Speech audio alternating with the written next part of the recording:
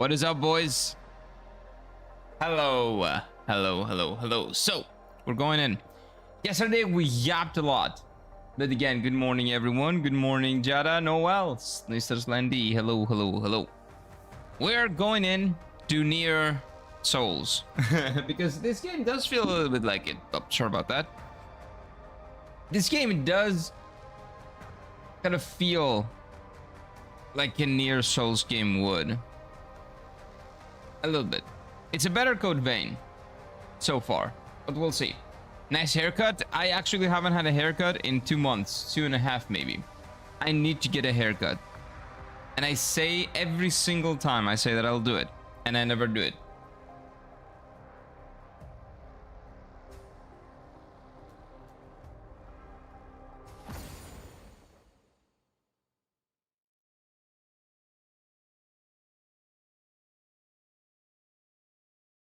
Have I been muted this entire time? Have I been muted again? Because for some reason the thing didn't do what it's supposed to do. It didn't work well. It didn't unmute me. No? Okay, thank God. I was muted for just a little bit. Okay, that's good. Just randomly muted for no reason for a bit. I don't know why. But anyway. Yeah, I think I'm in the final boss area, and I must say, I like this game way more than I thought I would like it. This level design is really good. Old Dark Souls, really?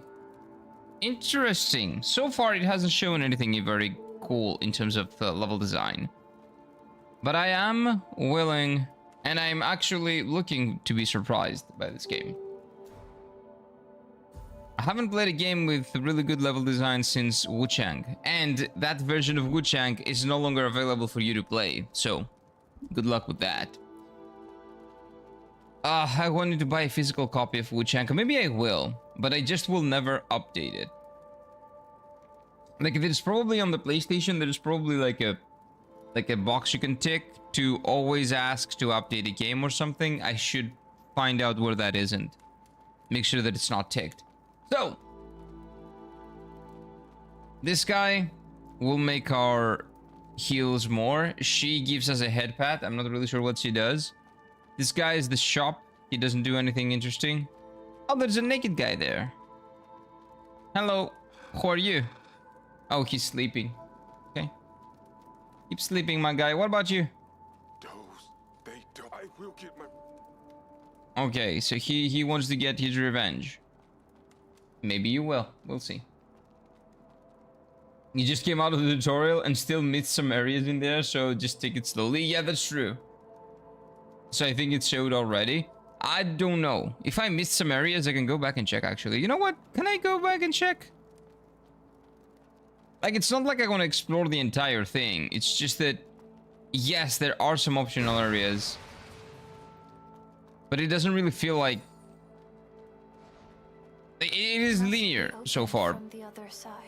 It is linear so far, but I guess that's the point. It's the tutorial, right? They don't want you to get lost. Hey, what is up, Jaden? Hello. Okay, let's go back. You know what? I'll go back to the tutorial and see what we've done, okay? And see what we can do. What is our level? Our level is good enough. So this is our progression point, remember. So I will go back to the beginning, okay, and see what I have possibly missed. I remember there was like one door that I didn't open. So maybe there's like something behind that door, or maybe I missed a lot more and I was blind, which is probably the case. We're gonna progress, don't worry. We're gonna do some progress. Like, it's gonna be super easy, but barely an inconvenience now because, well, there's nothing more. Oh, wait. No. There's nothing much you can do here. The bosses are beaten, and I can probably one-shot everything in here, so not gonna be a problem. Hello, sir. Oh, this is nostalgic. Look, it's the tutorial area. This is where I learned to backstab, which I forgot. Apparently. Hey, can you relax, please? I don't have a lot of HP. Leave me alone. So let's go back and see real quick what we might have missed. So nothing here. There are some zombie peeps here, but nothing to do. These guys are almost dead. This game is cheap, it's very fun. That's the thing. The games don't need to be expensive to be good. This game is in a very fair price. Very, very fair asking price. More than fair. And yes, so far, in my opinion, it's pretty good, yeah. And that's what I've heard from pretty much everybody that has played it. My brother, Slendy, and a couple of other people that I've talked to. Like online, of course. Not in real life. In real life, only my brother has played AI Limit, and you know what? He's probably gonna be the only person that I ever meet in real life that has played this game. But yeah, games don't have to be expensive. So the new Mortal Shell game, that was announced for August 20, right? The beta of that game was really good. That game is priced at 44 euros here in Greece, the physical edition. I would take that over GTA 6 anytime. Any day. One of my favorite Souls, like this one. Ooh, okay. I don't know, like my favorite ones are Bloodborne. Okay, no, not Bloodborne, wait. Elden Ring, Dark Souls 3, Lies of P, Dark Souls 1. And maybe the fifth one is Bloodborne, but that's my top 5. This game is not cracking my top 5, probably. It will have to do incredible things to surpass Bloodborne. Will it manage to do it? I don't know, maybe. But it's very difficult. It will be very difficult. Everything below 5, the top 5, I can definitely have a conversation about anything below top 5. Like 6, 7, 8, 9, 10, etc. are up for grabs. Well, even 5 is up for grabs. It's just that Bloodborne is so good, even with its problems. Even with the bad, like, mid to late game bosses, you know, some optional ones and some normal ones, some mandatory ones. Bloodborne still is incredible in so many ways. Okay, I cannot jump that far. That is a bait that I cannot keep taking, okay? Nothing here. Some enemies that I killed remain dead, which is nice to see.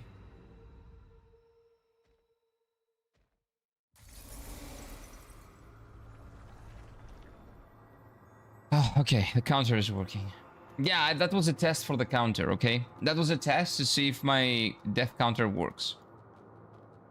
It's working. We're good. We can continue now. Like, I needed to make sure, okay? It is important. It is very important.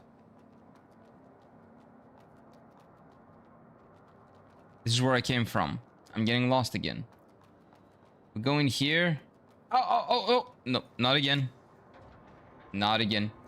Oh, man. But it's summertime. And usually in summer, like this past, I don't know, 10 years, I love listening to city pop. City pop is a Japanese 80s pop. I love it. Well, not only 80s, 70s, 80s, 90s. I love it, dude. I cannot get enough of it. And like this past few days, I've just been sitting in my room quietly, jamming to city pop like all day. It's been so good. And that's probably because I miss Japan so much. Like, I was not listening to a lot of city pop when I was in Japan. But now that I'm not, well, now I reminisce.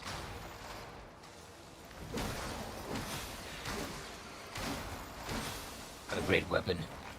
I'm still not sure why. Wait, I'm still not sure it's working. Can you try again, please? Talking about the death counter? No. It's working. Shut up.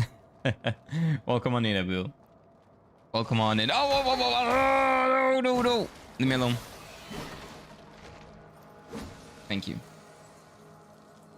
You've been listening to shitty pop? No, city pop. Not shitty pop. City pop. City. Not shitty. City. City pop.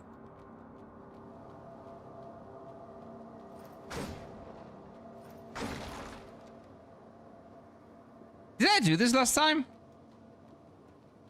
I don't think so. Sir, I think you're new. Oh, madam. You got Booba. Sorry. I think it's Booba. No, maybe not.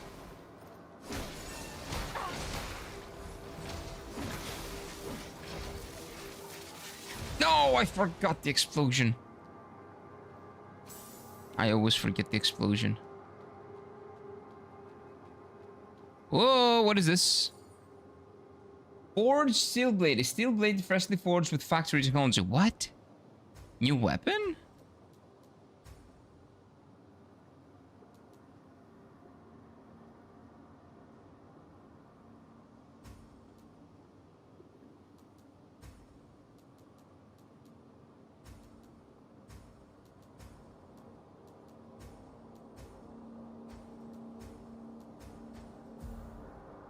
Is that an ultra? No, no, no, it's not. It's basically a gun blade. It is basically a gun blade. That's what it is. It does have strength at sea, though. It is more of a strength weapon than the strength weapon. Interesting. Interesting. Stay with me, yeah. I love City Pop, man. I just love it. Oh yes, like City Walk from South Park. Somebody probably gets that reference. Somebody will probably get that reference. Another one of them. Another one of who? To escape to the surface too. Yeah, what do you want? Escape. Okay, can I open the door? No. Okay, you're crying. Are you gonna keep crying? Yeah. Oh, jiggle physics. Wait, do you see that? Interesting. This game had enough budget for jiggle physics. You know what? Respect. You would assume that that was not on their, like in their catalog, but there you go. They want it to be as accurate as possible. No seething animation, but jiggle physics. Good priorities. Good priorities. Even small deserves jiggle, of course.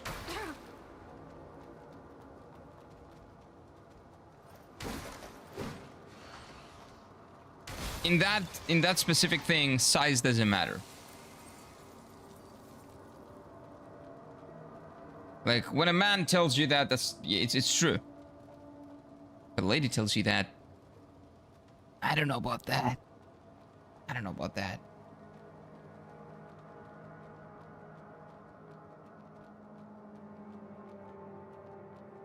Wait. Oh. No.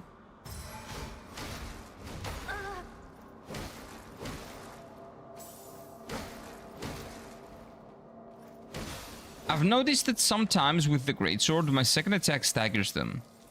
Even the bosses. I think the bosses are... Maybe the third attack of a boss staggers them. Not the second. Come on, do the hug. Come on. Okay. You don't want to do it? You'll die. Anything in here that I missed? No. There was a chest in here that I already have. Size does matter. If we're talking about... Well, if you're female, if you're a woman, then yes. Well, wait. Booba size doesn't matter. Wee size matters. If anybody says you otherwise, it's crazy.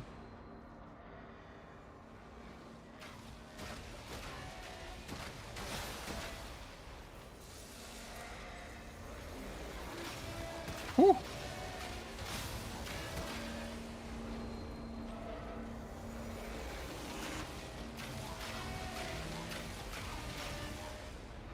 And now that we know where we're going, I can actually just fast travel to the other area, but I want to make sure that I didn't miss anything here.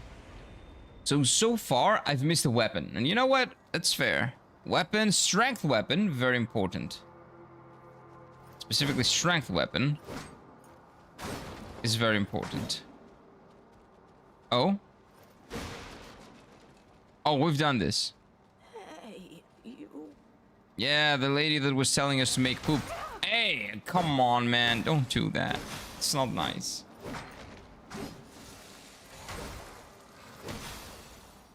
That's not nice. You didn't kill that guy? Oh, the one for the weapon? Yeah, I didn't. But I did now. Like, is there anything down here, maybe, that I missed? I don't think so. I think that I killed everybody here and did everything there is to do down here.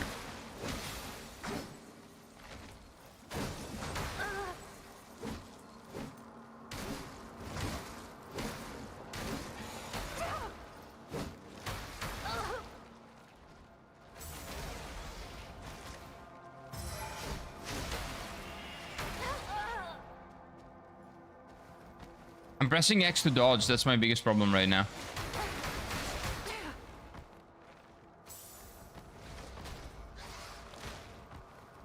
Like, I don't know what buttons to press. R1, R1, thank you. R1 brain, R1, okay. Oh, let's see about this. Is there anything here? Break, break. I don't believe... I think I'm doing this for no reason. This is nothing. There's nothing here.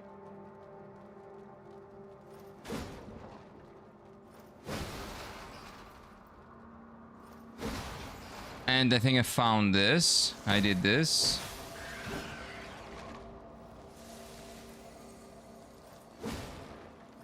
Okay, so broken everything in here. It's a little bit dark, but it doesn't really seem like there's anything that I can do.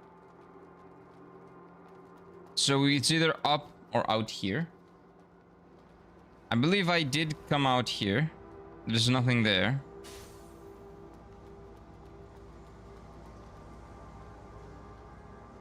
There's this guy. We killed him last time. Oh, wait. Maybe we didn't kill him last time because I don't remember that door. What's this? Hello, sir. Oh, no. This is the door that does not...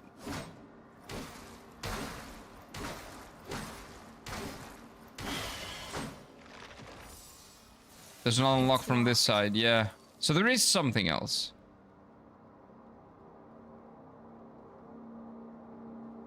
Yeah, I never figured that out.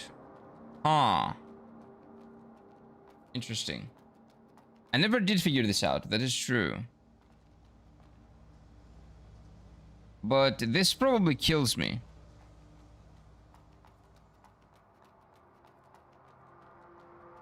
Maybe it actually doesn't.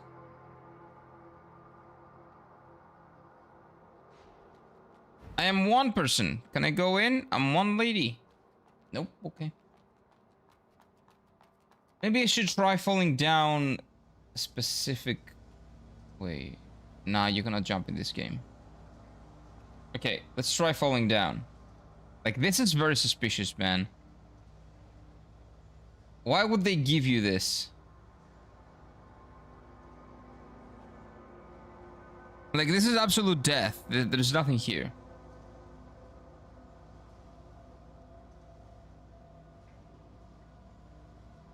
Okay, this is definitely death.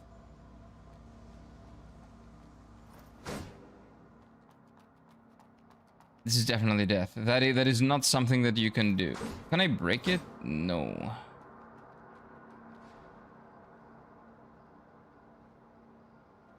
Prevent the emergence. Okay, this is a hidden door that I cannot unlock in any way.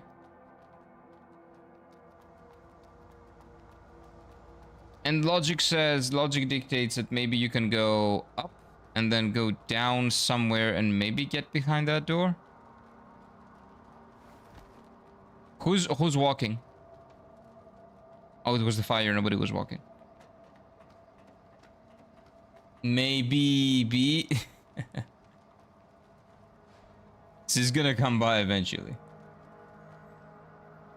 I don't understand. He's not even here. Yep, not yet. There are no decents in this game. That's fair. Wait.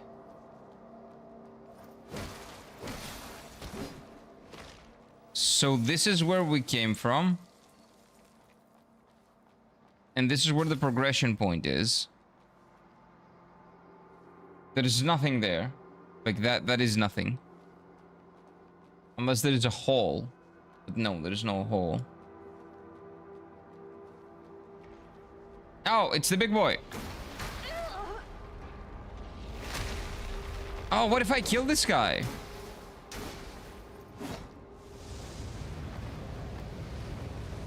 Wait, what if I kill this guy? His hand is always here. Ouch. Okay, 1, 2. 1, another one. Nope.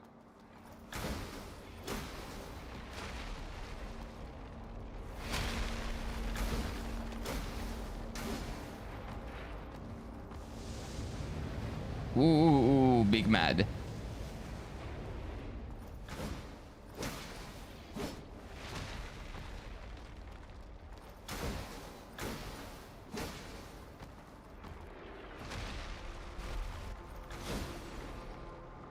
Okay, so what happens now?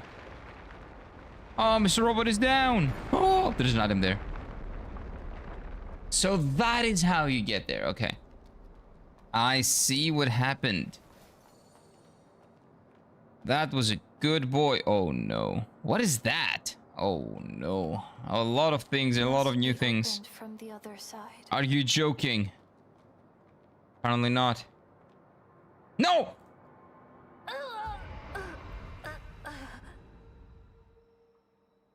Okay, see, I tested out the counter again.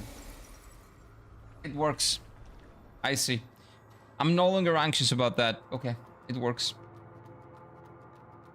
Eureka, yeah. I actually said that. I actually talked about it at some point. I said, what if, I wonder if we can kill that guy and then do some things. But then I never tried that again for some reason. Well, we never came back, that's why. Ouch, yeah, that kind of hurts right now, doesn't it, Paige? Hello, still somewhat early, so I'm here. Welcome on in. It is definitely early in the morning here. It's not even 10 a.m. Wait. So now I'm kind of forgetting where to go and how to get there, but we will figure it out. This was here. I definitely went past this thing. That thing throws mud, but it throws it like a sniper.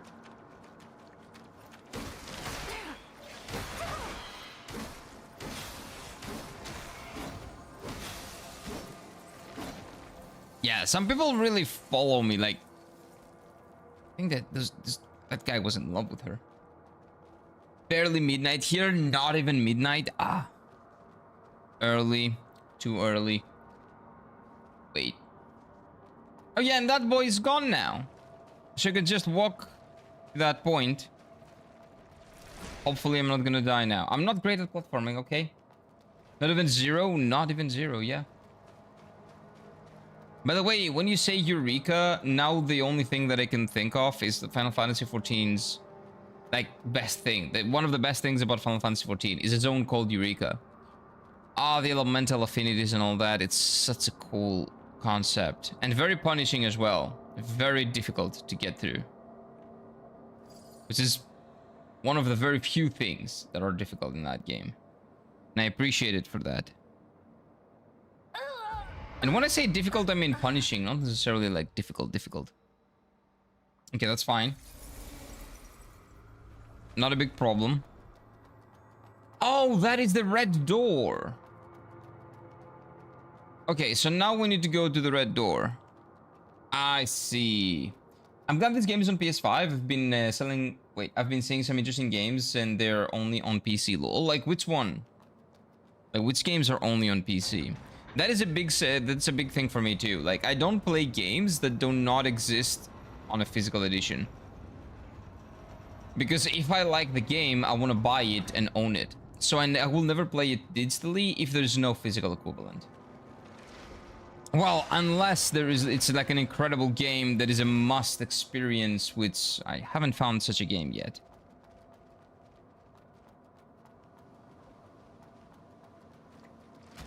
Hey, leave me alone.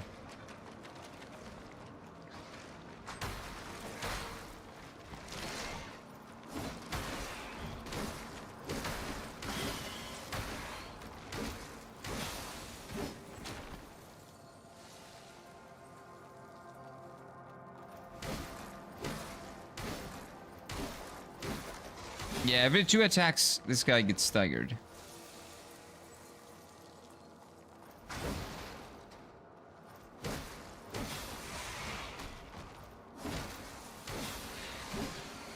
We've been in here. I do not remember where exactly the thing is, but I'll figure it out eventually. Wait, careful. I was thinking you'd ask, but I cannot actually remember. I just remember finding some intriguing. I'm asking because maybe you think that it's not like available on a disc, but it actually is. For example, Hollow Knight. I thought that I could not find Hollow Knight physically, but there are physical copies of Hollow Knight. I'm pretty sure there are no physical copies of Hollow Knight. No, wait. That's probably also inaccurate. Hollow Knight Silk Song. Let me see. Checking. But a lot of games that I would assume don't really have physical editions actually do. That's the only reason why I'm asking. Because maybe it exists. Even Silk Song exists. Well, you can pre-order it, so it will... Oh, wait. Why can you only pre-order it? Maybe they haven't put it out physically yet.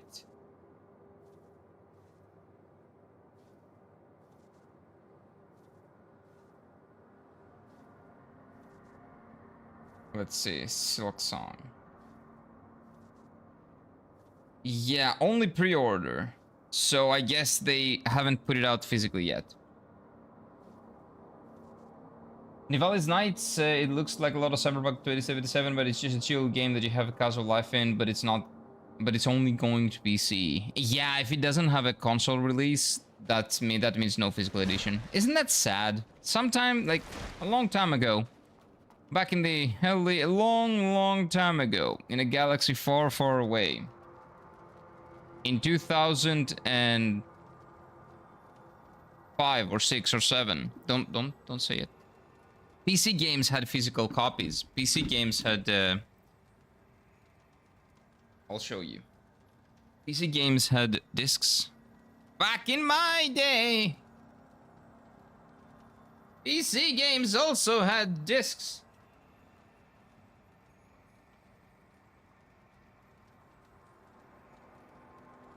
1 second. Got a lot of games here. Let me just make sure that the order is preserved.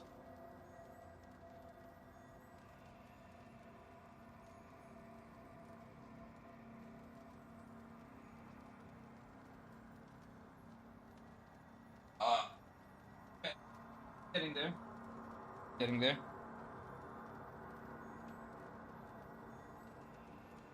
Okay, this is what I wanted to show you. All those. You go back in, boys. There you go. Look at this. You know what this is? This is a physical copy of Final Fantasy XIV's first expansion that includes the base game and the expansion. Of course, it's an MMO. You cannot play this online, but you cannot play this offline, but look, there is a disc for a PC game, and this was 2014. I'm pretty sure, if I'm not mistaken. I was so excited to buy this back in the day. Even though it's an online game, you have no idea how excited I was to buy the physical copy of it, because that's all I knew back then. Like, all I would buy is physical copies. I remember there was the expansion that World of Warcraft had, Legion. And a friend of mine wanted to go to an event about World of Warcraft. And we went to an event, and that specific event was like in a game shop, essentially. And they had a corner about World of Warcraft, and you know, they had Legion, and he bought Legion, but I didn't really like World of Warcraft. So I was like, isn't there something that I can play that I like another MMO? And then I found this, Final Fantasy 14. And I'm like, wow, what is this? Is that MMO? A Final Fantasy MMO? And then I bought it. And I played it, and it was really good. It's still really good. It's better than it was back then. That's actually arguable. Nah, it is better. It is better. It is a better game nowadays. But this was great and still is great. And also comes with a subscription for 30 days. And it's a physical copy of the game, even though, like, part of the game is here. But right now, this is all just part of the, what do you call it? The free trial. It's half the free trial, actually. They're just coming up with excuses to not make physical games. Yeah, because it costs them. And they will say everything else other than that. But yeah, it costs you, but it's your obligation. Just like we pay taxes, you need to put them on a disc, so we have rights. A few, Sony. But yeah, 14 on a disc. I have 11 on disc. Do you want me to show you 11 on disc? Give me a second. I haven't played Final Fantasy 11. I want to do it at some point. But when I was in Japan, like every couple of weeks, I would go on a game hunt. But that's how I got all these games.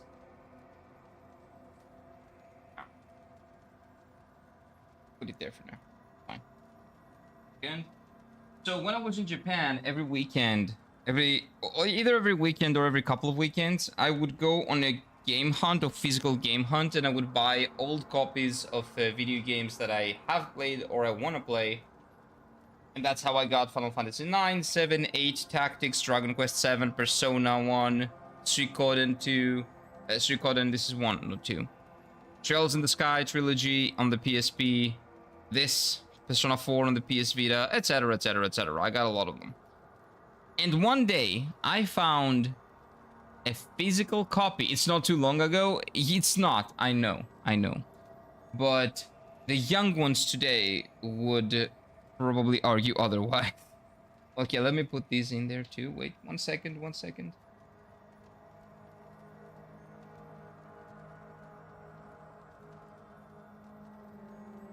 Oh my god.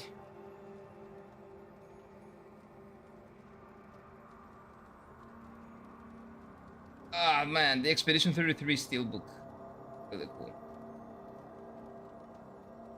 Oh wait, no, that doesn't go back there. No, I'm an idiot. What am I doing? One second. So anyway, I was going on excursions. Okay? On physical game excursions when I was in Japan. And I love buying old games. Like I bought Rogue Galaxy for the PS2. Because I want to play it at some point. And I just found Final Fantasy XI, a really beefy edition of Final Fantasy XI, like kind of a collector's thing. It has a lot of information. It's not really a collector's thing, but it has a lot of information in there because Final Fantasy XI was pretty complicated for, well, back then. So 1 second. Oh, I also got Final Fantasy 3 and Chrono Trigger for the Super Famicom, which you guys call SNES in America, Super Nintendo Entertainment System. So the Super Famicom is the SNES. This as well. This is Secret of Mana. So I got this beefy boy. Look at this. This is for the other MMO that Square Enix has made, which is Final Fantasy XI. And they just put an installation.exe, and you could play it without a disc. Yeah, but it's an MMO, so this one you cannot really play without a disc, sadly, because it's an MMO. But I used to buy discs too. I used to have a GameStop membership to get used to games for cheaper, but I really didn't have an extra 100 to get the disc tray version of the PS5. Yeah, that's why when I purchased the PS5, I got the original. Like, I got the, not the original, I got the complete package, because I knew that they would, first of all, overprice them after a point, and second, they would not produce enough. And that's what happened. They were scarce. They were very hard to find.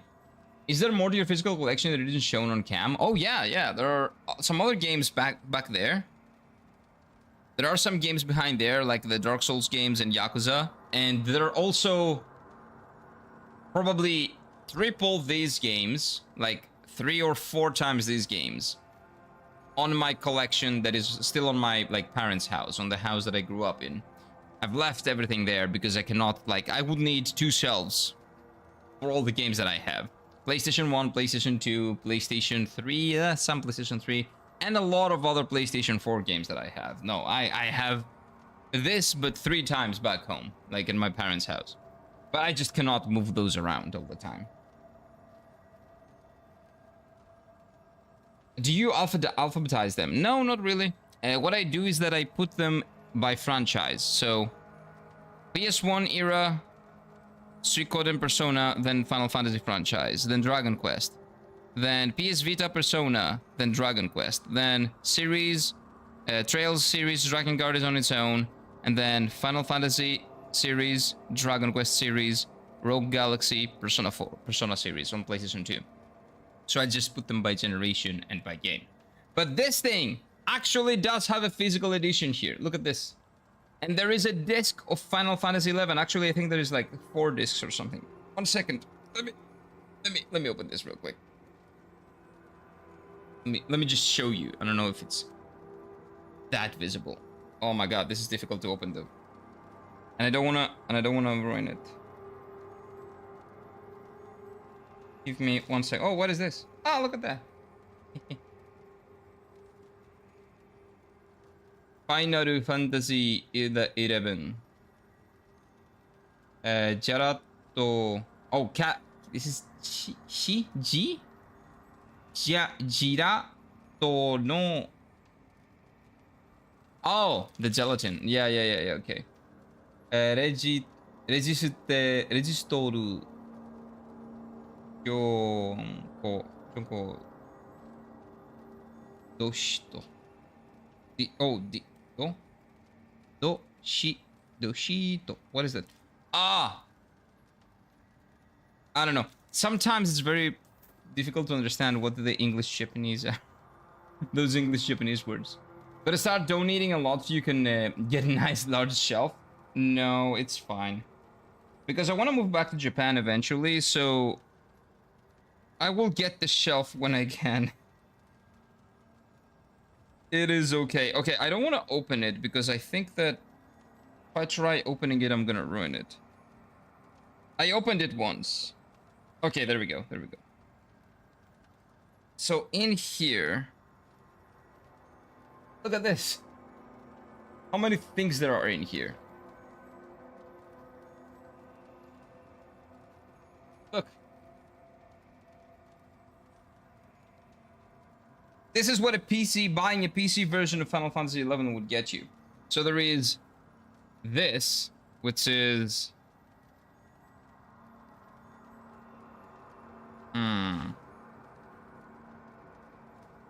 just probably like raids and dungeons and stuff like that. Kind of like a guide.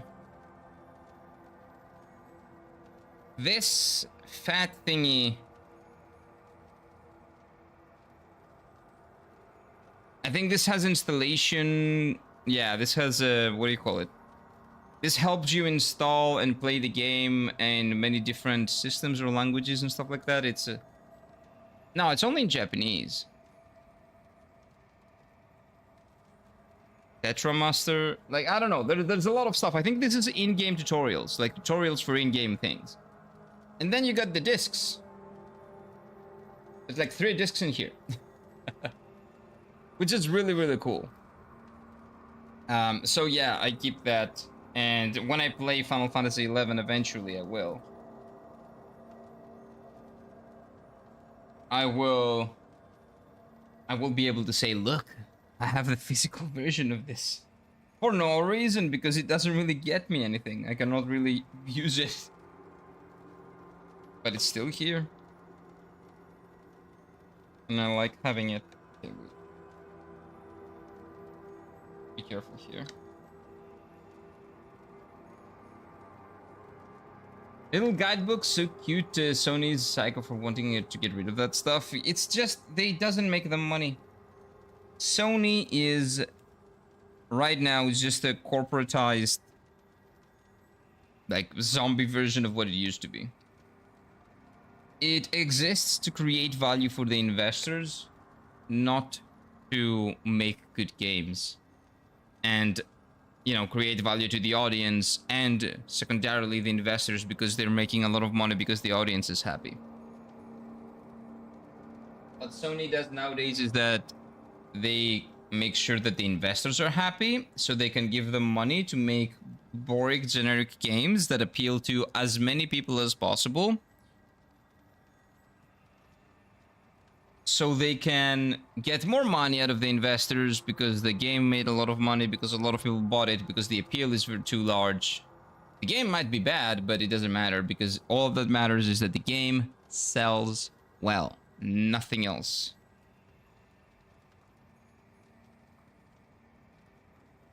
And it needs to be approved by the investors, of course. And the investors only approve of very low risk, safe and bland projects. So that's why Sony is the corpse that is today. But okay. It makes your PP bigger. Oh, we're talking about the physical version of Final Fantasy 11. Oh, 100%. It 100% makes it bigger. Yeah, for sure. Owning physical games all makes your PP bigger. Keep that in mind. If you don't have one, it makes your boyfriend's PP bigger. Sadly, I sold my PS3 game collection when I sold my PS3 console, but it kept Metal Gear Rising and Portal 2. That's good. Even though I can't play them, they're just so good. You can always go back and buy a PlayStation 3. And buy other PS3 games. So it's all good. You can get that back. It's not a big deal. And maybe most of those games you didn't want.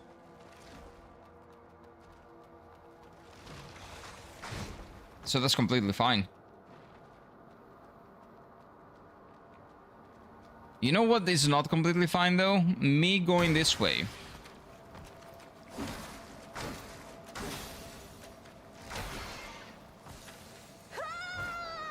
Because I'm pretty sure this is not the way. The game... Oh yeah, sorry. I forgot that you guys were only seeing my stupid face.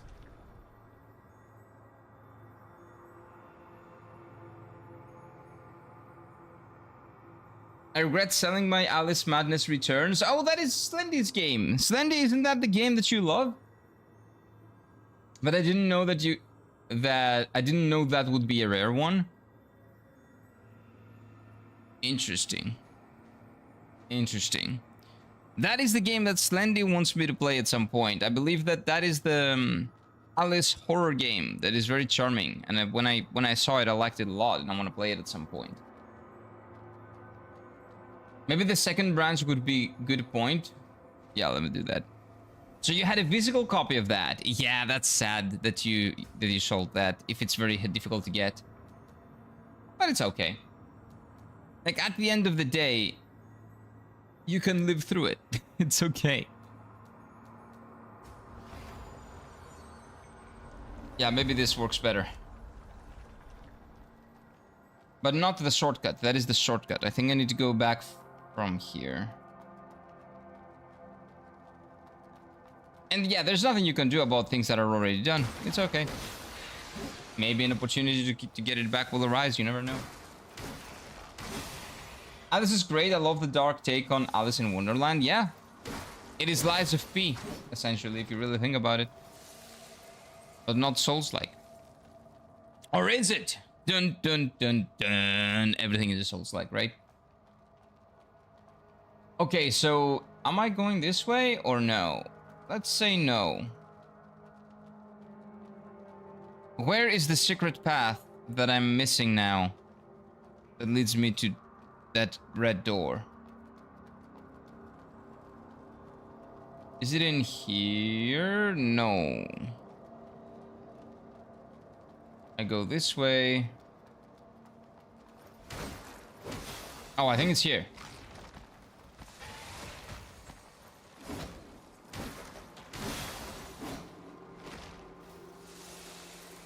There we go.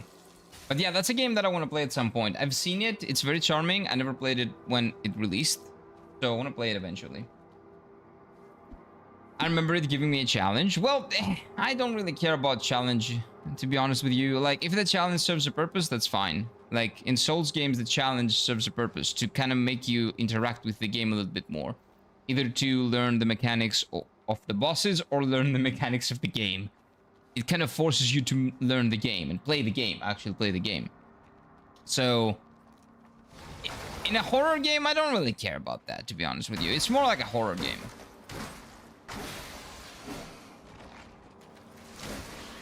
So, challenging or not, definitely not a thing that I care about.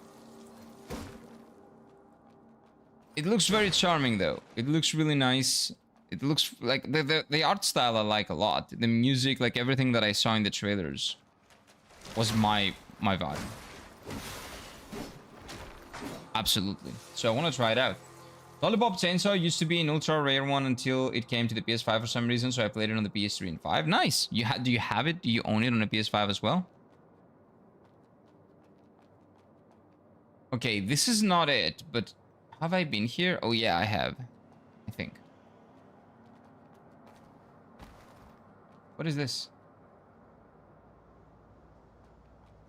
I think I've been here.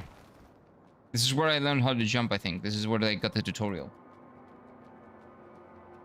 Lollipop Chainsaw, I think I know. I think I know that game. I haven't played it. But the name does ring a bell.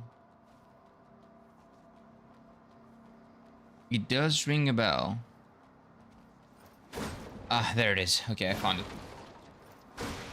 Okay, big red door, here I come. I have it on PS5, nice. And the good thing is that even your PS5 games can be played offline. So you actually have the copy of the game.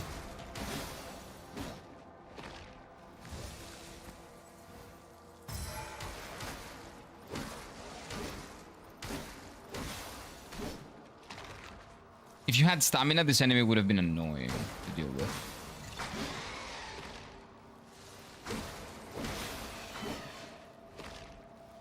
And by annoying, I mean bad. That's the game where you get an achievement when you look up her skirt. That's Nier Automata.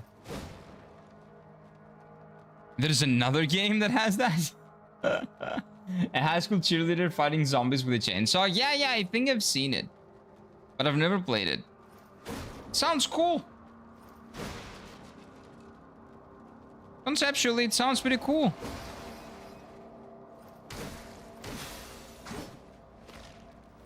Okay, I think I'm on the right track.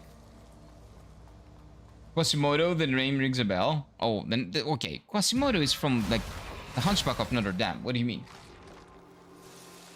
Do you mean that I am Quasimodo?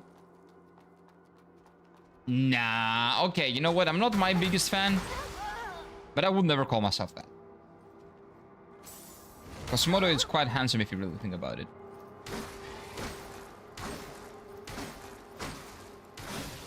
Also, if you say anything to him, he will beat you up. The guy's buff. You don't talk shit to Quasimodo.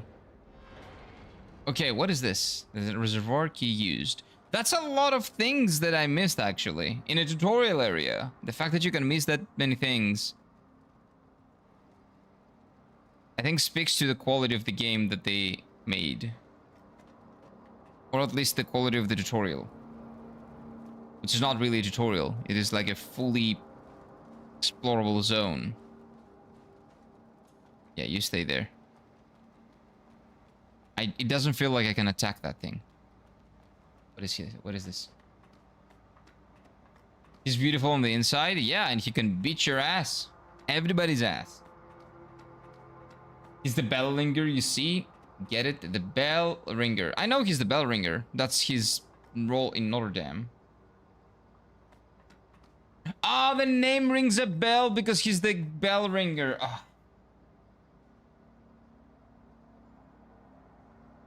Wait for it.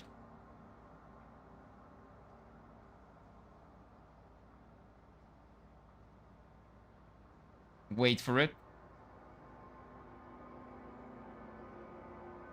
Nothing works. Wait. Okay, stopped working for some reason. Come on! I'm trying to give you the bundum tss. It doesn't work. Okay, we'll try later. Bundum tss. Good one. Noel with a 20,000 IQ again. Man, Noel's puns and references are just top tier.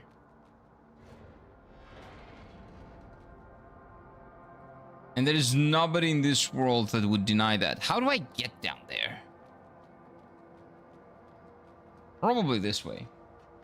So there is no stamina. Is this game easier than the other Souls-like games? I don't know, but so far I can tell you that it's the easiest one I've played after Laws of the Fallen.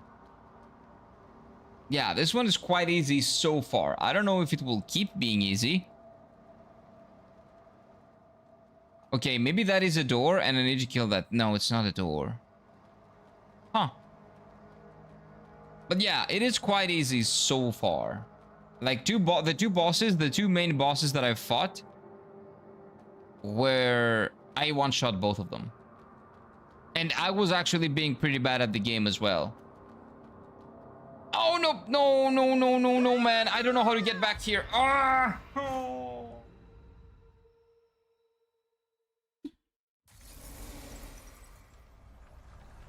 I one-shot them and this is my skill level, okay? So, yeah, I think this is a pretty cool entry-level Souls game in terms of difficulty, but the thing is, all the Souls games are easy, as long as you interact with the RPG mechanics enough and make it easy for yourself. So it's not like the other games are hard or anything. It's not like Elden Ring is actually hard. Well, some bosses are, but those are mostly optional. But all the bosses can be very easy if you play the game in a way that allows it to be easy. Okay, I have this shortcut. For example, if you play Elden Ring and you have a mage, and you have a summoner, and you have summons, and you upgrade your summons, etc., like you can make the game very, very easy. I beat Millennia in 6 attempts, and I didn't do anything. Tish, the summon, did everything on my second playthrough. It can be very, very easy. But in general, this game, in terms of like difficulty, no, it feels very, very easy in general. So far. Oh, no, no, no, no, no, not again, not again, not again. Not again. They knew what they were doing with this hole. They knew what they were doing. But I will tell you after I finish the game. It's still too early. I'm still in the tutorial. Like, this is the tutorial area. I'm just exploring the tutorial area. Which, again, tells you a lot about the attention they've put into making the game. That is probably a mini-boss. By the way, you can also parry, defend, dodge. You know, you can do everything. I just like dodging. Right, you're still in the tutorial and you can't even find your way around? Yeah.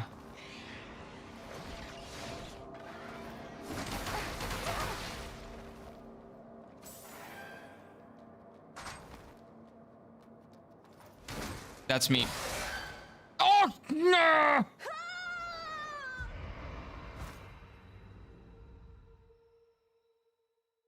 We're gonna get this. If you can dodge everything, lol. Well, yeah, but it depends. Like, the way that I'm playing the games is not the game. It's not necessarily the game that you should play the game. The way that you should play the game. Like, what I do is that...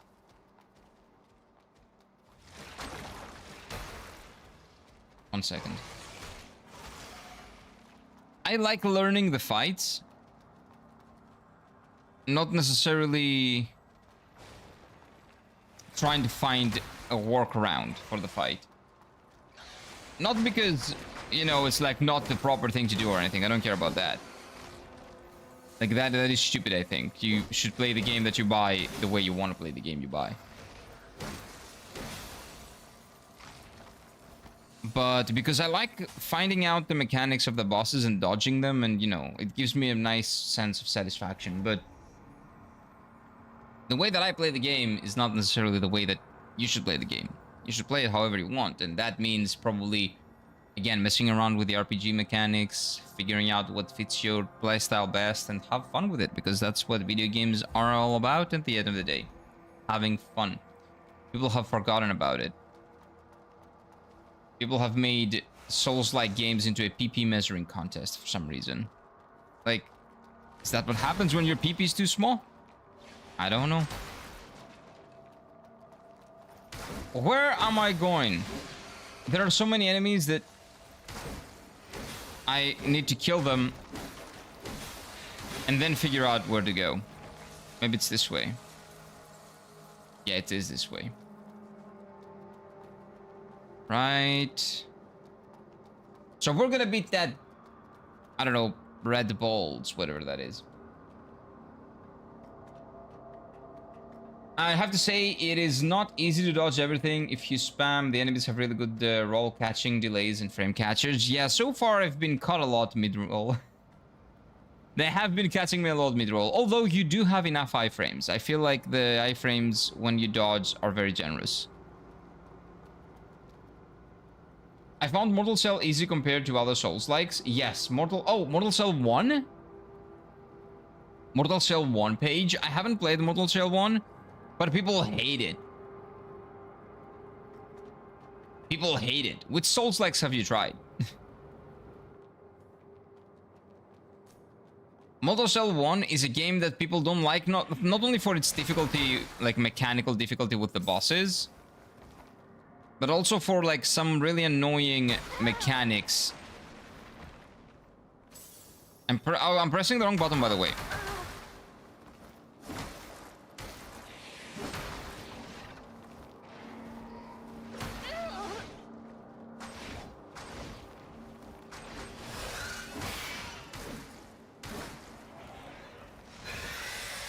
What is that?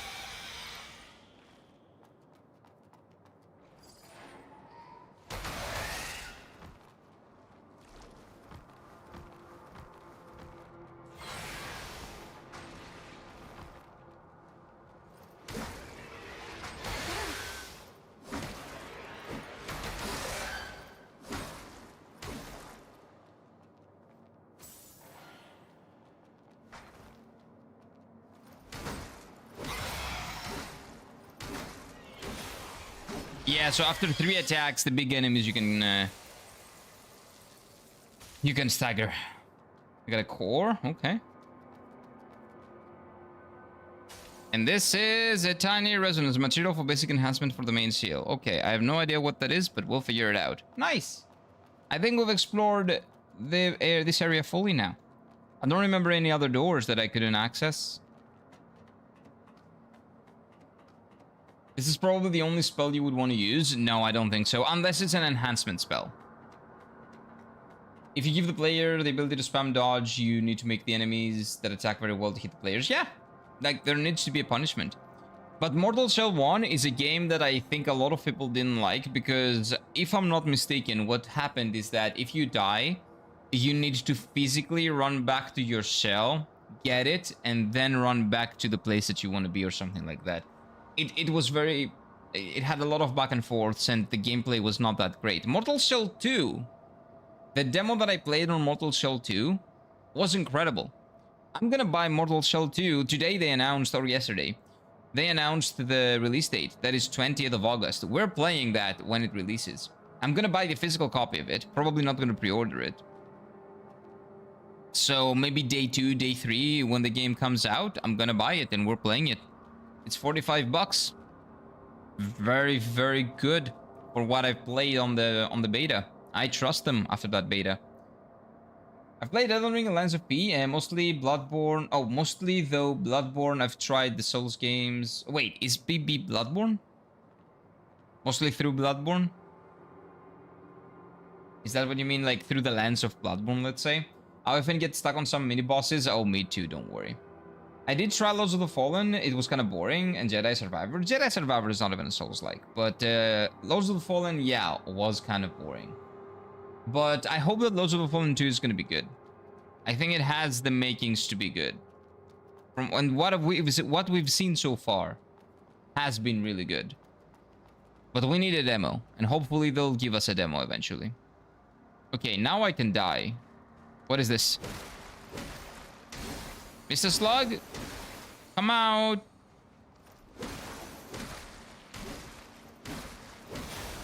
Okay. So now we've done everything. We've killed the slug as well. So Bloodborne is your favorite one, is that what you mean? Mostly through Bloodborne? But Elden Ring and Lies of P, Elden Ring is my favorite one.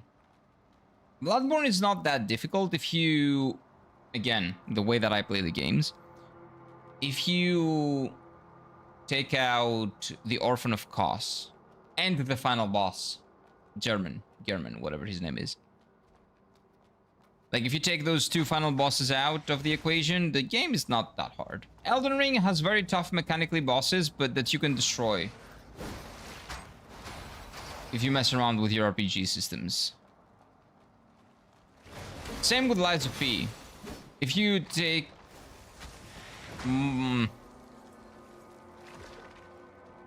Nah, Lies of P has more tough bosses. But again, you can probably find your way around, like, beating those bosses with messing around with the systems and their left hand and the weapons and everything that you can do. I didn't do that. I just learned the fight. Hello, Steffi. Welcome on in. That's you. What about Lawrence? What's Lawrence? Who's Lawrence? I don't know anybody named Lawrence. Am I forgetting something? Maybe I am. If Bloodborne and Nier had a baby, it would be a robotic anime? No, because she is probably a robot. She looks like 2B, and the game feels like Bloodborne quite a lot. The way the combat plays out, the fact that there are hunters or her equivalent essentially around the area, just and you kind of kill them, put them out of their misery, like you do with the hunters in Bloodborne. The way the parry kind of feels. Expendable resource, I'm pretty sure Steffi said that yesterday. A lot of similarities. A lot of inspiration from Bloodborne. 100%. I want to go back, by the way. I want to teleport, because I'm pretty sure that we've done everything we can here. You know what? No, let's move forward. One of the bosses in Bloodborne DLC. Oh, that was not hard. That was just annoying. Not bad, though. Lawrence was the guy with the fire. Yeah, I remember. And nah, it was a good boss. It was a little bit annoying on phase... Like, to get through phase 1. And then a little bit with the fire on phase 2. But again, I'm the one that had the problems. That was not the boss's fault. No, Lawrence was chill. Like, the only really, really tough boss was the Orphan of Kos. And German, a little bit. I've played mostly through Bloodborne. Elden Ring is my favorite. Lies of P is my favorite, but that's not from Soft. Yeah, but it's still a Souls-like. And Lies of P is my second favorite. My favorite Souls-likes are Elden Ring is my favorite. Lies of P and Dark Souls 3 are tied for my second favorite. Dark Souls 1 is my third favorite. And then my fourth favorite is Bloodborne. But again, that's top 5 because I have 2 games in number 2 spot. I cannot decide between Lies of P and Dark Souls 3. Like, I wake up each day having a different opinion on which one I like the most. I still cannot decide.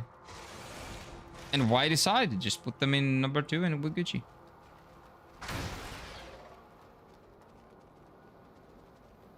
Am I just ignoring the shortcut again? I think I'm ignoring the shortcut again.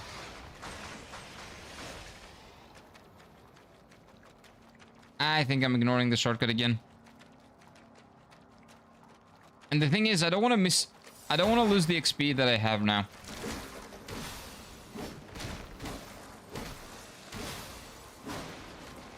This is 1 level and something, and some change. And also, can we talk about how rigged the Egypt versus Argentina game was? I only watched the highlights. It seemed like there were a lot of pretty bad refereeing decisions. Let's say that. I don't know if it was rigged. But yeah, not good refereeing decisions. But why would it be rigged? Like, for Argentina, it doesn't really make sense. I think it was just really bad refereeing. The Souls-like rust shows. Oh, for me? Oh, 100%. Yeah, I am very, very rusty. Okay, let's go here and then just go back and see if there's anything that we missed. But I don't think I missed anything else. Like, I remembered that door. That was the only door that I remember not opening. Oh, this is where the boss was. And then you go back up. Yeah, there's nothing else. Let's continue. Hot take, but football is boring to watch. It's not a hot take. You just don't like watching football. That's fine. I don't like watching boxing. I don't like watching swimming. Not that much, at least. Like, in the Olympic Games I watch, but in general, no. I don't like watching American football. Although I'm intrigued by the tactics of American football. It's still not really my cup of tea when it comes to watching. But I love watching baseball, which a lot of people would argue that it's very boring. I really like watching football, basketball as well. Ping pong is another one that I love watching when I get a chance to watch a really good ping pong game. Man, that's exciting. Insane pace. Oh, I also am kind of, I don't know, it feels boring to watch tennis. Probably another controversial one, but it's just taste, man. It's what you like. It's fine. Very rusty, I like that. Why? What is that? Why do you like that? Feels like I'm missing something important. Well, people called it rigged because it clearly it's penalty for Argentina and the refs didn't do anything, and there's a time where Egypt scores no offside and said it's offside. It's either or it's not offside. With the VAR, if they looked into it, even it's like 1 millimeter, it's offside. So if the VAR says it's offside and you can see it in the line, right, when they do the replay, if it's even 1 millimeter, that's what they go for, okay? They always call those. So it's either one or the other. And the sudden comeback 3-2? Yeah, why? Just because it's a comeback, it means it's rigged? Egypt was up 2-0 and they managed to lose it. That's on them. Sorry. If you're up 2-0, there's no, what do you call it? There's no excuse. Maybe they should own up to their loss. We fucked up. Yes, there were some questionable refereeing decisions, but at the end of the day, we fucked up. We threw a 2-0 lead. I don't like sand. It's coarse and rough and irritating and it gets everywhere. Okay, Anakin. Eat a Mars. Show me the pilgrim seal. There you go. That guy looks really cool. He kind of looks like Wizardmon from Digimon. Right? I'm not the only one seeing it. But yeah, I did not watch the game, but the offside, I don't believe can be wrong. There can be a wrong call on, you know, whether a player participates in, you know, the goal or not. They have done that on this. They have checked, and the player definitely was participating in the goal, and they acted like he wasn't. I don't remember what game it was. Will do. Will do him for the 7. Welcome on in. How are you doing, Patton? You're a wizard, Harry. You're a Wizardmon, Harry. He really looks like Wizardmon, like a tall Wizardmon. This could be really cool as his evolution in Digimon, actually. This is a really neat design. Or maybe FIFA wants to do Argentina versus France again, because that rack a lot of money. No, anything. Like, the thing that would make them more money is America versus Canada or Mexico, but they're all out. Everything else doesn't really make sense. Oh, it was not rigged. It was like the moment you see one hit away from killing PCR and you like fuck up. Yeah, it's your problem. Like, even if the refereeing was against you, even if the referees were playing the game 70-30, if you're up 2-0 And you managed to conceive the goals that they did because I saw the goals. There was a very questionable refereeing decision, yes, but they blew a 2-0 lead. That is beyond bad, okay? That is beyond bad. There's no excuse for that.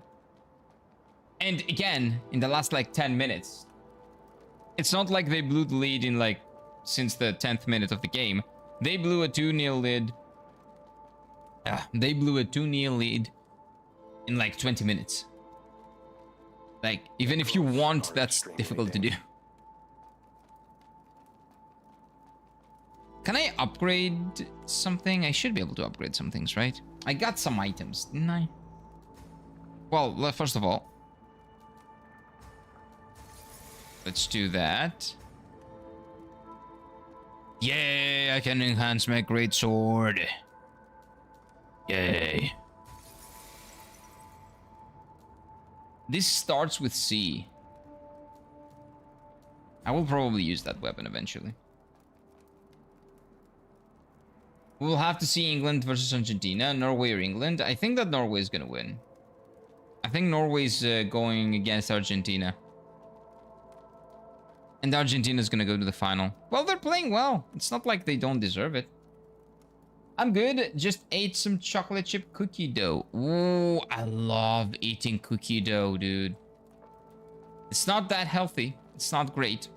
But I love eating cookie dough. When I was younger and my mom was making cookies or cake, I would always eat the dough, dude. Raw, that is. Raw. But not healthy if it's raw.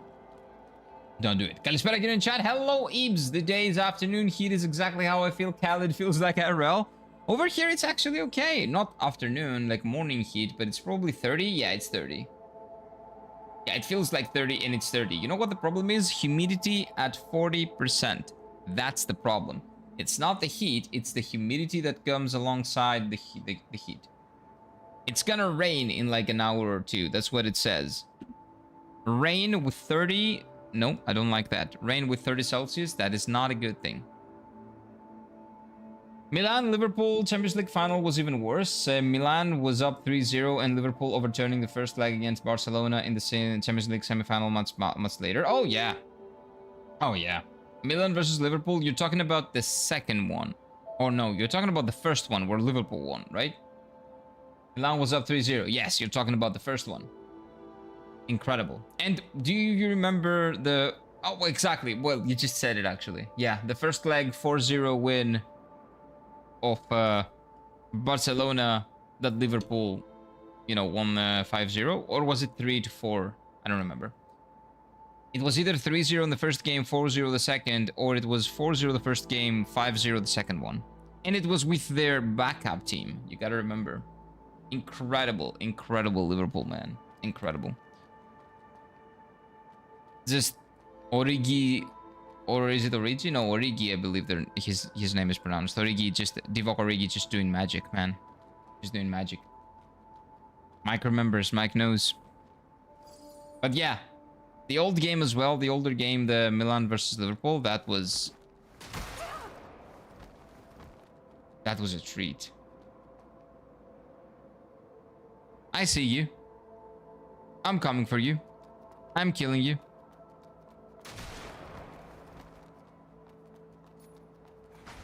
You're gonna regret the day you tried that.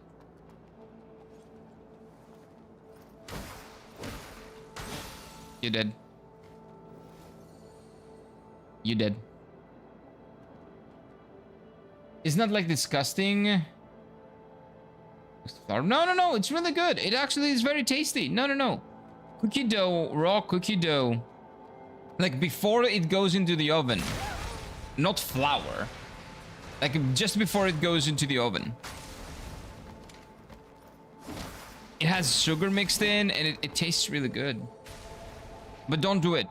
It's not healthy. It's really, really bad for you.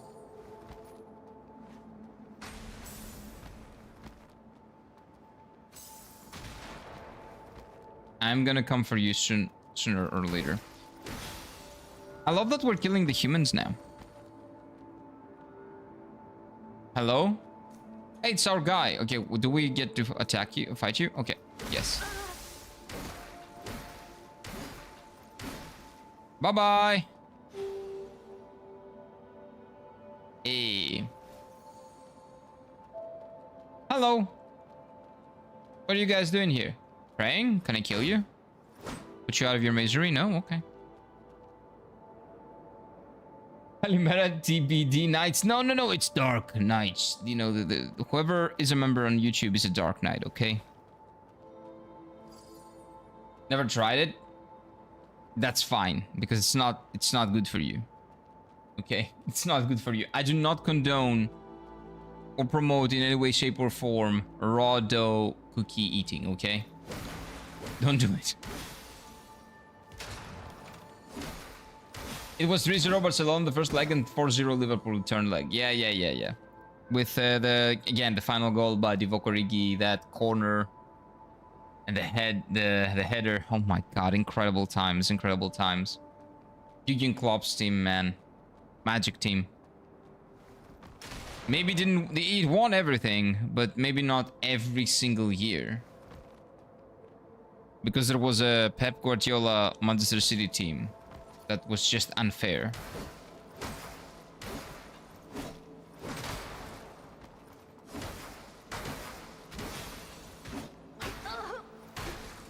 Can you relax? Thank you. But man. Yeah, that was an incredible night. That was an incredible night watching that game. Wijnaldum off the bench? Dude, the fact that you had Wijnaldum coming off the bench. Because they were not even expecting to win that. Again, they were playing with the second team. They were going in there with their backups, essentially. They were praying for a miracle. And it actually happened. Wow. They played an incredible game. And they destroyed Barcelona. Which I was very happy about. Not a big fan of Spanish teams in general. I don't know why. We do pies and shit? Yeah, but before... Anyway, don't do it. There is edible raw cookie dough over here, but it's not as good as the normal one. Yeah, because the normal one should be unedible. You don't eat that. That's why. It's not that good. The not that good thing is the tasty one. But anyway, don't try it. It's not good for you. It can hurt your stomach a lot. Isn't raw dough very dangerous consumed raw? Exactly, yeah. Since it will absorb any moisture in your mouth and throat. Yeah, it's really dangerous and it's also bad for your tummy. Also, it's raw if it has raw egg. That's another thing that you have to consider. Imagine getting salmonella from like raw cookie dough. Not great. So don't do it. Don't do it. I think salmonella is the main risk from both the flour and the eggs. Yes, that is the bigger risk. So don't do it. Barcelona missed their chance in the first leg. They could have won 5-0. They could.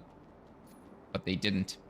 But they missed their chance on the second leg because they were up 3-0. Like, let's not pretend that a 3-0 lead is something that someone can just brush through. That was like the biggest failure in Barcelona's history. Like, it was disgusting. For Barcelona fans. I support Liverpool. For me, it was lovely. Had a lovely day. That was a lovely night.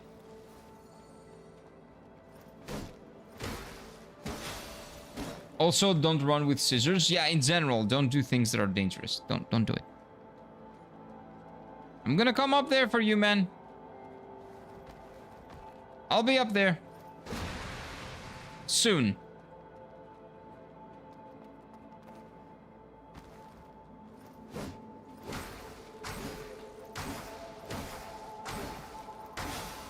There we go. Maybe I lost my chance to get up there. Give me a second. Maybe there's a way to get up there. Around here somewhere. Sukiyaki with raw eggs is so good though. The problem... Okay. Let me explain to you the difference between eggs in Greece and eggs in Japan. Eggs in Japan actually have close to zero risk for salmonella because the quality of the eggs in there is impeccable. Do you have any idea how many raw eggs I ate in Japan?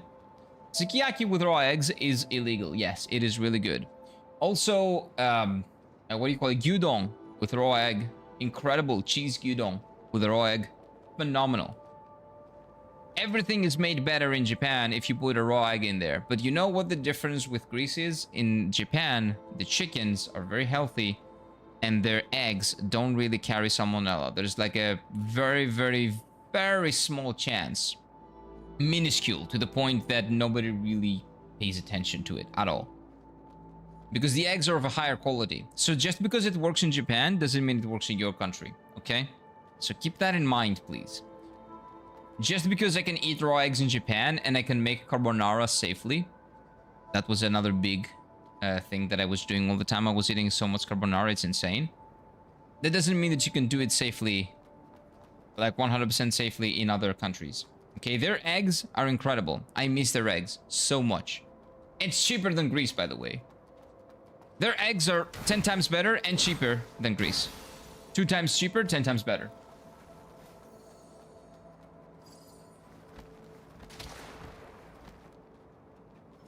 What can I say? They have their pros. Have their pros and cons. Not pros, pros. Pros. Okay, I'm gonna go and kill that guy real quick. He's annoying. Can I go this way? No.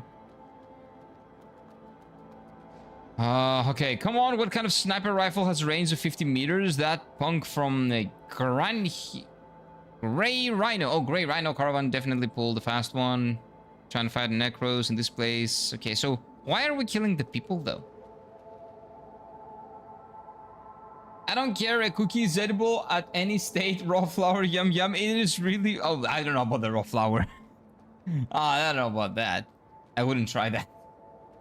Yeah, raw egg is also dangerous in America. Everybody knows, everybody probably knows that. Yeah, and that is why a lot of people are like disgusted when they go to Japan and they see a raw egg and they're like, oh, you savages eat that? Yeah, they do, because their eggs are good.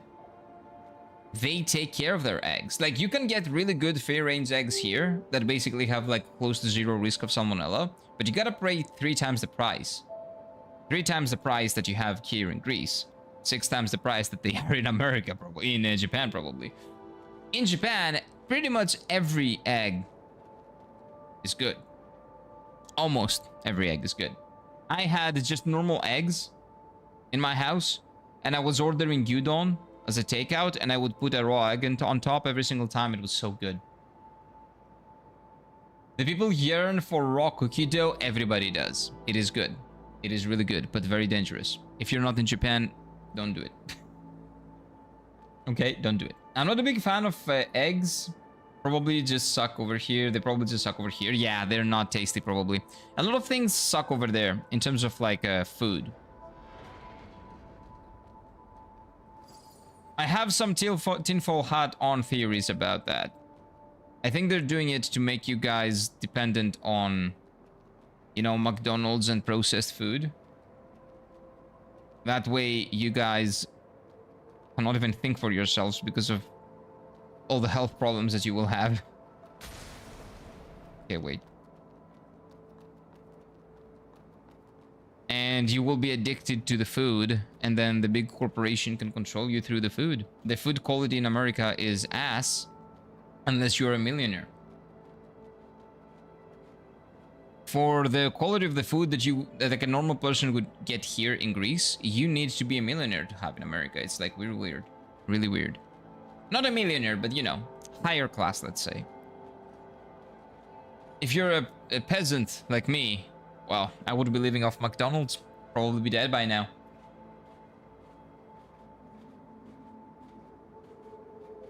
I'm not yoking. Oh, come on. Can I do it now? It's having a rough time. There you go. That was a good one. Rockyball Boy defeated Apollo Creed by eating raw eggs. Accurate. Actually accurate.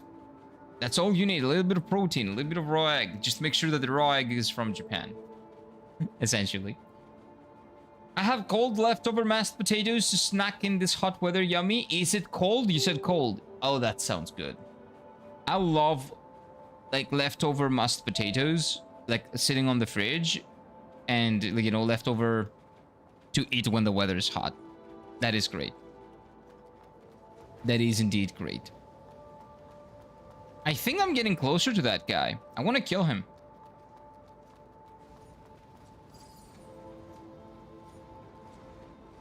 Oh, there's a dude here. Ouch.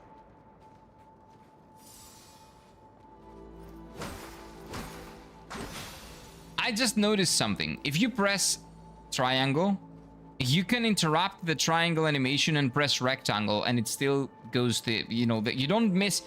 If you do this, you're not punished. It doesn't work, that's fine. You can interrupt that animation and press rectangle. Rectangle, like square. And you can still heal. The game doesn't punish you for misclicking. That is really good. I like that. Ibs, I'm eating mashed potatoes too. Nice.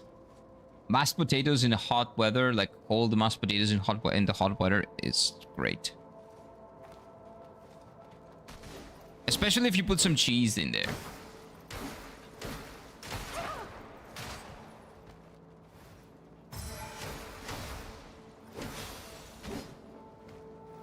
So like, when you make the mashed potatoes, make sure you put some cheese in there. And then when it gets cold, if the cheese is well distributed, it's gonna be really nice. But the cheese needs to be well distributed. Actually, I have mashed potatoes with meatballs for lunch as well. Everybody's got mashed potatoes. I got mashed potatoes like 3 days ago.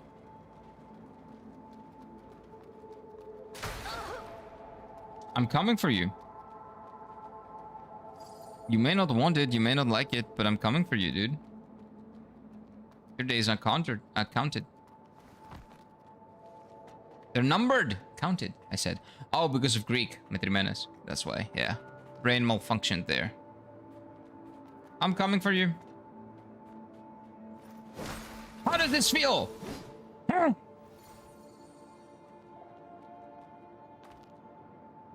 Asshole. That was not a good idea.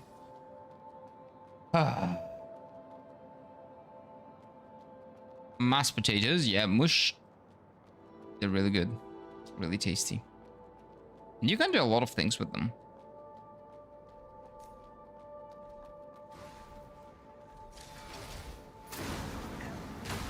Oh, come on! There's someone here. Oh my god. There's a lot of people are here.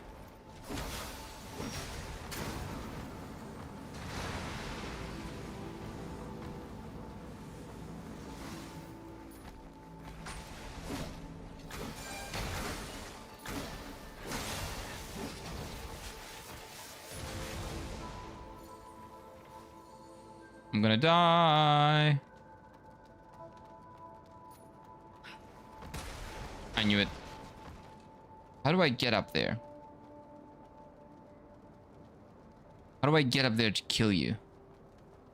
This way.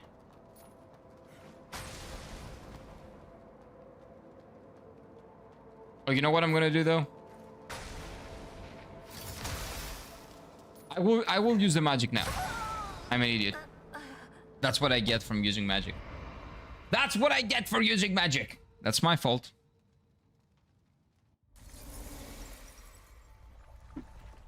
Back to the beginning.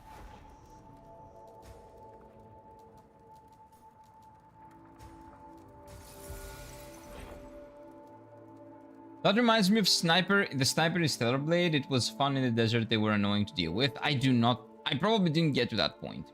Haven't finished Stellar Blade yet. I also have some Coca-Cola. Kira might scold me for that. Just kidding. Nah, that's...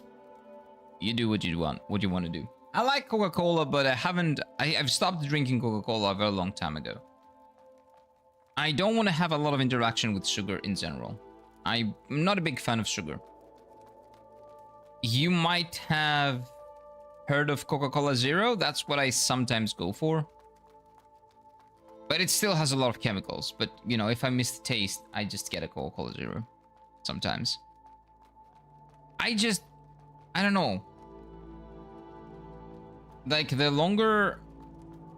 Like, the more I grow up, the less I appreciate sugar. Like, there was a revelation for me. That revelation came in Japan. And it's named... red bean paste. For some reason, there is a bean paste in Japan, the red bean paste, the red bean in general. That, without any sugar, tastes very sweet. In the beginning, I thought it was a joke, like it was disgusting. Because I don't like beans. I'm not a bean person. I don't like them at all. I abhor them. That red bean paste is awesome.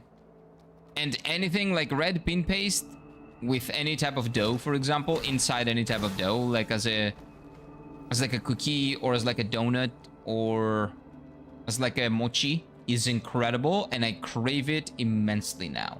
And it's very healthy, much more healthy than anything that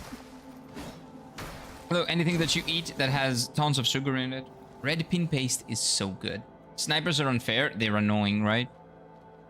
They are, alas, but we're gonna figure it out. We're gonna figure them out.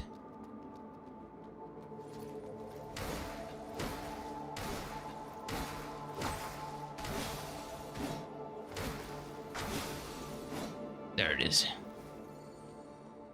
Nice. Let's be careful. Red bean based buns are amazing. Yes, the buns are amazing too. What is it called? The teriyaki? Oh, no, wait. 1 second. Maybe.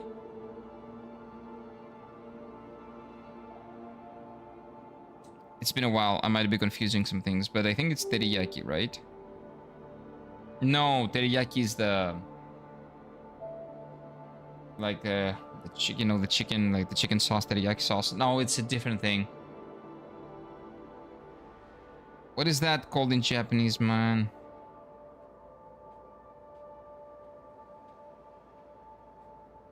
Not a bun necessarily. It's not a bun. Well, the bun is really good, but there's another thing. Not anpan. Yeah, I'm not talking about anpan. Not anko. I'm talking about the other one. Oh, come on. The one that they make it into like a shape usually. And, you know, like in Tokyo, in Akihabara specifically, there is one that can give you like a Magikarp shaped one. But I love that. But I don't know what it's called. Oh, I think I know. Maybe dorayaki? Dorayaki? Yeah, dorayaki. No, it's not dorayaki. Dorayaki is a similar thing like the bun. Very, very similar. But it's like a pancake, kind of. Like 2 pancakes and in the red bean paste in between. But maybe it's dorayaki. Yeah, it's probably dorayaki, but just with the shape. Yeah, dorayaki is what I was thinking about. Sniping over bonking? No, no. Sniping is for female reproductive organs. Cats. Female cats. Big bongs is for men. Right. Hell yeah, brother. Although, if I was to, like, do the American accent, I should have talked about weapons, like shooting. I don't like that, though.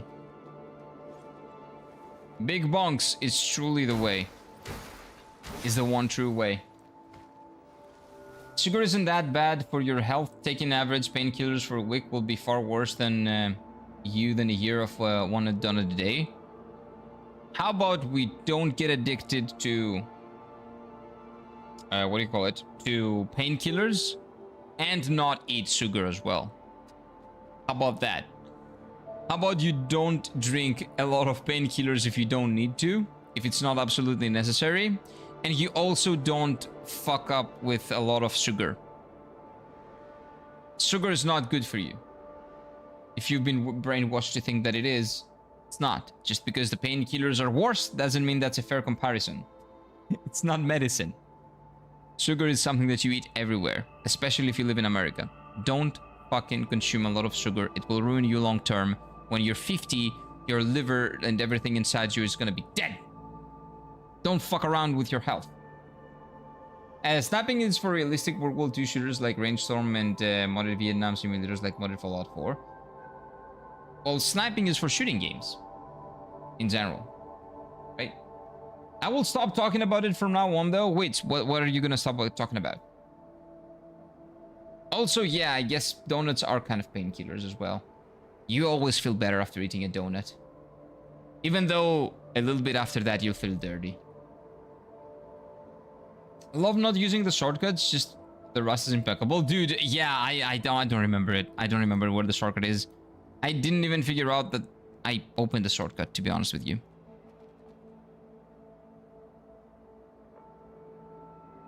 Koryatiki over teriyaki, that's very different. That's very, very different. Koryatiki is a salad, like koryatiki salata, which is what you guys call Greek salad. Yeah, it's impeccable.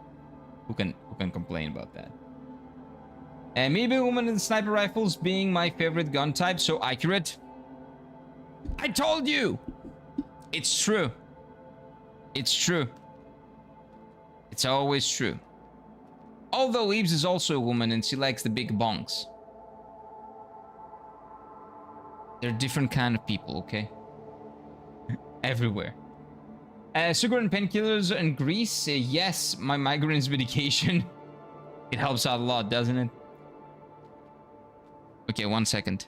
But yeah, don't let anybody tell you that sugar is healthy for you. Just because it's not as bad as methamphetamine doesn't mean that it's good, okay?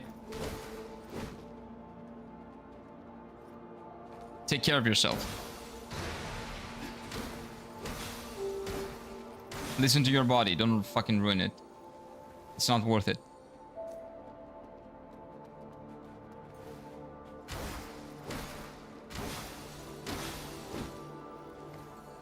Okay, we can take a breath here. The sniper guy starts shooting from here, if I'm not mistaken. Maybe now that I killed the sniper guy because he dropped something, right? So maybe because I killed him, he's not gonna respawn. Because I've noticed that in other Souls-like games, this guy's a hunter. Look at that. Shoots me and then comes with 2 weapons to attack me. That's not nice. But yeah, if you get a legit drop, like a normal drop, usually those NPCs don't respawn in Souls-like games. And this might be true to this one as well, because I don't think that the sniper has shot, like, at all. Which is really nice to see. Game follows Souls-like rules. Yeah, I'm not a big fan of large swords. I like katanas. Katanas are cool. I love them too in real life, but when we're talking about like in the video game, I always prefer my big bonks. Always. Oh, unless it's Monster Hunter. In Monster Hunter, the big bonk is too big. Too heavy. Not even run away. Way too heavy. So I prefer the long sword, which is a katana. Like a long, very long katana. There's no point in taking painkillers for migraine. Most painkillers are like, oh, can we just not give like medical advice here? Don't give medical advice, Ron. No medical advice. People will do what their doctors say, okay? Let's not get into that. No medical advice in chat. I don't want to make that a rule. Just, I thought it was common sense. Okay, let's not talk about actual medical advice in chat. Like, just stay healthy, stay away from things that are bad for you. Follow your doctor's orders. That's pretty much it, okay? Let's just do that. Because you never know what might be said and how, you know, people might misunderstand it and hurt themselves. So, just to be safe, no medical advice. We're not doctors. And if you are, I don't know if you are or not. You will be the stream doctor if you are. But I would need to see some proof. And I don't want to see proof. We don't talk about it. Just eat honey instead. Tastier and healthier. Honey is healthier and tastier, but it's not completely safe. It can still create problems, again, if you overeat. Medical advice, eat potatoes. Potatoes are good for you, but again, if you eat too much potatoes, that's carbohydrates. If you cannot digest the carbohydrates, you will end up being very unhealthily fat, and it will cause other problems. Do your research, check with mock doctors before making choices. 100%. 100%. That is good advice to give in general. Life advice. Get second opinions, get third opinions, if you are in a position to do so, of course. The Bastard Sword ruined swords. What do you mean it ruined it? Oh, it ruined swords for you because it is the coolest sword you can ever see. And you cannot go back after playing with it. If in that sense, yeah, it did. It is just the best. It is the fucking best. A potato a day keeps the sickness away? No, I'm pretty sure that's an apple. I don't know about a potato. I'm pretty sure that's an apple. Enough with the potato propaganda. What are you guys talking about? Honey is bees puke? No, it's not. Is it? Even if it is, I don't mind. But is it? Well, they produce it somehow, so it's either poop or puke. Neither one sounds like nice. It is produce. Okay, I don't want to think about how they make it, okay? All I want to know is that it's tasty. I don't care about anything else. It is tasty enough, okay? Pizza cures everything? True, brother. Pizza is the best. Oh, actually, this is Italian, so... True, brother. True. True, brother. Pizza cures everything. Right? It is true. It is true. Mike is speaking the God's gospel. Okay. Potatoes grow on trees here. I'm pretty sure they grow on the ground, but okay. Like, not what I see here, what I see in general. Wait, you said something else. I'm just a guy working in healthcare, and I'm really, really frustrated about what I see. I know. I understand that. But you gotta understand that when you're on the internet and people can see, like, medical advice, even if your advice is good for most people, it might not be good for some people. And if that person happens to, you know, what do you call it? Do something because they misunderstood your advice or because they followed your advice, but it was not good for them specifically because they have a certain condition that maybe they're not aware of, well, that might harm them. So I just not want to have any actual medical advice here by anyone to make sure that people will not harm themselves because of something that they saw on the stream. Just only general good advice, like the thing that you said. Double and triple checked, get a lot of opinions. But again, just because you see it in your country doesn't mean that it's a case in every country. Maybe there are countries that have incredible healthcare systems that you only need to take to it. Like advice from 2 doctors or something. I don't know. Just saying. In Greece, yes, the good thing is to get 2 or 3 opinions. But again, in general, no advice to make sure that people are not going to misunderstand. There are kids watching sometimes. There's a lot of people watching. Well, not here, but you know what I mean. Online. So, just want to make sure. I don't mind it tastes good. What, pizza? Pizza's good, yeah. But potatoes don't grow on trees. That is fake. Fake news. Yeah, it's pollen combined with bee saliva. You know what the thing is? It sounds disgusting, but I don't care. I don't care. I dislike apples. Very boring fruit for me, but apple pie I devour. I like apples. I like green apples, though. I think that red apples are beta. They're boring. The true apples are green apples. If you're green apple gang, I respect you. If you're not, disgusting. You're disgusting. You don't want honey ruined for... Wait, you don't want honey ruined for you like eggs were? What's wrong with eggs? What do you mean? I had pizza on Tuesday. It was good. Yeah, pizza's always good. But I do prefer Italian-style pizza. Like with, you know, like good ingredients and, you know, very thin dough and all that. I do prefer that overall. Over American-style pizza. American-style pizza can be very greasy. I don't like that. I like as little grease as possible in my pizza. Respect that? Yeah, it's just, again, just to make sure that people are safe. Again, a lot of people can misunderstand. Like, you might think something is common sense, but a lot of people Common sense is not the same for everyone, sadly. Common sense is not that common nowadays. Could you imagine people took Kiro's advice on how to play games? Society would fall apart. True. No, the gaming industry would probably be in a better place because people would be bad at... No, it would be in much worse place, actually. Because people would play the games as I play them. So people would be bad at them. No, because some of them are more naturally gifted than me. I don't know. Society wouldn't fall apart. The games industry, maybe. Maybe. I hate bees puke it with cereal. You hate it? Honey with cereal? Why? It's good. It's pretty good. Haven't had it in a long time, but it's pretty good.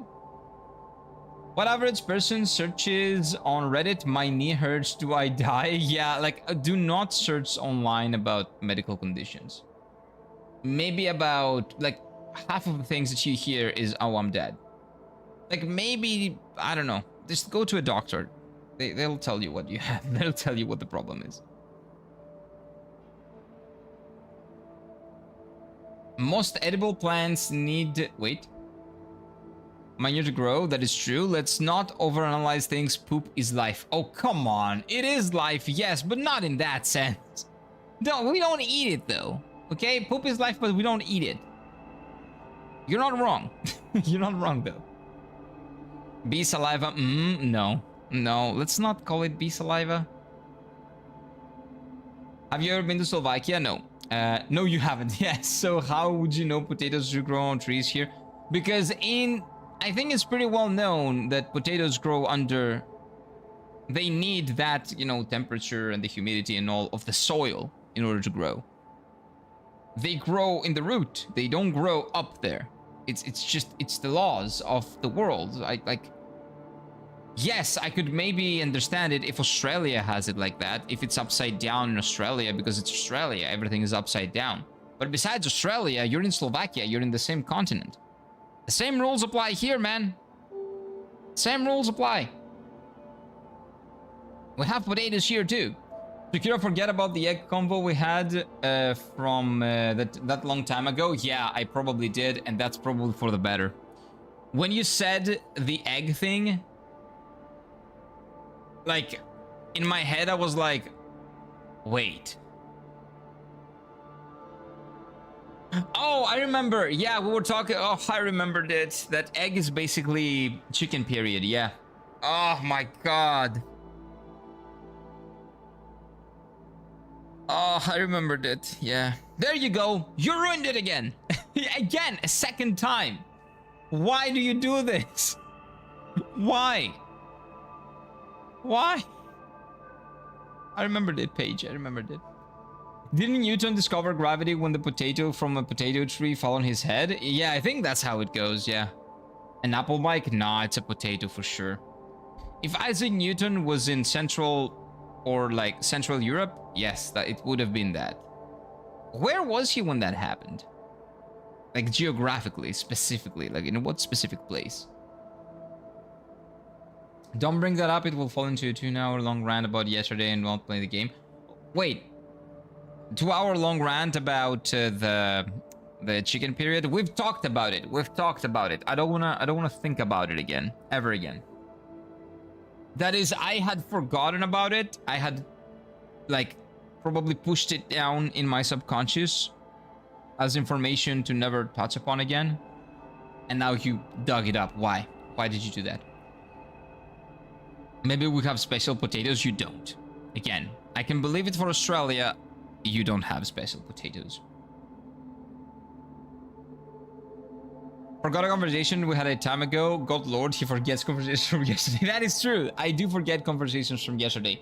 But no. That chicken period conversation has actually stigmatized me, so I do remember it. I am the Eggman, and they are the Eggmen. I am a walrus. Good job. I do not know that reference. I do not get that, sorry. I know I disappoint you, Noel, but you're used to being disappointed at this point. Luckily, I need glasses for long distance only so I can see all adjacents in 4K.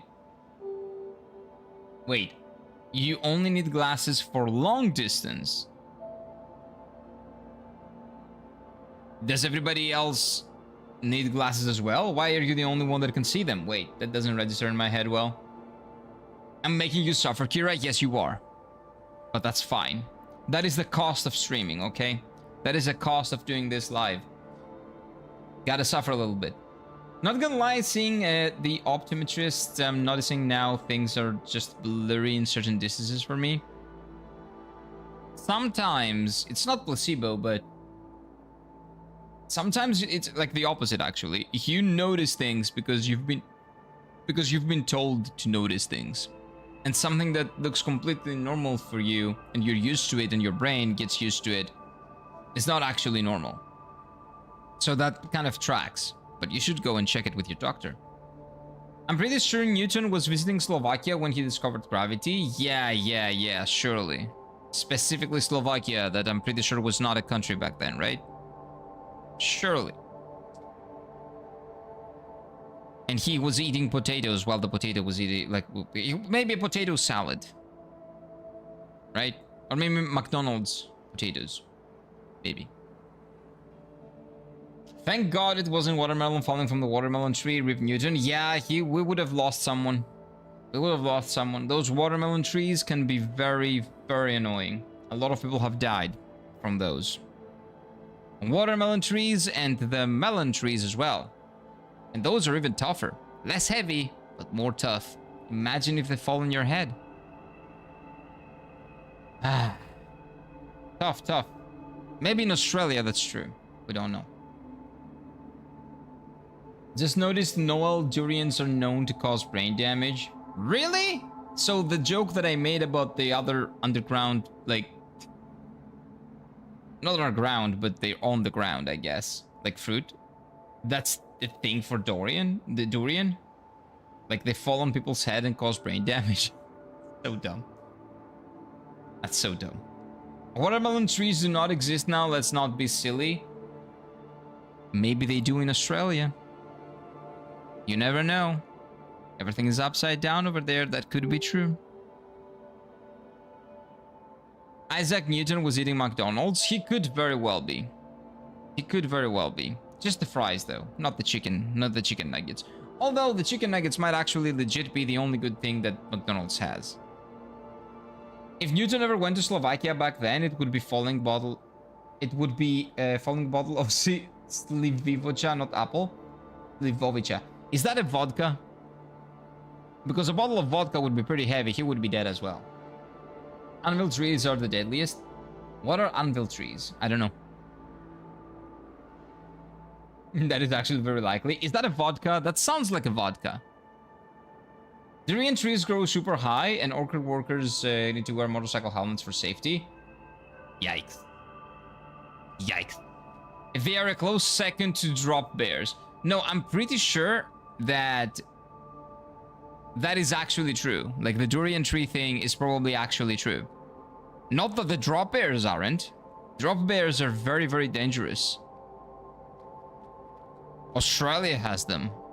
Very, very dangerous. Be careful. Be very aware of drop bears if you go to Australia. They're like insanely common outside of big cities, and sometimes even in big cities. I want that. Give me that. Why is everybody dead? What have I been doing all this time? Have I already killed everyone?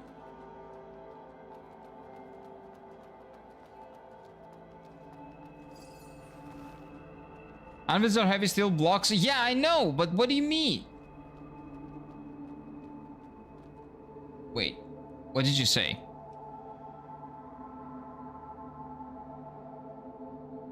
What do you mean anvil trees? Well, you know what, maybe that's a thing in Australia. Durians are basically anvils from what I understand. Like the durian, what do you call it? It's a fruit, right? Hopefully not a vegetable. Because I know that why is tomato a fruit? Tomato should be a vegetable. Like, nature does have some problems sometimes, okay? That was a mistake. Why is tomato, like, I was 28 years old, 27 years old, no, 25, maybe close to 25, 26, when I learned that tomato is actually What do you call it? A fruit, not a vegetable. Durian trees are IRL Souls-like. Mother Nature demands actual get good. Yeah, or, you know, protect yourself. Or get good at protecting yourself. I've killed everybody here. What have I been doing? What am I doing, guys? Am I playing the game? It feels like I haven't. But everybody's dead. Did I black out or something? You made the circle with the shortcut. You don't realize it's a shortcut? Oh. Yeah, sorry. I still don't know what that shortcut is. I'll figure it out eventually. There's an enemy here, though. And there's another enemy here. Rude.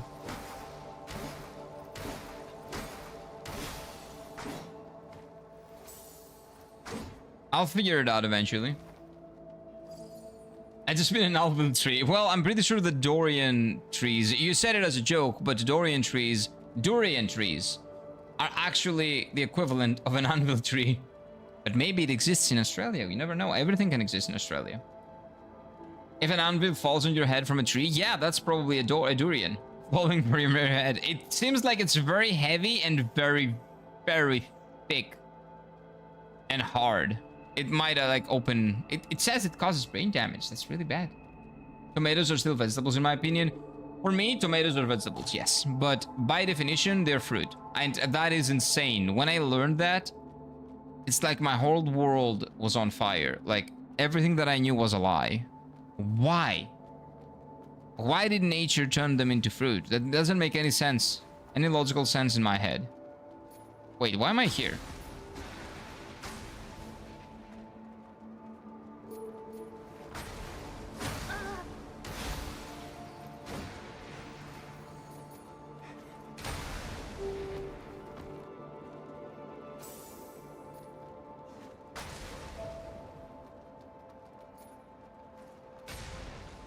I'm going the wrong way, I think.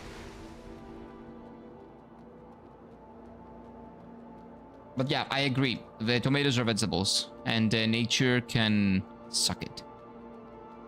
Gotta pay attention, I have to say. This game is real Souls-like, not like the others. And that is really cool. Oh, this is a shortcut. I just unlocked one. Which means that this is the right way. No, it's the opposite. It means that this is the right way. A single anvil weighs about 500 pounds. That tree must be the Earth tree. It could actually be the Earth tree. What makes you think that the Earth tree is not real in Australia? Have you ever been in Australia? Nope, me neither. So don't assume that what you know from Elden Ring is not really true somewhere else. Like, the inspiration must have come from somewhere. Maybe it was Miyazaki's day off and he went in Australia, like a trip. Japanese people love going to Australia because it's very close. Like, Australia and Hawaii are the top 2 destinations. Just saying. You never know. Durian trees do grow in Australia, actually, at a specific island. Only Southeast Asia ancestors sailed there, and they're still living on this island to this day. That's really nice. I didn't know that Australia has islands. I know it's a big one, but I didn't know it has islands as well. Also, I was this years old. I was like 31 years old when I learned that Australia is part of the United Kingdom. Did you know that? Not exactly part of the United Kingdom, but the king of the United Kingdom basically is the king of Australia as well. They are actually under the banner of Great Britain. Kind of. They are independent, but they're not. They have their own, like, prime minister, but that is under the king of Great Britain. I didn't know that. I learned that this year. Because we got Australia in the Eurovision, which is the song contest that we do here in Europe. And I was like, Australia is not in Europe. That's a different continent. Now, there are a lot of other... There are countries from Asia, but at least it's close to Europe. Australia is not close, and I was like, why is Australia in the Eurovision? And then I was told that geographically it's not in Europe. Yes, so it shouldn't be in the Eurovision. But if you really want to be technical about it, it is part of the British Empire. So, kind of like a stepchild that's forgotten. You know, they kind of brought it back or something. I don't know. Part of the Commonwealth, yeah. I didn't know that. They probably do. I bet trees are catching fire in Australia all the time. Those people have Christmas on summer. That is insane. That's probably true, yes. He 100% went there and they would get the inspiration for Khaled other than Australia. It is definitely in Australia. Yeah, that is definitely an inspiration. Like all those monsters that Australia has, like the huge spiders and all that, the kangaroos. It does feel like Khaled a little bit, doesn't it? I have been to Australia. I saw a scorpion the size of my boot. I'm never going back. Told you. There's a reason why Elden Ring is like it is. My Aussie friends hate their British overlords. Yep.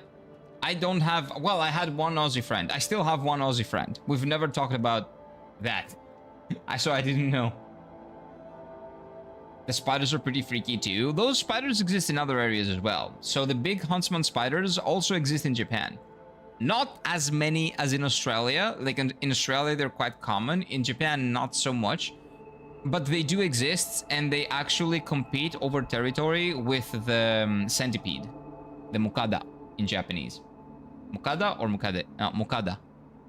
Mukada is the Japanese word for centipede. So the Japanese centipede is actually quite aggressive. And the huntsman spider is not. Both of them are territorial. So if you see a huntsman spider in Japan close to where you live, there's like a 0% chance that there's a centipede there. So that's a good thing. But I don't want to see any of the two. And to be fair, I didn't see any of the two in the 2 years that I was in Japan. There is not a lot of them, like in Australia. I was very worried for that, though, when I moved there for the first time. You didn't know that? They have the UK flag, literally? Yeah, they do, but it's a little bit changed, right? So I just assumed that, you know, they used to be that, but now not really. Right? Like, a lot of flags are similar. Like, is the United States under UK? No, but they still have, like, some similarities in their flag. Different colors. Some colors are different, sure, but they still have some similarities. Like, Australia has the stars. What does that mean? Is it under the United States? No. Like, you see... I thought that were just cosmetic, essentially. Yeah, the Union Jack on the Australian flag kind of gives it away. It does, but again, there are other flags that can tell you the same thing. It's usually cosmetic. It doesn't mean anything.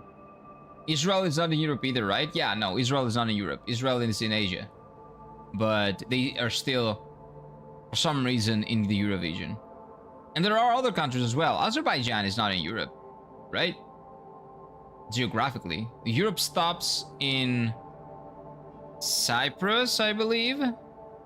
And if we're talking about not islands, it stops in Istanbul, Constantinople.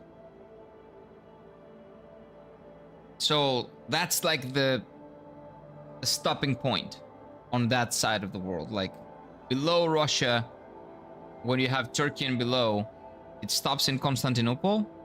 And everything besides that is Asia. So Azerbaijan, Kazakhstan, what is the other one? Israel. Like all those countries are Asia. They're not Europe. But they're still in the Eurovision for some reason. I don't know why. Maybe it's Euro and Friends vision. But I heard that Eastern Asia, like Japan, China, Korea, like Asia in general, but I've heard it for Eastern Asia, but maybe it's like a Pan-Asia thing. They're probably going to do their own Eurovision. I don't know what they're going to call it. Maybe Asia Vision. So maybe the Asian countries should move to that vision. I don't know. I'm not touching that topic with a 10-foot pole.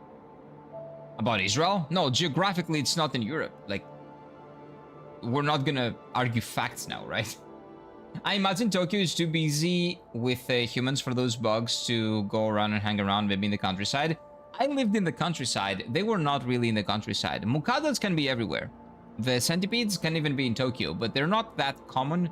And yes, in bigger cities, they're way less common than they are in the countryside. But I lived in the countryside for 2 years. I didn't see a single centipede and a single huntsman spider. Nothing. Some big bees, yeah.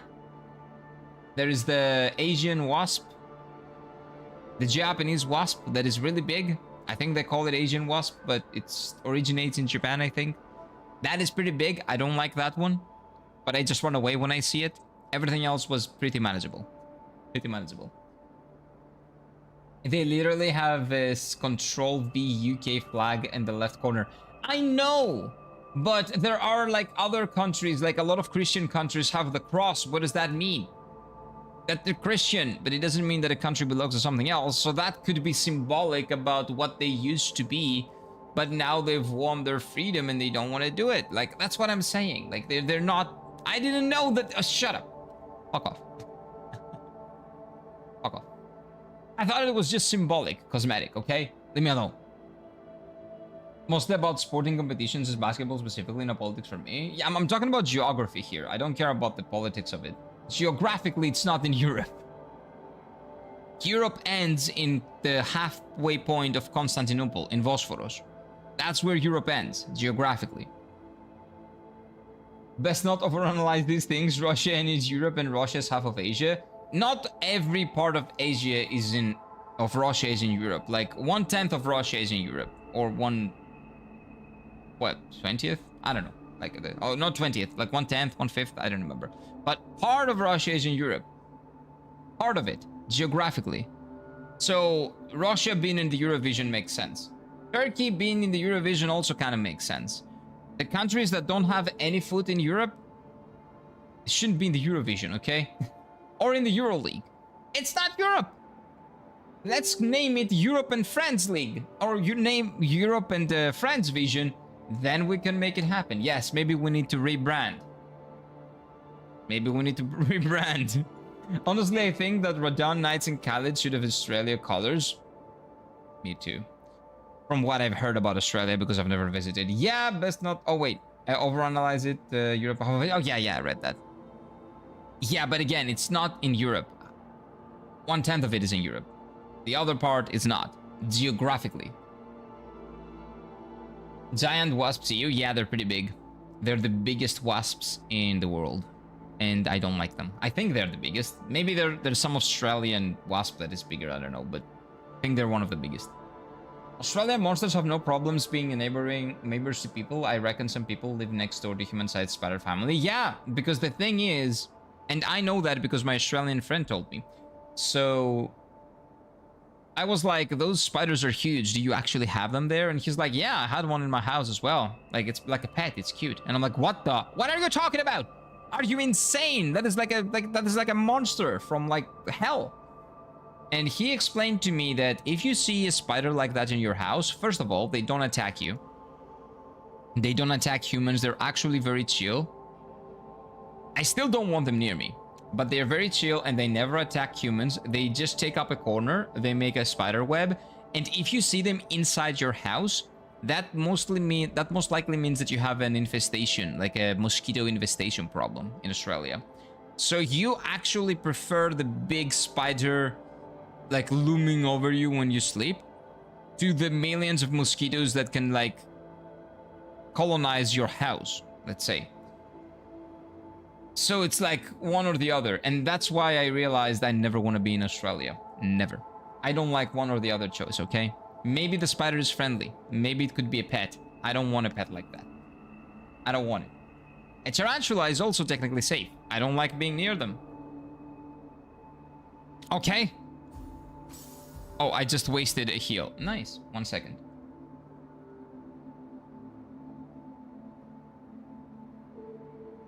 So what if this centipede... What can the centipede do to you? The Japanese... Well, centipedes are basically the same everywhere. Not really. Some of them are more toxic than others. In Greece, they are pretty toxic. But generally, I think they're the same. when they walk on you, they will leave marks. They have a toxin in their body. So if they walk on you, you will see marks, and you need to go to the doctor. You need to get like some medication on it. So they have a toxin on their skin, and they are very weird because they are trying to get inside like little holes. So if you're sleeping, and that's very disturbing to say, sorry, but it's true. If you're sleeping, a centipede might actually try to crawl up to holes like, you know, like your noses or, you know, stuff like that. So that is very dangerous. And if they bite you, that can actually cause a lot of problems. Their toxin that they have when they bite you is much more heavy than the one they have when they crawl over you. So they're very dangerous in a lot of ways. So it's much better to have a big spider that, you know, controls the territory than having that. And that's also a territorial animal. So if you see it, you kind of need to kill it. Otherwise, it's going to stay there forever. The mosquitoes in Evros would probably rule the earth during the dinosaur era. They are big as hell, aren't they, Mike? They are. But you know what? Those mosquitoes are much friendlier than like the big wasps in Japan. I'll tell you that. Those mosquitoes are not a big problem compared to those wasps. Does a larger wasp mean a large stinger? Most likely. I'd imagine so. Probably really hurts. It hurts a lot, and if you're allergic to it or you have some kind of allergy, you're at risk of death. So, take care of yourself. Perhaps we can switch to Roman Empire vision. England could only exclude Scotland for a valid reason for change. I got no idea. The Roman Empire vision? Oh, Eurovision, Roman Empire vision. That's what you mean. Nah, because like you can extrapolate that to mean a lot more or a lot less depending on what it is. Because if we do the Roman Empire vision, then we need to exclude Turkey because they were not part of the Roman Empire when they, you know, decided to come up here as like Ottomans. They just destroyed it and they took over it. So nah, that would be historically inaccurate. We only do historical accurate things here. There are 100% bigger wasps somewhere in Australia? Probably. But the Japanese wasp, which I think they call it the Asian wasp because it exists in other parts of Asia as well, is a really big boy. And pretty dangerous for the people that are allergic to his thing. It's nice that you're playing AI Limit. It's great, Milka. It is a great game so far. But we've been yapping a lot about other things and I haven't been playing a lot. But yeah, it is a great game. So far, I've been having a lot of fun and it feels so much better than Code Vein. It actually feels like gameplay-wise like a proper Souls-like game, and I love that. I love that. It does feel a little bit like the love child of Nier Automata and our lovely, lovely Bloodborne. I have zero doubt about that. There is always something bigger in Australia. True. Australia is real-life Khaled. It is true. It's confirmed. I'd call an exterminator on the mosquito infestation on the spider lol. True. But you know, the big spider... I don't know what I would do for the big spider. I would call someone, yes. Not to kill the big spider. I don't want to see that big boy killed. It's too big for me to want to kill it. But I would want it outside of my house and out of my life and out of my sight forever. Everything's bigger in Australia, especially knives. I don't know about knives. Why do they have bigger knives? So they can stab those big spiders? Like Kaneki-kun in Tokyo Ghoul? Okay, where does that go? Kaneki had a similar thing with the Code Vein people. Yeah. Was Code Vein inspired in part by what Kaneki was? I just don't realize it. I haven't read the manga, by the way, which I've heard is really good. I've seen season 1, which was actually good. Then Tokyo Ghoul Route and season 2, that both of them were horrible. And then I dropped it. Then I gave up on the franchise, sadly. Mike pulls out the machete. I don't know about that. Nah, Mike is not Australian, though. Oh wait, something with as many legs as a centipede is never allowed to touch me. Never go to Australia. And I agree, I agree. As many legs or more. Well, something that more than 4 legs. You know what? Anything. No bug, no thing that doesn't have a skeleton. And that includes things that have exoskeletons. Fuck them. Doesn't count. Real skeleton. Stay away. Anything that doesn't have a real skeleton. Stay away. Again, exoskeleton doesn't count. You call this knife? This is a knife, mate. I don't know. I haven't seen any Australian knives. I'm gonna die if I get stung by a wasp. Yeah. Stay away from Japanese / Asian, I don't know what they call them, wasps. Stay away. You see this crocodile I'm wearing? I killed it with his knife. Oh, is that how they sound like? And then they carve the crocodile's skin and use it as knife polisher or something? I don't know. The wildlife in Australia would even need to do anything to me. I would just drop dead by default. Yeah, I think that the moment that I go to Australia, I just get out of my apartment at some random day and then I just pass out because I'm in Australia. Dude, those mosquitoes literally blocked out all the light from the huge ass street lamp. And by being too many, I know. I remember them. And I was there in the winter. Those guys were just chilling in the winter as well. There were not as many as in the summer probably, but they were still there. And surprisingly, during the winter, at literally -5 Celsius with 80-90% humidity and fog, bees were chilling. The bees there were chilling. They've adapted. The bees in Evros. Evros is northern Greece, next to the border with Turkey and below the border with Bulgaria, so you guys know. So it's very cold up there. Those bees are made from something different, dude. I don't know what they're doing there, but they're basically military trained bees. Fascinating story. Any chance you're nearing the end? Maybe? I don't know. I'm catching up with chat. Like, those bees are insane, is what I wanted to say, essentially. I did a couple of hitless runs of the bosses on the bosses here. Of this? Yeah, so far I've beaten 2 bosses. All of them were very easy. So, I can definitely see that. I reckon the exterminators in Australia carry guns and grenades and shit. Maybe. Maybe. I haven't seen them, but mayhaps. The exterminators in Australia use mechs. Are mechs in Australia a thing? Mayhaps. You never know. Panicking with his centipede inside his brain. Oh! That was a thing? He had a centipede inside his brain? I don't remember that. Again, that's not a spoiler. The show has been out and the manga has finished for like 10 years, but... I didn't know that.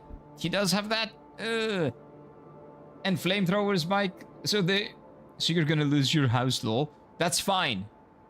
If there is a mosquito infestation with a big spider in the house, maybe the house was not meant to be, right? Maybe it was just not meant to be for me and the house to coexist. Maybe the house needs to go down. Burn down, okay? Maybe it needs to. Maybe we don't need a house. I had a pet centipede for 14 days. Why? During a hike once. What do you mean a pet centipede? Why is that a pet? It was riding on my back and migrated with me across the mountains. Okay, thank God you didn't bring it into the city. Probably wasn't poisonous though. Did it ever touch you? Did it ever bite you? I think all centipedes are poisonous to an extent. Some of them are very poisonous. Like, we have a double-headed centipede in Greece. We call it Skolopetra. In some islands. I don't believe they are a thing in Athens, at least. But those things, you gotta kill them both on the head and on the tail, because the tail is actually kind of a head. So you gotta kill them like that. They're longer than the normal centipedes. Those are very toxic. Even if they walk on you. They're kind of like the Japanese centipedes, now that I think about it. Because you have to do the same with the Japanese centipede as well. You should really watch Crocodile Dundee. It's an awesome, the sequel movie too. What is that? What movie is that? The centipede was put in Kaneki's ear while he was tortured. He took it out after he got unbounded. Oh wait, is that at the end of season 1? Maybe? I don't remember. If it's a spider... Oh, Jason was putting on a centipede in his ear. I do not remember that. Probably final episodes before he turns his hair to... Before he goes ultra instinct, but I see. If it's a spider in Australia, for the rest of the world is a kaiju? Yep, it is. And I don't want anything to do with it. Nothing. Centipede, I was handling it with gloves. It was very hairy. It never showed any interest in my skin. Just loved my bright green backpack. Okay. It could be toxic, yes, but thank God it was not aggressive. Maybe some of them are less aggressive than others. I left the thing in some cave. Good. Leave it there. Season 1, that torture broke him. Yeah, I remember. You know, and then he started doing the thing that I've been doing since a kid. Like, he started doing this thing. Breaking his, like my hands when I turn 50 or 60 years old are probably not going to be able to hold anything.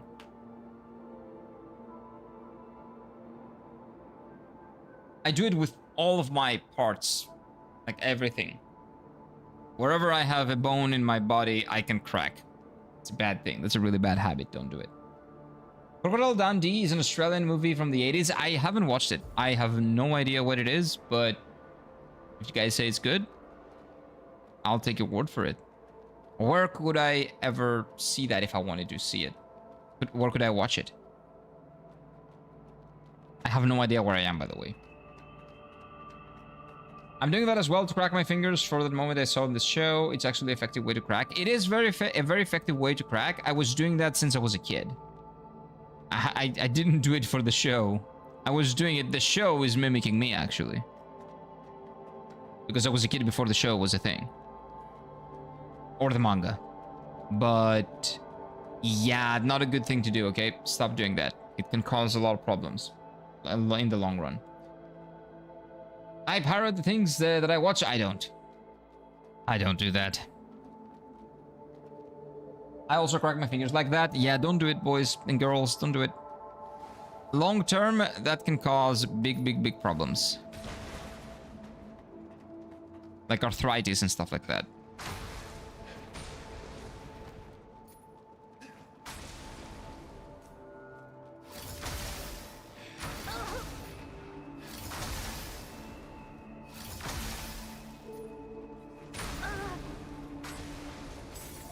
Why am I so bad at this game?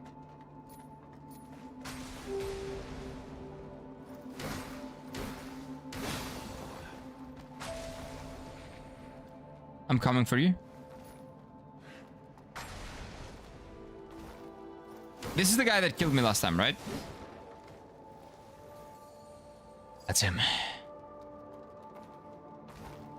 Okay, let me take this. Let me get this. Knuckles cracking and nail biting, my biggest habits that I've had all my life, lol. Oh, I stopped biting my nails. Well, sometimes I still do it when I'm very nervous, but I have stopped doing it as a habit since COVID.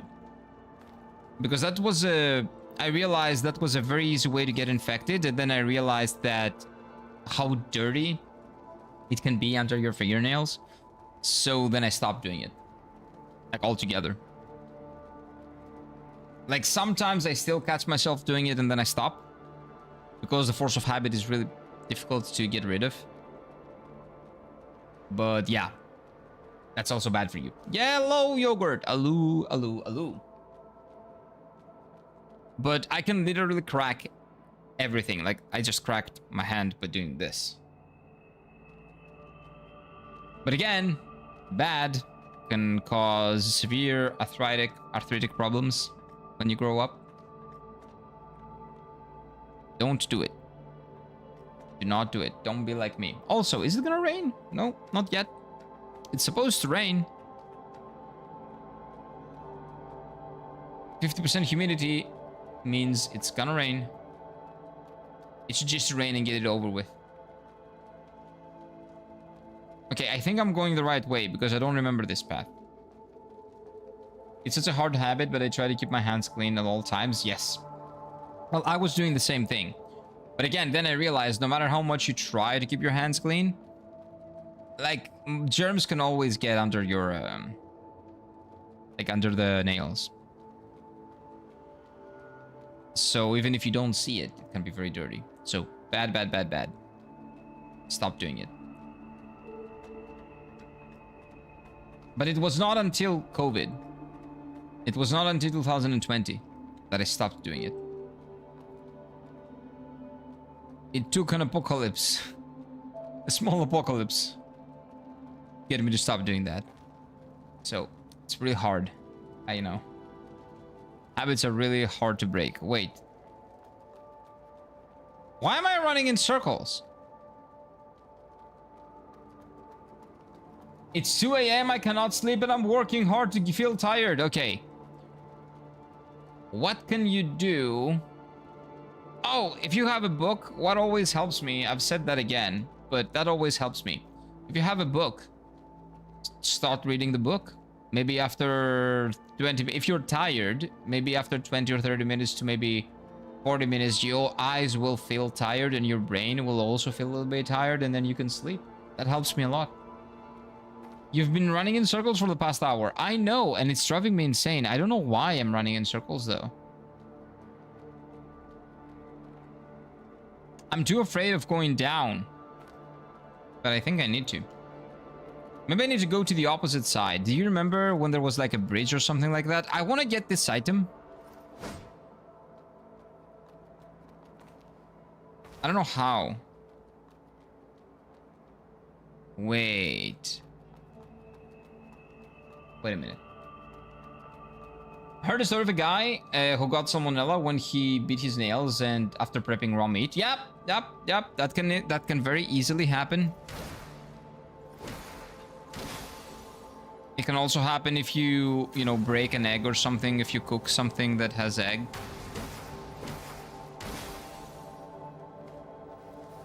That is absolutely something that can happen to you, so don't do it. Don't do it. I'll go this way. I'll figure out where I am. I feel like I need to get back and then just go across the bridge that we saw earlier. I don't know where that is though, so I'm just gonna keep going back until I figure it out.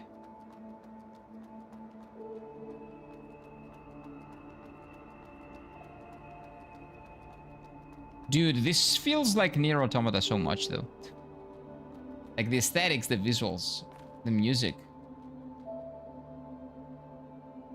Did I do an oopsie? Oh, it's the guy! Okay, wait.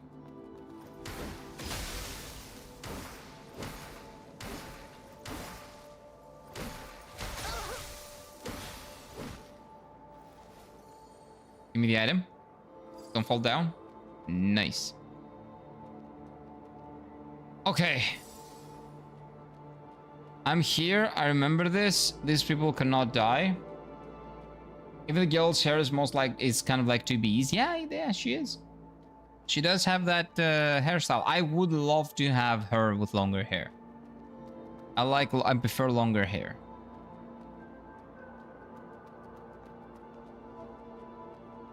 So maybe one day we'll have that. We'll see.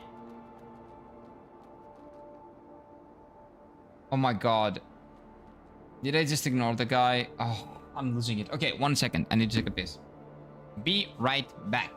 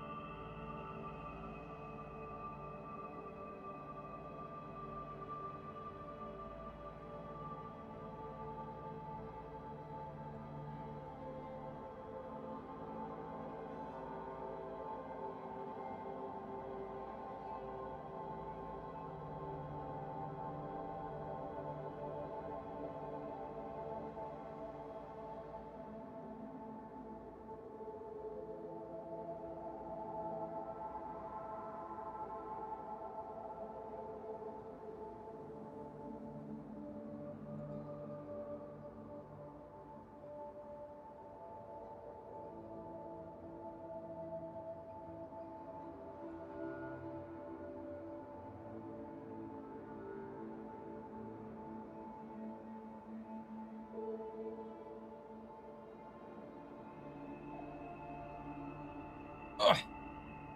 Hello. You can find vending machines where it sells cosmetics. Here? Yeah. I haven't found any yet, though. Soon. One day. I like this hairstyle. I like the hairstyle too, but I always prefer longer hair. But we'll see. It is interesting how many people started to drink unpasteurized milk and stuff like that these days. Sir, longer hair is always better. Agreed. Nice. But really? Is that a thing that people do? I didn't know that. It's not here, not a thing here, but maybe it's a thing over there. Not aware of that. That's neat. He might still be in the tutorial, though I am past the tutorial. The Makima hairstyle. That is a good hairstyle. With the bangs, right? Yeah, I like that. I like that. The game is like Automata, has different hairstyles, plus it's 35 bucks. I'm minded to get it. It's a good game, but you can also wait for a discount. They will probably put the game on a discount, although so far, if the game is like it's been now, like the same quality, I would say it's well worth the 35 bucks. And Mortal Soul 2 being up for 44 bucks on release is also probably worth it. Judging by the beta that we played. Really good. Really good. I love those prices. Wait. An announcement. Oh, okay, finally, Barrio was announced. Thank God. Okay, nice. That's the Panathinaikos basketball. We got Yabusele yesterday. We announced him, and there were 2 other signings that, well, for some reason they haven't been announced officially. Barrio was the biggest one that we expected to be announced, but it hasn't been announced. They finally announced him. Okay. Good. It's so much better than the 70 bucks all the time. Well, again, not only is it cheaper, but it is better, much better. For example, Code Vein on release was about 70 bucks, I feel. This game is 2 times better than Code Vein in half the price. Cannot go wrong with it. AI Limit is for 25 now on Steam sale. There you go. Oh, maybe... Oh, wait, summer sales are... Maybe, depending on the country, they have different sales. Or maybe it's not on sale on the PlayStation or like another platform. But if I like this game enough, is it physical? Can I buy this game physically? Because I don't own this game. It's in my Steam library because of my brother, but I don't own it. Let me see if there's a physical version of the game.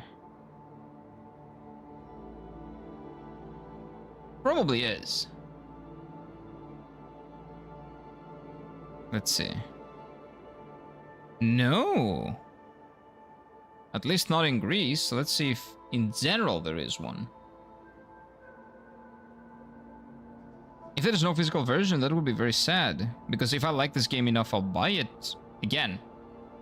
Like, I'll buy the physical edition.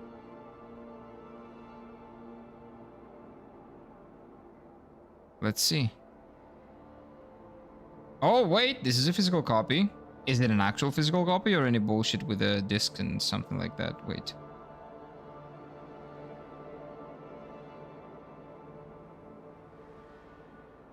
Okay, it's offered as a deluxe edition, it says. Oh, there we go. It goes for 60 bucks right now. Are you joking? AI Limit Deluxe Edition PS5, that is 70 bucks. 70 buckaroos for the physical edition of this game. Why? What does it have? Bonus and extras. What are the bonus and extras in the deluxe edition? Is it the exact same game, just with cosmetics? And you charge 45 bucks for cosmetics? Are you guys clinically insane?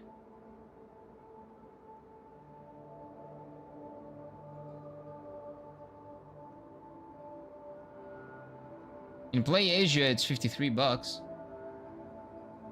There is for the PS5. Yeah, there is a deluxe edition, but if it's only cosmetics, who cares about the cosmetics? Like the in-game cosmetics. Oh yeah, I have pixels. I don't care about the pixels. I want the physical thing. Okay, let's see. Okay, I can see it now. So there is an actual art book, like physical one. In-game armor and helmet, I don't care. In-game item, so there is a digital art book in the full game. That's it. So you pay 35 more bucks for a digital digital art book, it says. So it's not even physical. Are you guys clinically insane? I just want the damn game. Who cares?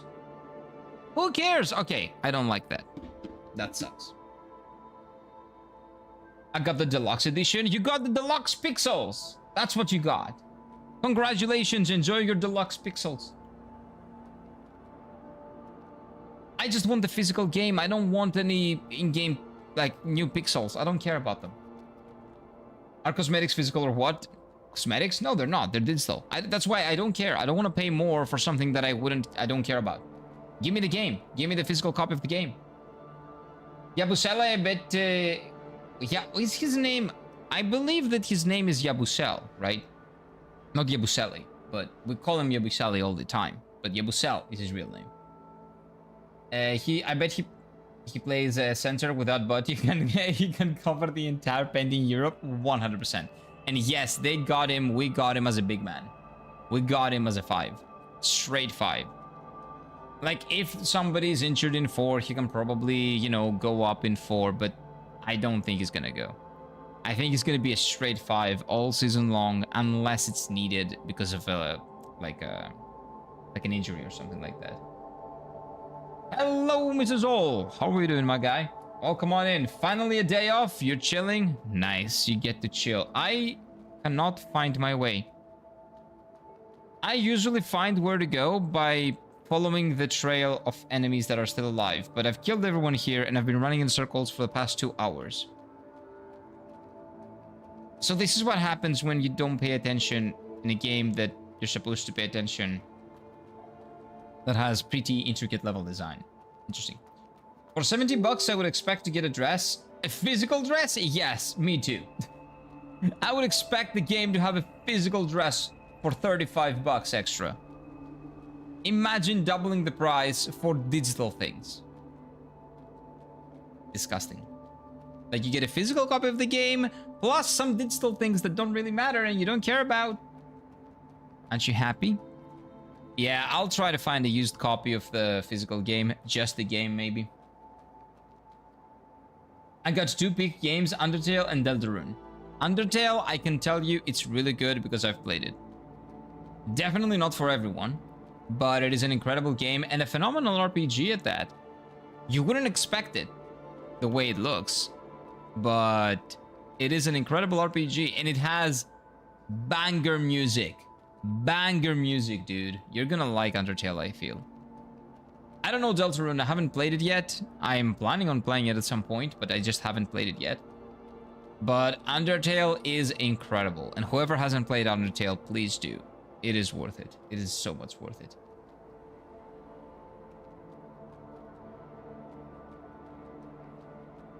Very charming, dark, amazing music, great gameplay, beautiful visuals, like the pastel colors. They work so well. The simplicity of the visuals works so well with the complexity of the story itself. It kind of contrasts it, but that contrast actually works out pretty well. It complements it. Haven't played Undertale, but I used to be a big fan of it for the characters and the fan animations. There's a big community for Undertale. People love Undertale to death. It's one of the fan bases that has, in my experience, like maybe the biggest cult following.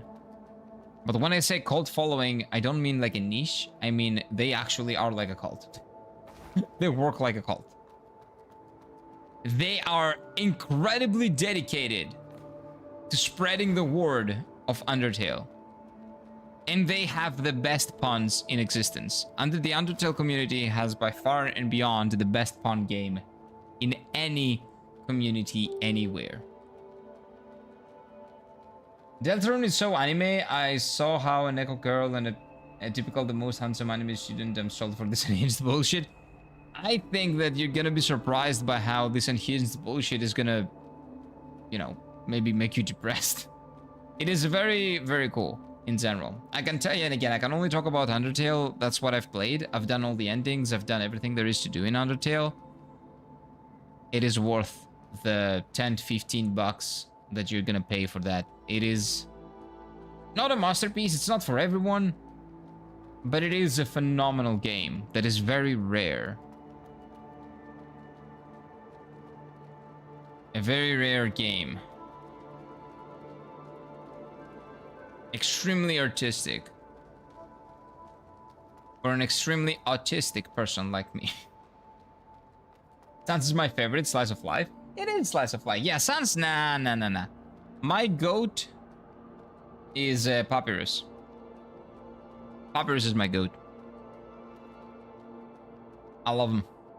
He's such an idiot. It's lovely. It's lovely. Again, Undertale has a lot of charm in it.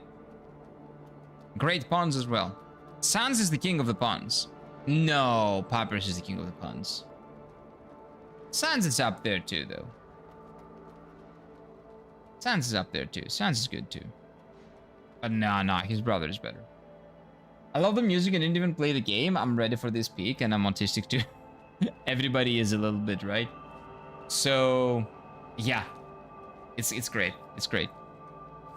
Oh my god! It's great. You're gonna love Undertale. Enjoy it, man.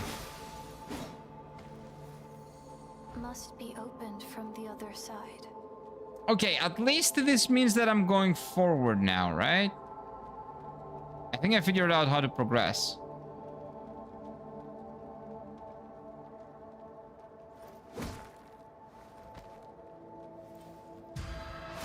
Nice. Okay, I was waiting for that. He has magic. The wizard.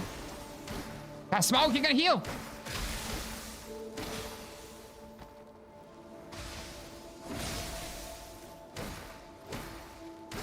The wizard can heal. Wait, are they human? These people don't look human. This is a dude? I thought they were robots.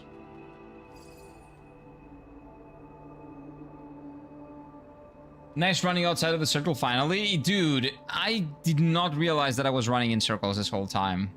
I was like a hamster running in my wheel.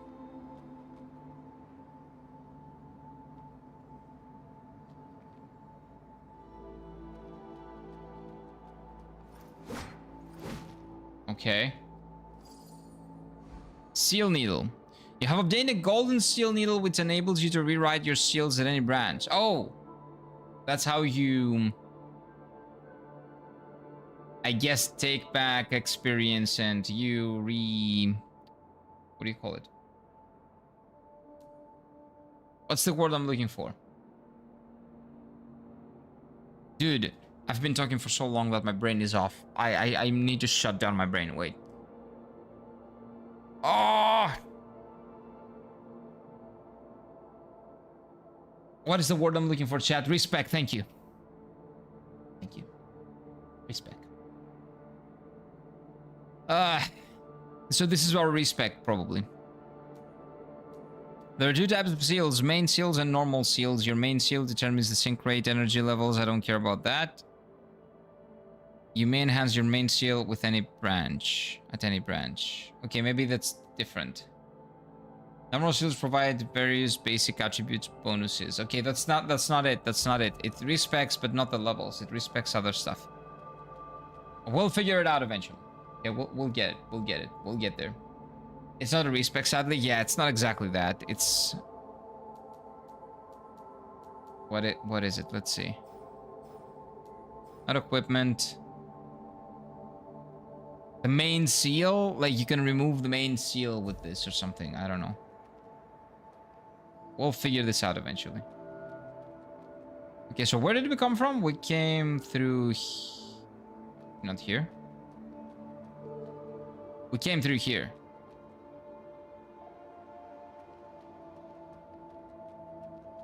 We came from that way. So I should go up here, maybe. I don't see enemies, though. That's not a good sign. Nah, no way I've killed them. You're looking for a world, for a word Jesus? No, oh my god, Jesus Christ, I finally got it. We found the new bonfire. You know what? Maybe that was the word. Not for the same reason, but maybe that was the word. Oh god, thank you. Bonfire? Yeah, got a bonfire.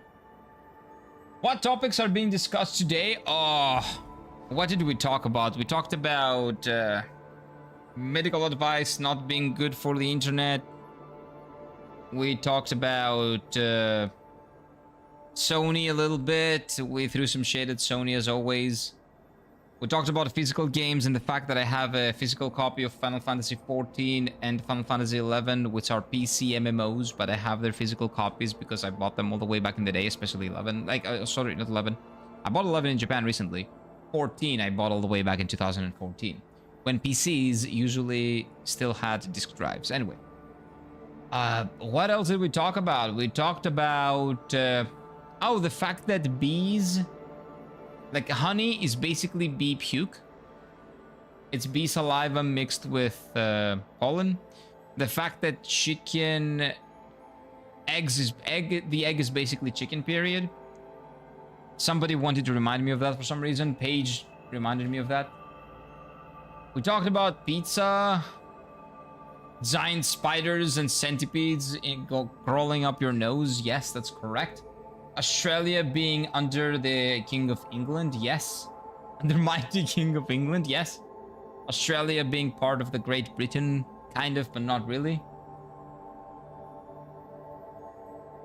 In the right track, finally? Yes. Finally.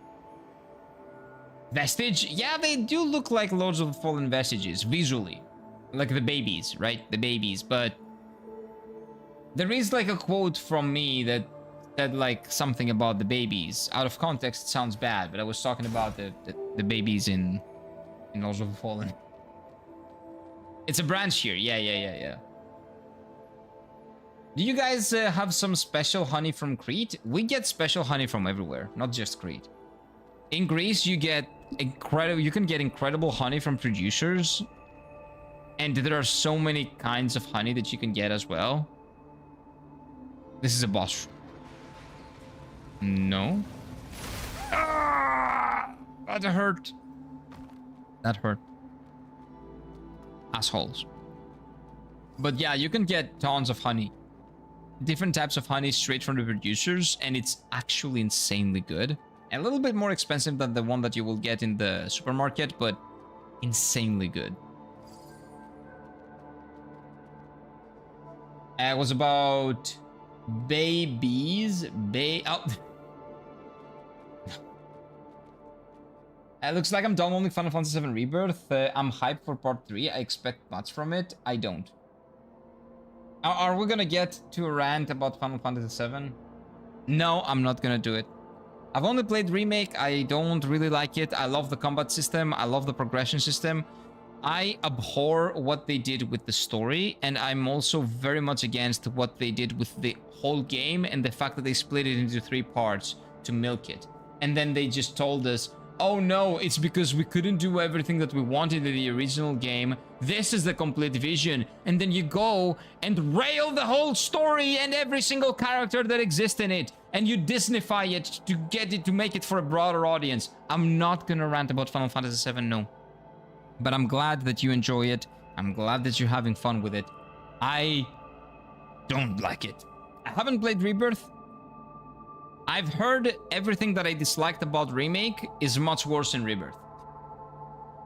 But I'm glad you're enjoying it. Don't let my sourness of what they did with the original game and the fact that they called it a remake take away from your enjoyment. I'm glad you enjoy it. I just have to say my piece. Drop down. Yeah, I'm gonna drop. Don't worry. I'm gonna find my way. Don't worry, Rosa. I'm gonna find my way. Unlabeled honey is the best if you know where to get the good stuff. Yes. And there are specific places in Athens that you can go and get really good honey straight from the producers for a decent price. Again, it's more pricey than the supermarket, but there are specific areas that you can go and get that. You probably have it much easier. Like, it's more easy to get straight from the produce honey over there, right? I actually like Rebirth more than Part 1 Remake. You probably don't really mind everything that changed in the characters, the aesthetics, the story, the mood of the game, everything that the game is about and was about. It's changed. It's Disney now for some reason. I don't know. If you don't care about those things, or if you didn't play the original and this is your first like encounter, let's say, with Final Fantasy VII, I can see you liking it. I have no problem with that. And then again, don't let my sourness about the fact that they called it Final Fantasy VII when they shouldn't take away from your enjoyment. Okay. I'm glad you're enjoying it, and I'm glad that the money that you put in the game provided you with something really good, with some enjoyment. I bought Final Fantasy VII Remake just for Tifa. Understandable. Well worth the money. I'll tell you that. That was worth it. As long as you knew what you were getting, that was worth it. Not another rant, please. No. I'm not gonna rant about Final Fantasy VII now. We've said that. I've talked about it many times. And about games that are posing as the games that they're supposed to be, which is essentially false advertising, because most people don't really care about the marketing, don't really care about anything else. They see a name, they buy. And that's the people that they are taking advantage of. But anyway, yeah, we've talked about it again. I'm not gonna do it again. I didn't play the original. That explains it. I didn't really play PS1 games. I grew up with PS2. That explains it. I would very highly recommend trying out the original at some point, and you will see why people like me bitch about the Final Fantasy VII Remake. Maybe. Bloodborne and Code Vein, my two favorite Souls-like games. If I buy AI Limited dislike this, I'm blaming you. It feels like it. But you know what? I can safely say, Noct, but that if you liked Code Vein, because Code Vein's gameplay, the original Code Vein's gameplay, it's kind of trash, right? So this has much better combat than Code Vein. I like the aesthetics of it much more. The level design is better. It doesn't have a minimap on your screen. Like, everything that I've experienced so far with this game is better than Code Vein. 1 second. So you can blame me, but I don't think you will be disappointed. This is also much cheaper than Code Vein. Keep that in mind. Much cheaper than Code Vein. And I think it's better. Much better. Oh! Morgoth? This is Morgoth. That was a Morgoth move. Wait. Oh, that's a shotgun. I'll get to your comments in a bit, guys. 1 second. We need to beat this guy. Although the boss fights are easy, but in Code Vein the boss fights are very easy as well. There's no difficulty in Code Vein. That's a given though, because the gameplay is a little bit janky. That's bad. That's a bad idea. My timing was very off, very off.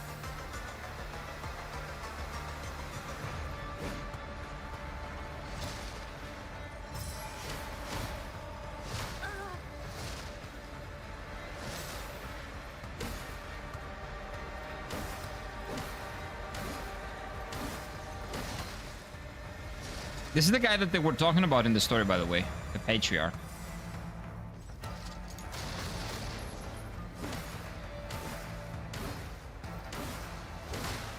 Okay, 4 attacks to stagger him, I think.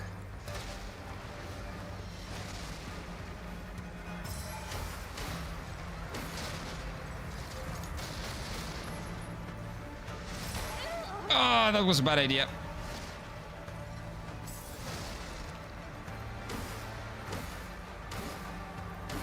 You're dead. You're dead. You're dead. First try. Easy. Third boss in a row that I first tried. Although this is a mini boss, okay? It's not a big boss, but still a boss nonetheless. Hey. I beat the boss. Stop throwing shit at me. Okay, let me see. What did you guys say?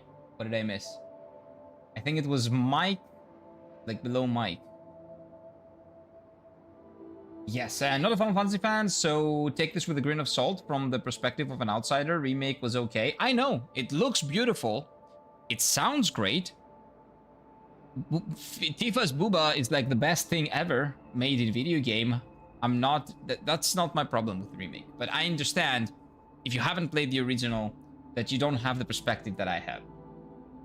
But the sheer minigame madness in Rebirth made me quit. Wow. Wow. A lot of people have said that, but I thought that they were not... Most of them were not mandatory. I heard that some of them were, but... Really? Tifa has a nice pair of eyes? Yeah, incredible. Incredible. And the one thing that I want to do in Rebirth, if I eventually play it, which I don't think so, is that I want to do the Beats episode. I want to do that very much. I feel so weird for not liking Tifa that much. It's just not your thing. Maybe you like Aerith more. Or maybe you just don't like any of them. It's fine. Sorry to say, but Code Vein was quite trash. Nah, it was not trash. It was just not the best. It was mediocre to... It was an okay game. I liked the way the story was being told. I liked the aesthetic. I liked some characters. The music was really good. The presentation was kind of special. It was interesting. But level design, not great. It was interesting, but it had a mini-map, and that was always taking me out of the experience. Not always, but sometimes. I like mini-maps in these games. They have a big map and a mini-map and everything else. Like, that shows me that they don't have confidence in their level design.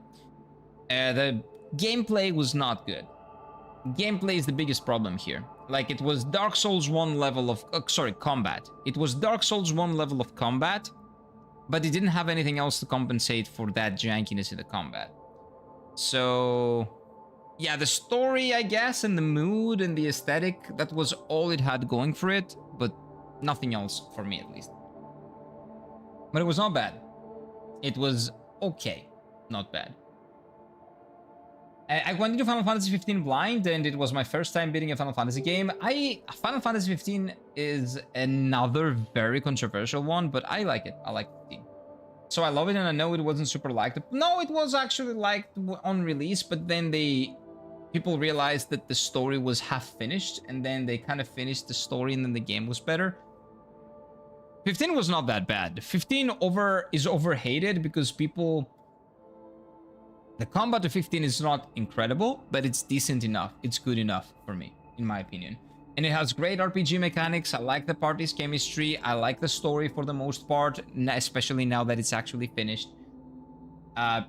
15 is very charming, and it is a Final Fantasy game. 16 isn't a Final Fantasy game, but 15 was the last Final Fantasy mainline game that they made.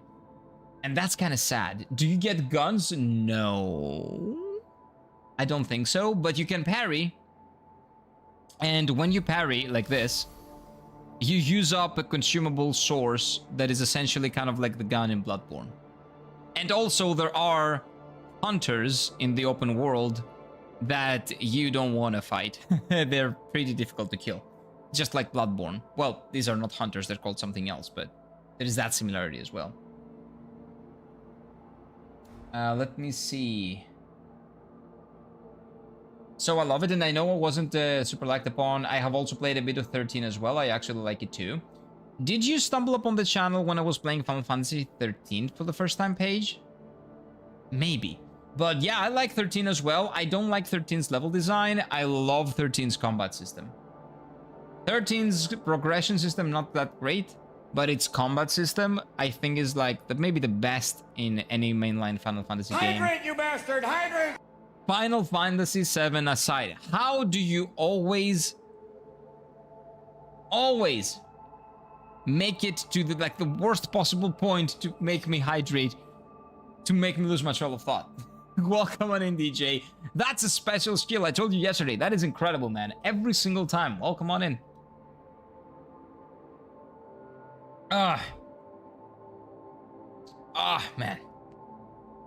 So AI Limit looks much more visually appealing to me. Yeah, it's really nice. It's a really nice looking game. Again, it's a mixture of Nier Automata aesthetics with Code Vein character models, which personally I appreciate. I loved the Code Vein character models. I love them. That is the best thing about Code Vein, the character models. And some of the character, like, archetypes that they have, they're quite cute. Like the stereotypical protagonist, and the, you know, the edgy boy, and like the big booba lady and all that. It's interesting. It's cool. I like that. I like Code Vein, but it's not a great game. It's just an okay game. I would definitely play this game, and I found Code Vein a little bit boring. Yeah, it was a little boring. That's why. It was a little boring. Not bad. I wouldn't say it's a bad game, but it's well worth your $15 if you find it like 15 or 20 bucks. And Final Fantasy 13 has the best Final Fantasy combat system, in my opinion.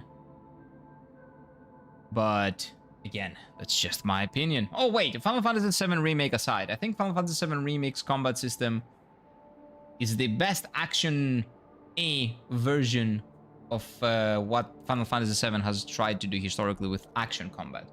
And the best version of a turn-based combat, even though it's not really turn-based, like menu-based, like right, that combat, is Final Fantasy 13 in my opinion. And I played this recently. It's not like you know, nostalgia googles or anything. Why do you guys like Final Fantasy so much? Is it combat, system, story? That is a big question, because there are 16, 15, maybe 16, 17 even Final Fantasy games mainline. I will ban you. I will. I'm joking. You have no more hydrates now. So it depends on what Final Fantasy game we're talking about. Different Final Fantasy games, I like different Final Fantasy games for different things. But if I have to sum it up, it's a combination of the freedom that the game gives you to do whatever you want, to explore everything, to figure out where you want to go, find out new weapons, find out new systems, find new secret bosses, new cities even. There are so many things that a Final Fantasy game has hidden in the open world. And again, every single game is different. You don't have to play one to play the other. A numbered Final Fantasy game is a standalone game, okay? Keep that in mind. So all of them, the good Final Fantasy games, the best thing about Final Fantasy games is A, the very rewarding open world exploration that it has. It is phenomenal. The open world map that they got rid of after 9, sadly. So Final Fantasy 1 through 8 has that. 1 through 9. So that was one of the best things about Final Fantasy games. For some reason, they got rid of. Final Fantasy 15 has an open world and is an open world game, so it has that exploration aspect of it that was missing from a lot of mainline Final Fantasy games. Story is the second one. Some of the best stories were written in Final Fantasy games. Like, Final Fantasy has the best story of all time. Final Fantasy 14 specifically, which is the MMO as well, has the best written video game story of all time if we consider A Realm Reborn, which is the first one, the beginning, up until Endwalker, which is the previous expansion. So that story arc, which is the beginning to the end of the arc, that is the best. How did you do 3? Weird. Anyway, maybe 3 is the limit. That story from beginning to end is the best story ever told in a video game, in my opinion. And again, you have other numbered Final Fantasy games like Final Fantasy VI, incredible story. Final Fantasy IX, phenomenal story. Final Fantasy VII, one of the best stories ever written. Original Final Fantasy VII. Then you have Final Fantasy 13 was okay. The story was good, the way it was being told it was bad. And there were some decisions that I don't agree with. But anyway, 15 was an okay story. It was more of a... I tried to make it a tearjerker type of story. But it was still solid. It was a decent, like, 7 out of 10, let's say, story. It was good. 16 has a great story, but the writing of 16 is not great. But anyway, first, the choices that you have, the things that you can do in Final Fantasy's open world are immense, are incredible. That's the first one. Second, the story. Third, the party. the party optimization and the things that you can do with the party. You can mix and match classes, different party members, change their skills, depending on which Final Fantasy game you're playing, of course. So the RPG systems in Final Fantasy are also very important, and one of the best parts about the Final Fantasy series. 16 doesn't have any RPG systems, so that's why I don't call it a Final Fantasy game, because it doesn't have two of the three main things that a Final Fantasy game should have. RPG systems and an open world to explore and do side stuff. It doesn't have any of the two. Anyway, moving on. RPG systems, incredible stories, phenomenal RPG systems, incredible stories, and an open world where you can explore, get lost in, and figure out so many hidden things. Those are the three main things that I would say make Final Fantasy what it is. Those are the three things. And, you know, the setting is always a fantasy and has something to do with crystals, but it's just neither here nor there. And, oh, and another thing, very solid, for the most part, very solid character writing.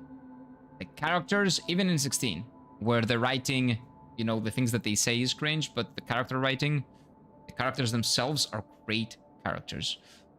Every Final Fantasy game has great characters. Every single one. Even the most cringe one, in terms of dialogue, that was Final Fantasy VII Remake, I will say. Even that has some really good character writing, but that comes from the original Final Fantasy VII, so that doesn't count, actually. But anyway. Let's see. What did I miss? So I hope that answers the question. So those are the reasons why I like Final Fantasy games. Specifically. We get attached to the characters in FF. Yes, that's characters is a big point, big role. Rebirth literally is an organizing a parade, has an organizing a parade minigame. The world is ending, meteor is about to fall down, but let's organize a fucking parade. I'm not gonna rant about Final Fantasy VII Rebirth, okay? Again, I haven't played it even, I just know some things about it. When I play it eventually, I will just play it to criticize it, okay? I will try to be open-minded about it, but I didn't like the first one. I'm not gonna like this one either. That's why I haven't played it. But I think I will have to play it just to be able, you know, to be able to speak from experience at least. I think it was a bit worse than Lords of the Fallen. Code Vein? No, I think I liked Code Vein a little bit more than Lords of the Fallen, but it is on the same level. It was okay, but it could prove to be much better. It could be much better. The sequel could be much better. Haven't played Code Vein 2. I've heard it was actually a little bit better. I like Aerith more, but first place is Barret. There we go. He's a bro. He is. Best bro. But Barret is Pussy Barret in the remake. The real Barret is in the original. Sorry. And the true brother is Sid, who they don't allow him to swear. They don't allow him to smoke. They don't allow him to do anything in the remake. In the original, Sid would curse everything. He would go in the house and he would be like, "Woman, bring me my tea, you god fucking damn it, where's my tea?" And then he would start like yelling and all that. He is just a really spiteful old man that uses the smoke of his cigarette as an actual attack because he lights up a TNT and like throws it. That is Sid. And they just changed him to be like a model, like Cristiano Ronaldo of Final Fantasy doing pole dancing in Final Fantasy VII, the third part. Anyway, I'm not gonna rant about it again. We're moving on. I quite like the minigames in Rebirth, but at least they say that they want to make up the Rebirth for Rebirth Part 3, less minigames, and we can expect to see more Vincent and Reno. I love those two. Reno was a great character in Final Fantasy VII. Hello he did there. not overstay his welcome. What's up, DJ? You haven't said anything. Well, maybe you've said something further down. I'm going down. I'll find you.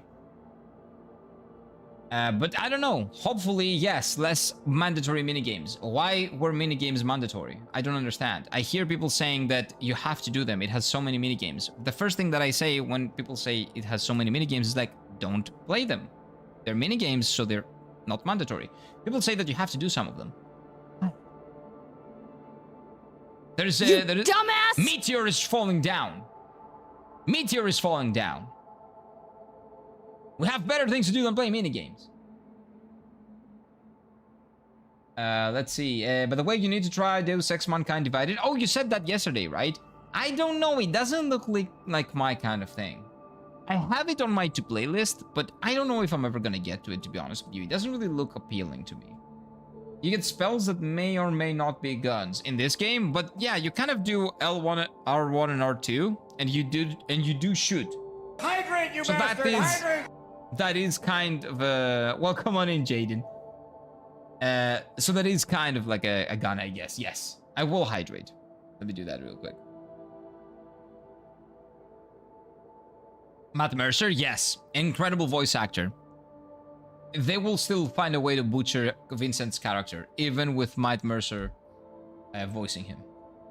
Did Matt Mercer voice him in Tears of Cerberus? I'm not sure.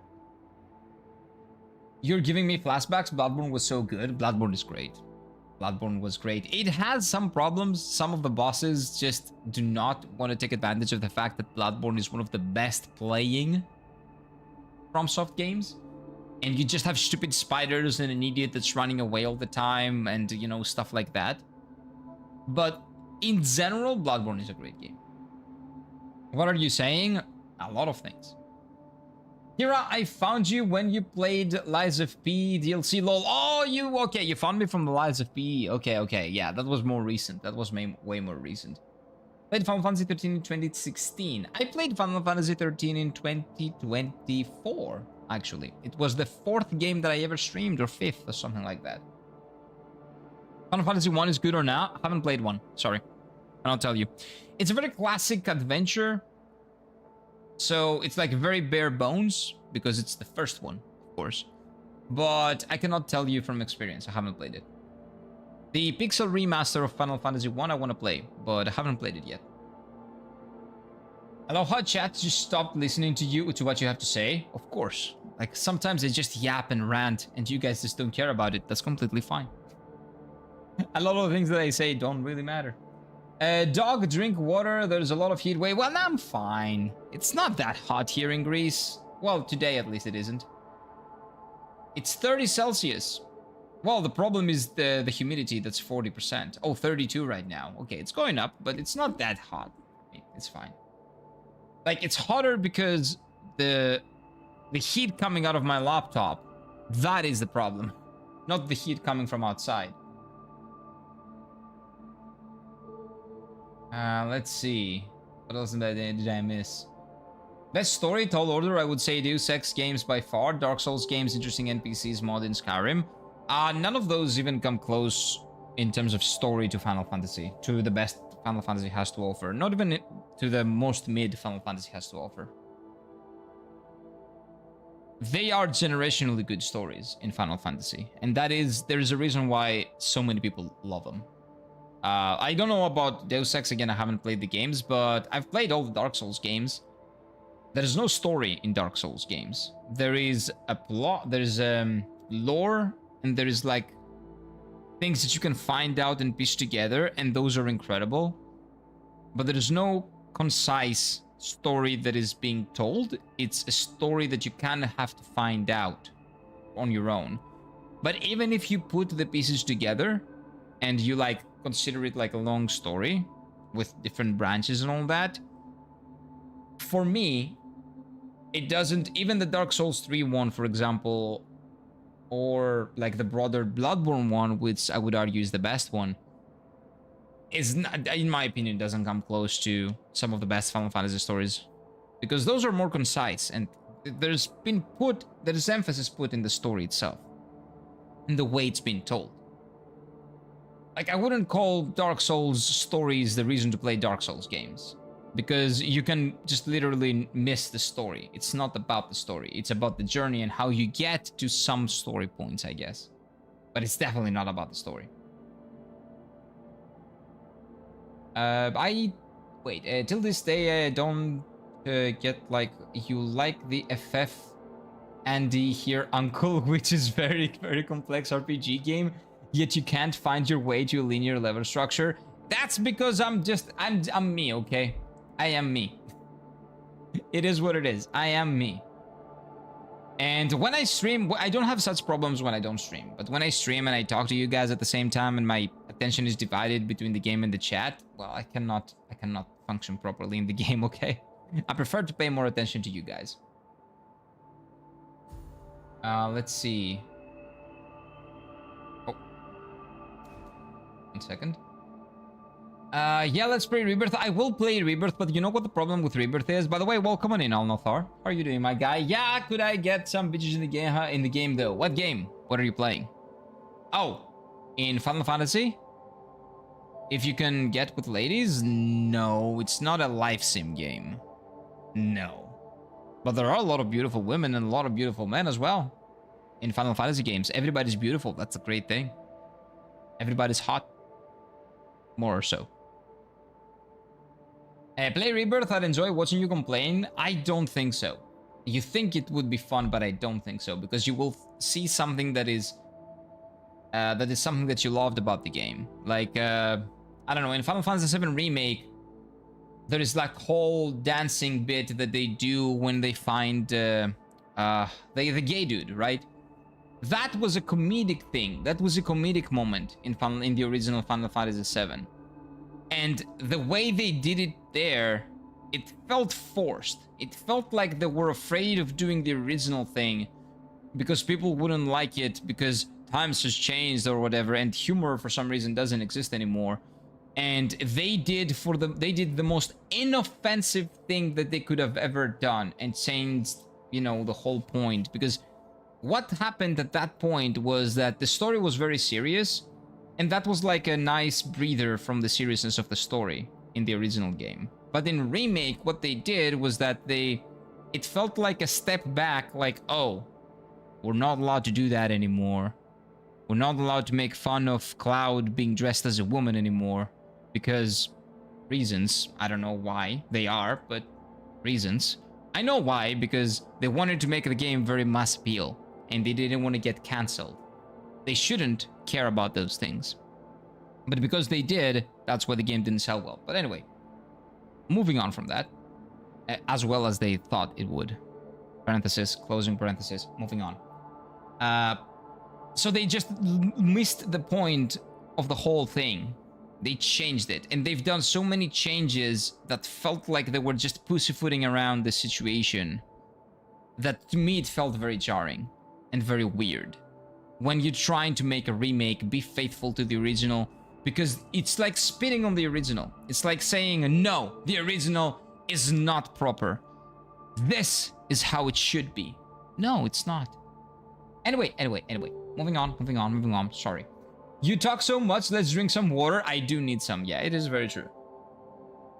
I need some coffee too. That is why, like Gwent in The Witcher 3, you have the whole quest line about it and you can ignore it if you don't want to do it. And that is what great RPGs usually do. They don't make you do anything. The fact that Rebirth apparently makes you do minigames is something that I do not like. Especially knowing what happens in the story of Rebirth. Kind of. Because they changed the story, but I know what's happening. I know the main plot points because I've played the original. So the fact that the things are happening, a lot of things are happening, and you know there is like an existential threat, etc., and we have to do mini games. That is insane. That is insane to me. But anyway. By the way, did you say you moved to Japan? Not now. Now I'm in Greece, but a year ago. I lived in Japan for 2 years. Yeah, it was lovely. And maybe I will go again. I'm trying to make that happen. If I get a chance, I'm out of here.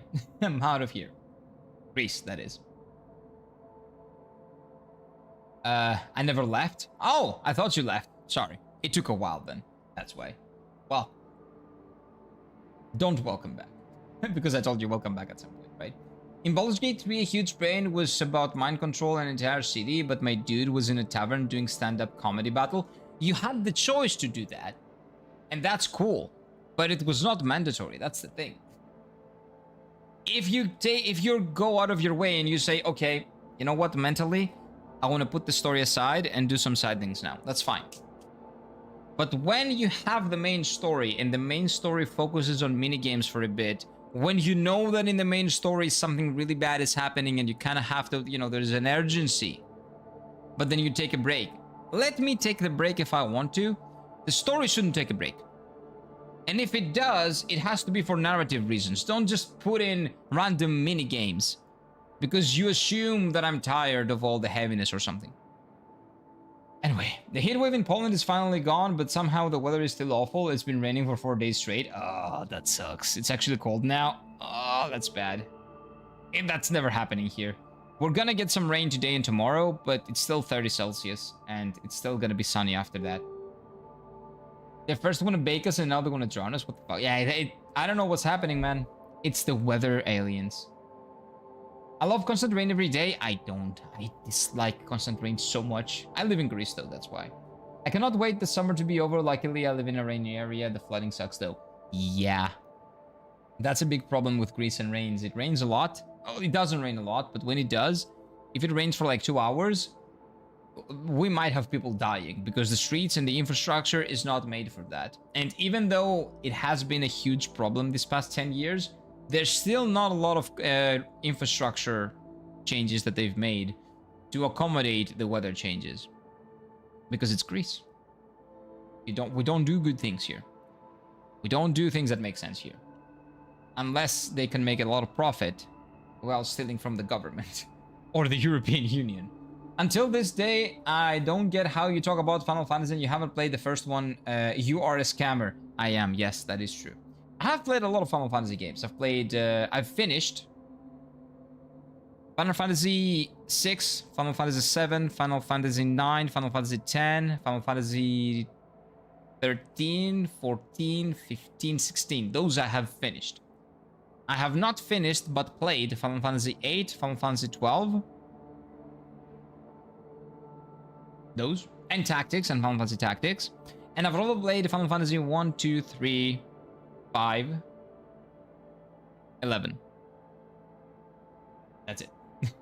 I need to do that at some point. Not even in the game I can get. Relax. Relax. You will be able to eventually.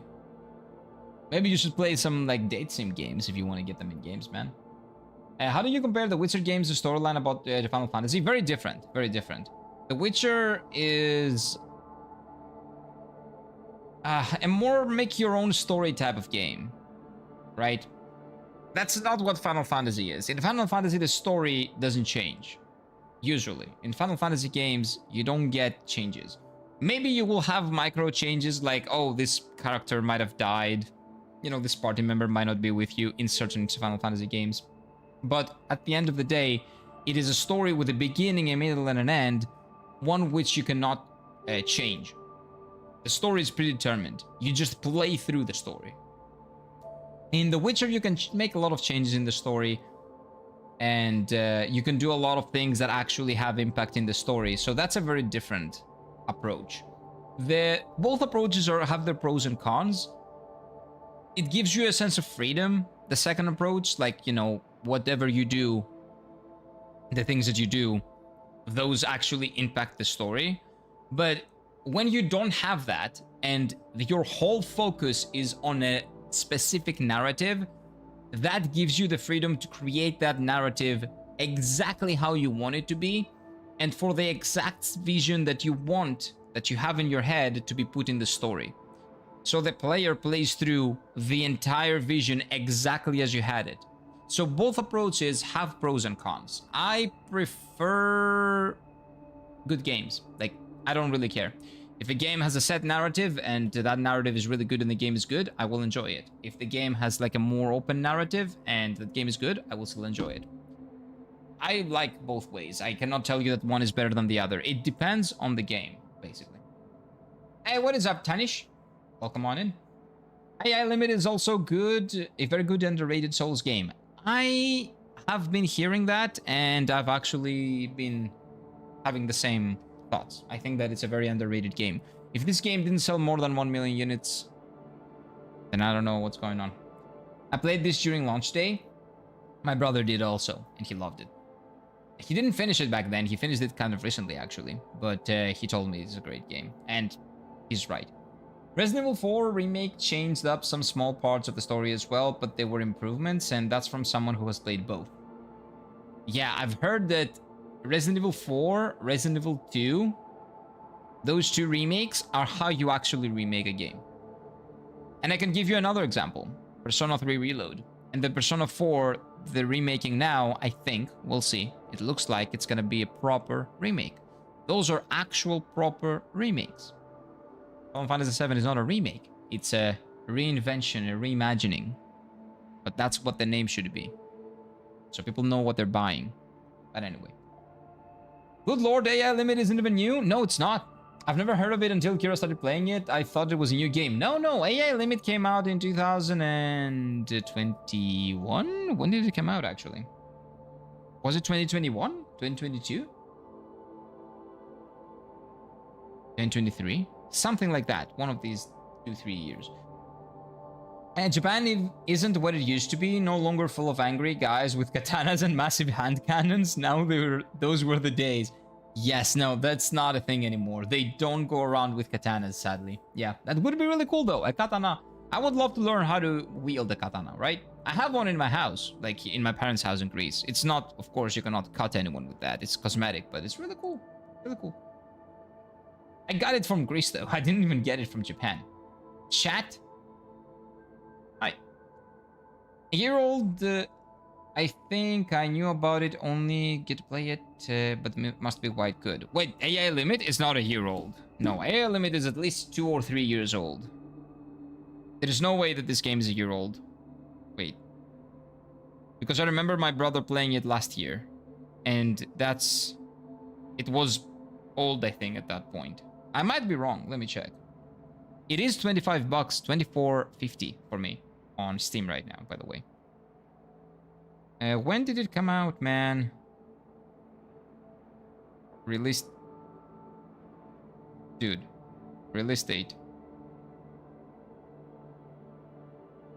2025! No. I stand corrected. This game came out last year. 1 year and a half ago. Slendy's right. Nice. But yeah, it is a very underrated Souls game. I agree, Tanish. I agree. I've heard that, and I agree with that sentiment. From what I've played so far, this game is really good. Flood Socks does look kind of cool. Flooding Socks does sound kind of bad. Flooding Socks, what? What is that? No idea. Sorry, didn't catch that. It's been raining so much, the water has risen dramatically. Ah, that sucks. You're gonna have, like, water leaking everywhere. Best introduction to why our society tends to be far from the ideal and corruption is normal by the books. 30 years far since society developed a form of barely working. That's a big discussion. That's a big discussion. I have opinions about that. A lot of people like saying that everything is society's fault and it's the government and it's this and it's that, but it depends on where you live. And if you live in a country like I do, you have a lot of choice and you have a lot of power, but a lot of people decide to relinquish that power and say that they don't care because that's the easy thing to do, because it's too tiresome to, you know, actually act on your rights as a civilian and as a person that lives in a democracy. The easier thing to do is not to think, so they don't think. And they don't care about thinking, and then they call that the government's problem or the system problem, or it's everything else other than them. No responsibility. Everybody keeps avoiding responsibility. I think that is the biggest problem that our generation has, the millennials. Everything is wrong with the world. It's everybody else's fault. And we have no responsibility or power upon whatever is happening. We are just the victims. Anyway. And that's not, of course, the case, but this is the, you know, the thing that we go by. The excuse that we go by. So what happens here in Western America? Oh, that's what happens with when it rains. That sucks. Poo-poo coming out of the sewers? No, that's really bad. That's really bad. Your sewage system is worse than Greece's? 300 years ago, being corrupt as hell and normal life institution were kind of better, but human behavior remains the same. Humans don't remember. We have a very short-term memory. That's why we got books. To read them and remember history, so we don't do the same mistakes, but we don't read anymore. That's too hard as well. Reading is very hard. Thinking is also pretty hard apparently nowadays, so what can you do? Summers are very dry though. That's a proper summer. Dry summer. Even when people complain about their government, I'm like, come on, bro. They lost a lot of money, but they didn't hurt anyone or they caused that much damage. Again, it depends. Depends on the country, depends on the circumstances, depends on the people, depends on a lot of things. But if I have to put like a broad stroke and say this is a big problem of Western civilization, let's say, I think that that's a big problem for Western. Apathy is the biggest problem of Western civilization. People's apathy. That's good. We have a good one as well. But I'm not talking. Oh, okay. You guys are talking about your infrastructure. Okay. People here are crazy. People everywhere are crazy. Don't worry. Everywhere. I am always right. Everybody's always right in their eyes. Agreed. Yes, that mentality is the root cause of today's problems. Yes, apathy. And if you really think about it, apathy is again the same thing with PlayStation. That discussion we had with PlayStation as well. Apathy is the best friend of exploitation. When you're apathetic, people are going to exploit you. People, companies, governments, everyone. So stop being apathetic. If you're being apathetic and then you bitch about you being exploited, well, it's your problem. Not you, but you. Yes, you. And, you know, whoever believes that he's being exploited because it's his fault will actually be mad at this. Because deep down, everybody knows what they're doing. They just don't want to admit it to themselves. I'm in the mood for Thai Tom Yum. I have no idea what that is. Is that a hot soup? Because if it's a hot soup, if it's so hot there, why would you do that? And we're getting takeout for dinner. So Thai Tom Yum. I hope I'm not butchering it. Soup for me and with some rice, some white rice. I'm set. That would be lovely. I would love that as well. I've been yapping a lot more than usual when I've been playing this game. People coming by and like seeing this game, starting to talk about this game that looks like Nier Automata, and maybe it's kind of gets your guys' existential problems to come out for some reason. Oh, what is that? I don't like that. Oh wait, they're fighting. Okay. Yeah, go. You're dead. Oh, there's a thing here. What's this? Another 30-minute rant. Nice. No, shut up. No rants. We're playing the game.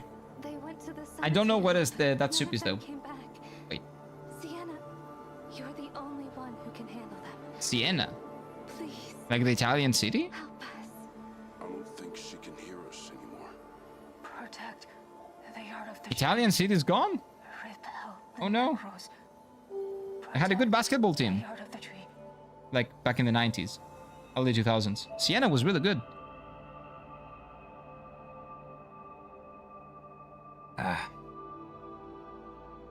Spicy sour soup, good food. It'll help with nausea like tomato soup. Spicy and sour. Okay. Sounds good. Okay, that thing looks strong. And I don't have any heals. But we'll see. Can I take that item, sir, please? Thank you. Okay, let's do it. Oh, this is its back. Wait. I can probably backstab it. Shh. Here you go. Ah! Oh! Oh, no. Oh, this is like the first boss. Not the first boss. This is like... I see. It has the same moveset like the hunters. You know what I mean. Those hunter thingies. This has the same moveset as them. I think. Akul Gale... I don't know. That's not an Akul Gale boss. Sienna's a gorgeous city I've been. Really? I've heard it's really nice as well, yeah. And they had a great basketball team back in the early 2000s. That we destroyed. Well, I mean, we won over them. We didn't actually do anything to them. This disordered fetus. Consume it to remove infection. I don't want to do that. I don't want to consume any fetus. I should have seen that coming. It's locked. I know. Oh. I want to go to Siena one day, though. There are a lot of Italian cities that I want to go to. I want to go to, well, Rome just one time. I haven't been to Italy. Just one time to see the Colosseum and all the ancient stuff. I want to see them, how they are when they're not destroyed. You know, like in Greece, when everybody fucked them up. The Italians destroyed half of them. But, you know, their cities are very well preserved, so I want to see that. And I also want to go to Siena, possibly. Then my number one city that I want to visit is... Wait.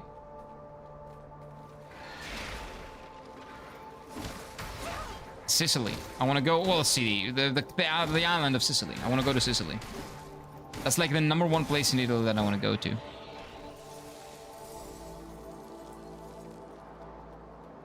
We're progressing, by the way. How incredible is that? I really want to go to Sicily and eat Sicilian food and Sicilian pizza. I love Sicilian pizza. I haven't eaten it in Sicily, but I want to go there.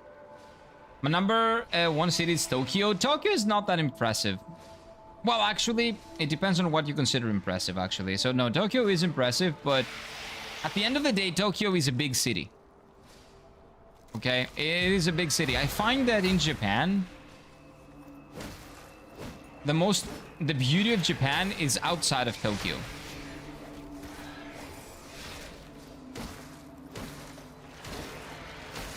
Like, if you go to Japan, I would very highly recommend you go to other places as well. Maybe spend a couple of days in Tokyo, maybe 3 days, maybe even 4. But outside of that, spread your wings. Go outside of the big cities and you will see the beauty of Japan. Progress? No? Well, we lost the progress now. Not anymore. Sicily is so nice. Lasso food is very good. Also, the Hobbit approved. Yeah, Hobbit approved. Very true. Ibs, I'm literally about to throw it away, the guitar part. Well, don't do that. Why? The song was good. You're talking about your song? Why would you do that? My aunt visited Sicily. She said it's beautiful and the food is great. She went with one of her boyfriends. Nice. Nice. So before your uncle... Is that your uncle, the Giga Chad? Well, of course, I'd love to explore other areas, little towns too. Yeah, it's beautiful, I'm telling you. Like, the beauty of Japan is outside of Tokyo. Tokyo is a great metropolis. Maybe the best metropolis in the whole world. The cleanest, the safest, the most well-organized, the one with the best infrastructure in general, including transportation, because the train system in Tokyo is the best in the world. In Osaka as well, but we're talking about Tokyo here. And a phenomenal city, but it's still a big city. The beauty of Japan is outside of that. There are a lot of things to be found in Tokyo as well. A lot of beauty. A lot of phenomenal things, really nice things that you... Especially if you're a nerd, like Akihabara that is, and places like that. But in general, I would say that the beauty of Japan is outside of the big cities. Although, the northern side of Osaka, I love that, even though it's a big city. The northern side of Osaka is actually a place that I want to live for a long period of time. That is like a dream that I actually cannot do. Because I will need to find a job in Japan first, and specifically in Osaka, in that specific place, which is really tough. So I will just have to be content with just moving to Japan if I get the chance again. One of her boyfriends, how many did you have? And well, she probably was a wild when she was young. Yamanashi and Fukui. Yamanashi is great. I lived in Yamanashi. That's where I used to live. For like 1 year and 7 months, 8 months. So about like 2 years, close to 2 years. Yamanashi is beautiful. But Yamanashi and Fukui, if you visit Japan for the first time, those would be the two prefectures that I would say don't go there, as things stand. Because Yamanashi, while beautiful in nature and very calm, it's a beautiful place to live. But if you're a tourist and you want to see, like, when you go to a country for the first time, you want, first of all, convenience, and second, another rant, but not video game rant. But if you want to go that route, there is no way to go from Yamanashi to Fukui, for example. Yamanashi, you kind of have to go back to Tokyo and go everywhere from the Shinkansen from Tokyo. So it's like a branch that doesn't lead anywhere. It's like a dead end. So that's why I wouldn't say go to Yamanashi. Instead, if you want to see a lot of beautiful nature, I would say... And Fukui, while Fukui is beautiful and I had a lovely time in Fukui, the Fukui city is not that interesting. It doesn't really have anything going for it. It has an incredible dinosaur museum, so if you like dinosaurs, if you go to Katsuyama, the town of Katsuyama, which is in the Fukui prefecture, there is a phenomenal dinosaur museum that I went to, and I had a blast with it. I felt like I was a kid again, loving dinosaurs, because I really liked dinosaurs when I was a kid. And then there is a phenomenal castle in Ono, the village of Ono, that you can go from Katsuyama to Ono and then back to Fukui City, for example. And that is the castle in the sky. And if the weather is a little bit cloudy, you can literally see that castle being over the clouds from a certain point of view. We went there, we saw the view, but there were no clouds that day. So it was just on top of a really big rock. It was really beautiful though. But I wouldn't recommend anyone on their first trip to Japan to go to Fukui or Yamanashi. Because Fukui is in between Kanazawa, which is a must visit for me, Tokyo to Kanazawa to Osaka, and then from Osaka, you can use that as your base and go to Kyoto 1 or 2 days because it's very close. You can go in a 40-minute train ride to Nara, which is 20 to 30 minutes by train as well. Very, very close. And then from Osaka, you can also go to Himeji as a 1-day trip. Himeji Castle, and it has a really nice zoo as well. Beautiful. And also to Hiroshima. You can even make a day trip to Hiroshima. It's like an hour away with a Shinkansen. An hour and change. Kobe as well. So Osaka is literally like your place to be for the entirety of Central Japan. Central Eastern Japan. Sorry, Central Eastern Japan. No, Central Western Japan. Like, at least you can go on 1-day trips all the way to Hiroshima, I would say. That's everything after Hiroshima is a little bit too far, I would say, for a 1-day trip. But living in Osaka, like staying in Osaka for 10 days, for example, you can go, I would say, 2 days in Kyoto, like visit on 2-day trips in Kyoto, 1-day trip in Nara, 1-day trip in Himeji, 1-day trip in Hiroshima. And in Hiroshima, you can also visit Miyajima, the small island, which is also beautiful. I didn't get the chance to do it on my one visit in Hiroshima, but at least I went to the Atomic Bomb Museum. It was wonderful. Very creepy, very sad. More people should visit it, but wonderful.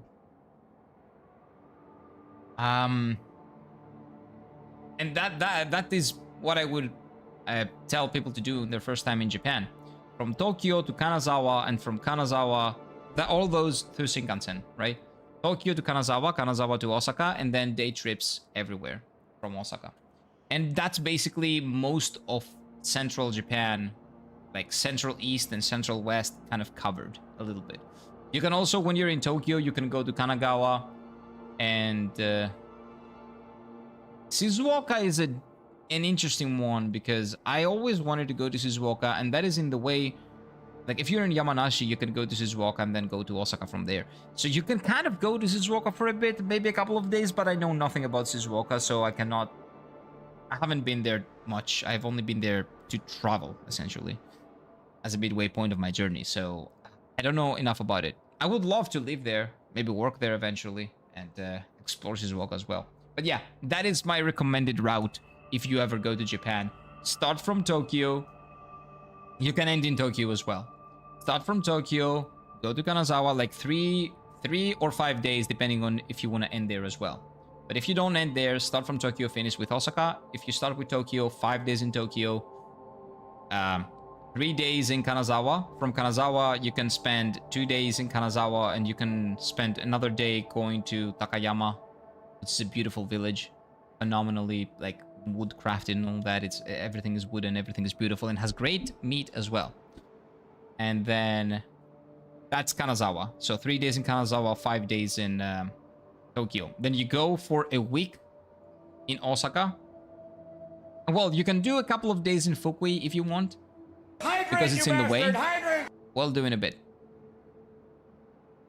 So that's 5 days and 3 days in Kanazawa, and then 2 days. So that is 8, 10. No, I would say skip Fukui. Go to on your first time Osaka, and from Osaka you can go on day trips to Kyoto, Nara, Himeji, Hiroshima, and actually get a couple of days to explore Osaka too, because Osaka is huge and beautiful. That would be my recommendation. Another rant? No other rants, okay? Shut up. Shibuya is quite popular. Yeah, Shibuya is in Tokyo. Like when I say Tokyo, Shibuya, Shinjuku, like all those places, you will visit them. You will visit them 100%. Asian cities tend to to have severe problems with pollution, disease, or hustle culture. The hustle culture in Japan, only in Tokyo. In other big cities that I've been, not that much. It is there because people, are going to work and back from work, but like it's a big city. In Athens, it's the same. It's more chill in Athens, I have to say, compared to Tokyo, but it's a metropolis. All of the metropolises has that because everybody moves to a metropolis to get a job, and they are trying their best to keep the job. So that's kind of like, it's not only Asian cities, like Western cities have the same problem as well. Maybe Greece's Athens to a lesser extent, but still kind of similar. I want to have, but it's not that polluted, but of course to an extent it is because it's a metropolis. Like kind of the same as Athens. All the metropolises have that. It's not only Asian, what do you call them? Asian cities, it's everywhere. Also, we will still live in trees and crocodiles work off. Dude, I need to... So now I am... I'm back in chat again. No. Wait. I've fallen back. I need to catch up again. I want those old Japan towns and villages to see in anime. I want to see their old structures.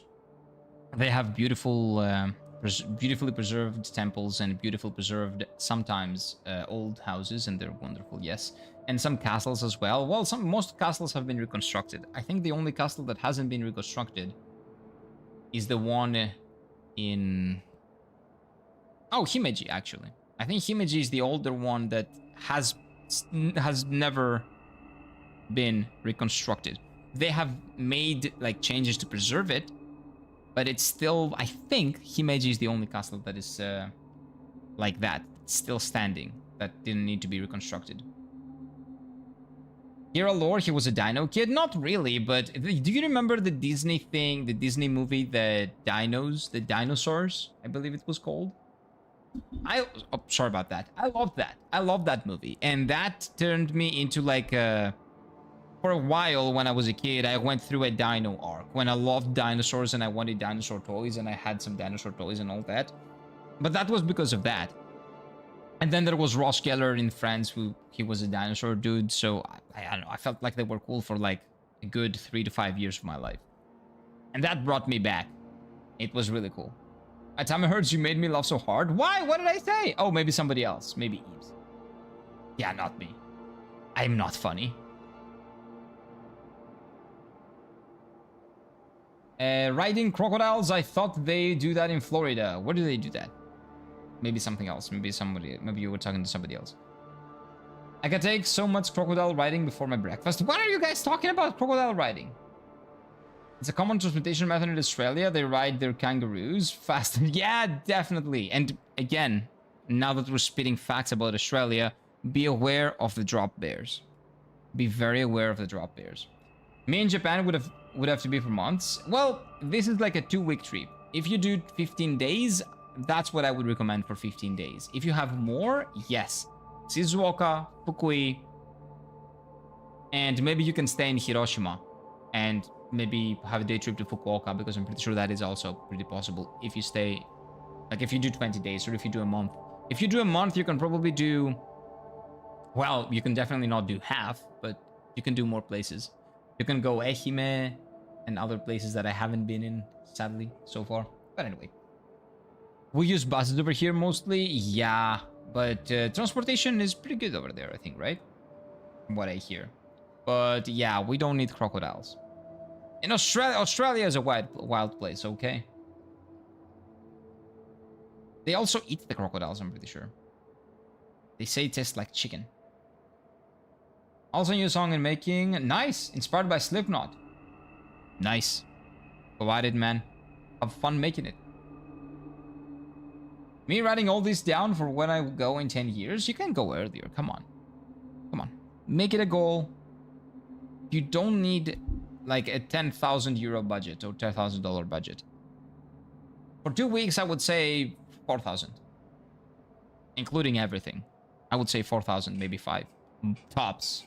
If you like to overspend a lot, I would say maybe 5,000 bucks maximum. But that's a lot with overspending. Like my friends and me, my friends, when they arrived, when they came to Japan, for everything, including the tickets, our stay, everything that we ate, like everything that we drank, everything, and that was 2 years ago. The yen was stronger back then. They paid about 2,000 euros for everything. And that was 2 weeks in Japan, and eating and drinking and having fun and like going everywhere with trains and doing everything that we possibly can. I'm a punk rock listener. Oh, I like punk rock too. Can you share that in the Discord? Zol, his song, he's already shared, I think, the song on Discord. It's on self-promo because it's his, but you can just share it on music, man.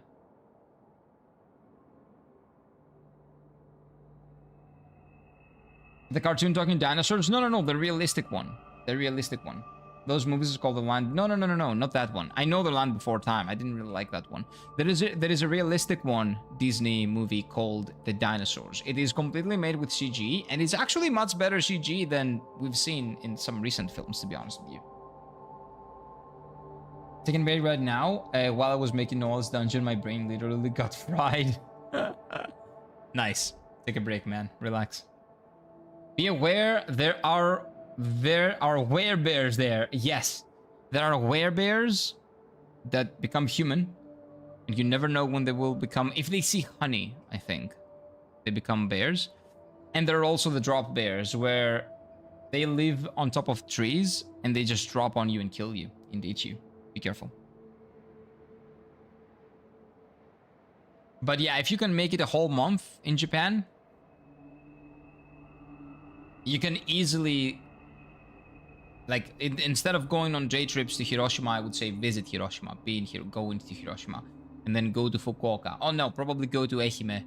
I've heard Ehime is beautiful. And then maybe go to a place like Kumamoto, and then from Kumamoto go up to Fukuoka, and from Fukuoka you can take the, like, what do you call it? What is that?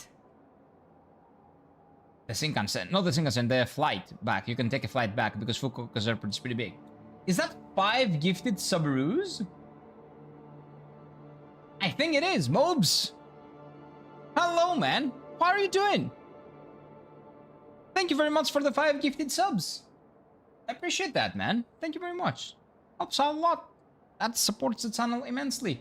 You have been the sole sponsor for this channel for so many years. Thank you, man. I very much appreciate it. Thank you. Thank you very much. And to the people that got the subs, enjoy the ad-free experience and the Twitch emotes. Thank you very much, man. Welcome on in. Here's explaining stuff he knows best. Yes, I'm just talking about stuff that I know. If I say something that I'm not familiar with, I will preface it, always. I'd visit Australia just once? No, never. Never. In Greece, dangerous predators are bipedal and usually behind the wheel. True. They call the Greek people. 2 weeks, $2,000 US. Yeah, it works. You can do it. Maybe 3. Maybe even less now. Xbox firing most of its software is so ironic. They invested in FPS genre with Wolfenstein 3D and Doom. And Xbox biggest honey market, Call of Duty started Quake engine. Also Halo, Xbox is a one big franchise, literally was inspired by Quake, stole the MP modes again. Don't think I will give Xbox my money again. You know what the thing is though? They overbought, they overextended, and now at least the studios are not shutting down. The only good thing that I can take away from that is that the studios are not shutting down. They give them back their IPs and they're making them indie studios, and they're kind of supporting them. So that's not necessarily a bad thing. Now, the previous management just did a horrible job at managing and at projections. Like, you know, projections in profit and stuff like that. They were just hogging things. So this was inevitable for Xbox. It is also inevitable for Sony. It is inevitable for all of those huge companies that just did all of those things, bought all of those studios. It is inevitable to at some point size down because what they have is 100% not viable. So I was expecting something like that to happen at some point with Xbox. It's gonna happen with Sony. Well, Sony does it a little bit less. You know, they're trimming it down. They're trimming down the people. They're not just firing them all at once. But the good thing about, if you can find a good thing, a silver lining, if you will, in all those things about Microsoft is that they are giving some studios their independence back, and they're also giving them back their IPs so they can keep making games. I do not like, I've talked to you guys a lot about how much I don't like the small studios getting bought off by bigger studios. Stay independent, make good games. I know the risk is higher, but you put a ticking time bomb on you when you get bought by those big studios. That's what it is. Jokes aside, I have family members who just lovers house, husband, mistresses, and it's hard to keep up. Whoa. Maybe it's like a cultural thing. Maybe that's what you guys do over there. But again, thank you very much for the support, man, for the 5 gifted subs over on Twitch. I very much appreciate it. You know that. Mobe's the GOAT. He is the GOAT. He is monetarily, like, has this channel on his back. He is like the oldest sub, I'm pretty sure, at this point. I'm spending my life, the whole making guitar, everything work. If I do the whole song is ready, I've been grinding so hard to make it. Just make sure that you enjoy the process as well, man. Make sure you enjoy the process. There's nothing to rush. Take your time, make what you want to make something that you love. That's what's important. It comes out in art forms. It comes out in music and video games. It comes out. So make sure you love what you're doing. Keep up the good work. Yeah, keep up the good work. And make sure you like what you're doing. First one was great. It really was, right? It really was great. I have one uncle who secretly married a third wife overseas. Whoa! It was such a shock to the entire family lineage. How did they find out? Hey, G, yeah. From what I've seen, they're prioritizing Call of Duty, Halo, Gears of War, Forza, Skyrim. Yeah, the big ones. That makes sense. And none of those interest me, so I'm done with Xbox. Oh, in that case, yeah, sure. I don't care about any of those either. So I'm also kind of, well, I was never into Xbox, but I'm kind of done with Xbox as well because I don't really care about them. The only reason why I would prefer Xbox, or I would go to Xbox, is if the next generation is actually a physical console and has physical games in it. And I actually own my game without any of their DRM bullshit, but they're not gonna do that. My secret hope, I said that yesterday as well, I don't know if you were here, is that either Atari or Sega are gonna pick up the slack that PlayStation left off, and, you know, all the people that want physical games that cannot get them because of Sony and because of Microsoft, and they're gonna release a console on the next generation with physical games, Atari or Sega, and I'm gonna buy it and I'm gonna pay it for it, like maybe even $1,000. I wouldn't mind, and I would actually support the discs on that console over any other console, and they can make a lot of money doing that because a lot of people would do that. I hope. It's probably not gonna happen because it's maybe too risky for investors, because those are both public companies. Both Atari and Sega are public companies. I don't know if they can justify to their investors to do such a big opening, but here's to hoping. Fallout also, I don't even play Fallout. You think that they would be polygamous, but no, they're actually monogamous? Yeah, I see, I see. Make it make sense, you're just dumb bad. Some people just are. I don't like it, but it is what it is. I guess your uncle is a gigolo? Not really. Gigolo is getting paid for that. Nah. He's just down bad. He announced it proudly at one big family dinner. I have a family overseas. Do you want to meet them? Cultural exchange? Oh, that is insane. I have never been interested in Xbox. Me neither. Me neither. Let me think. Was there ever a franchise that would want me to... that I was thinking... Oh! Original Xbox? Pirates of the Caribbean. OG Xbox, the only reason why I wanted to buy an Xbox when I was a kid and I had a PlayStation 2, the only game that I was actually envious of was Pirates of the Caribbean for the original Xbox. That was such a cool game, dude. And my neighbor had it, so I used to go to my neighbor and play it. And he used to come over to like our house to play PlayStation games. So he would play PlayStation games, we would play Xbox games, me and my brother, and everybody was happy. But the only Xbox games that we actually cared about was, you know, that Caribbean game and Assassin's Creed, the original one.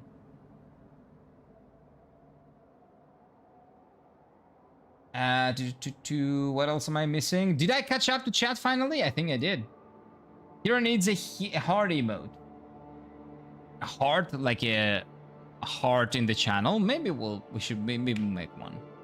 Well, I would need to commission someone for it. So when I have the money and I need to commission someone to make the emote, I will have that in mind. I will have a Kira FG heart emote made.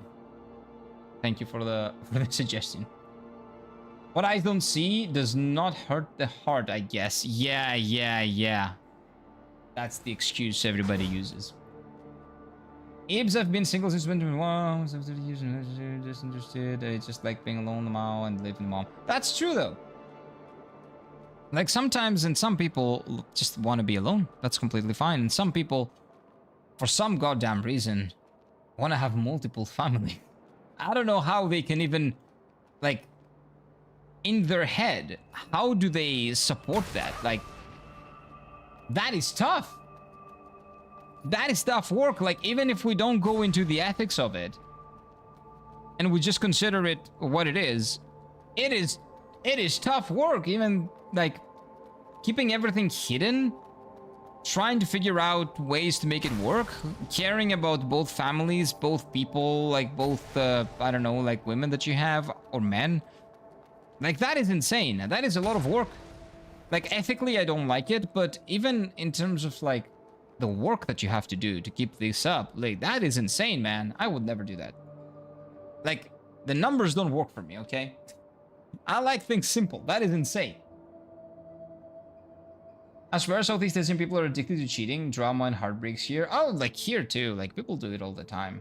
It's not a cultural thing. It's a human thing. Don't worry. There are, you know, people that don't care about it and they're not monogamous, and people that are monogamous. People that like the sense of camaraderie that it gives to have like someone only for you. And some people that don't really care about it at all. But the only thing that people have to do is be clear with what their feelings and what their wants and needs are, and then everybody would be happy. I also enjoy sipping for fictional characters. Of course you do. Ibs definitely likes that too. It takes a village to raise a family. What? No, it doesn't. Wait. Dude! What am I doing here? How did I die, and how is this guy... Okay, let me...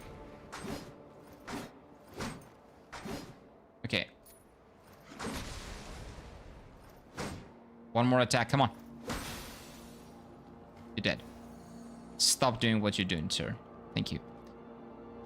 How do I get there? He moved? I did move, yes. Okay, that's probably a matter of speech, right? That's like a saying.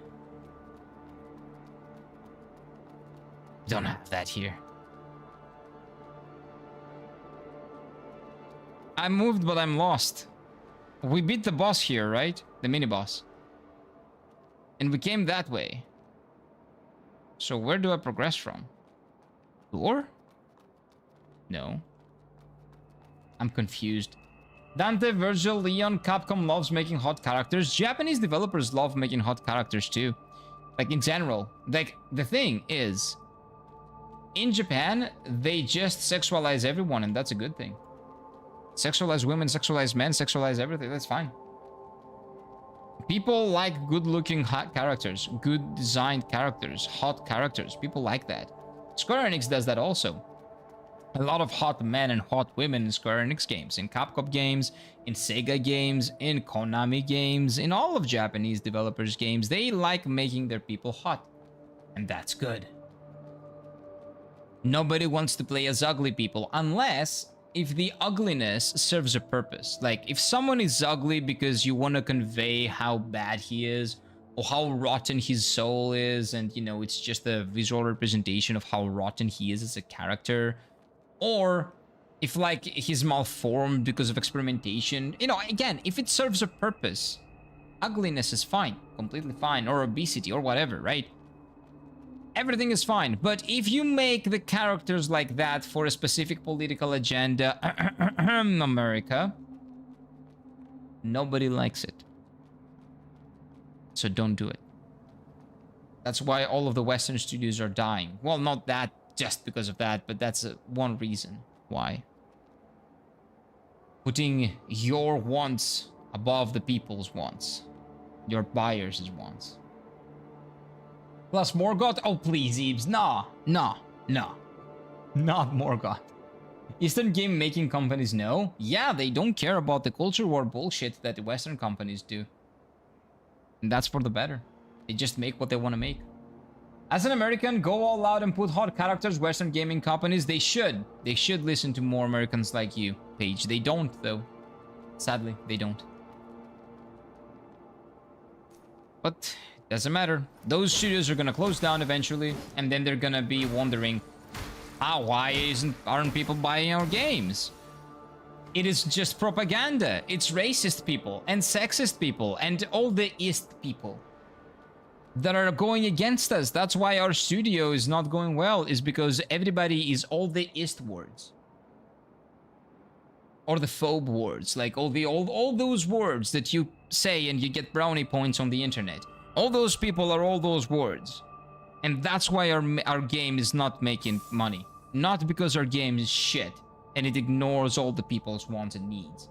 And we make it to basically propagandize and kind of, you know, just kind of brainwash little kids who should probably be buying those games into thinking that what we are saying is normal, and that's our normalcy, and we have a political agenda behind all that.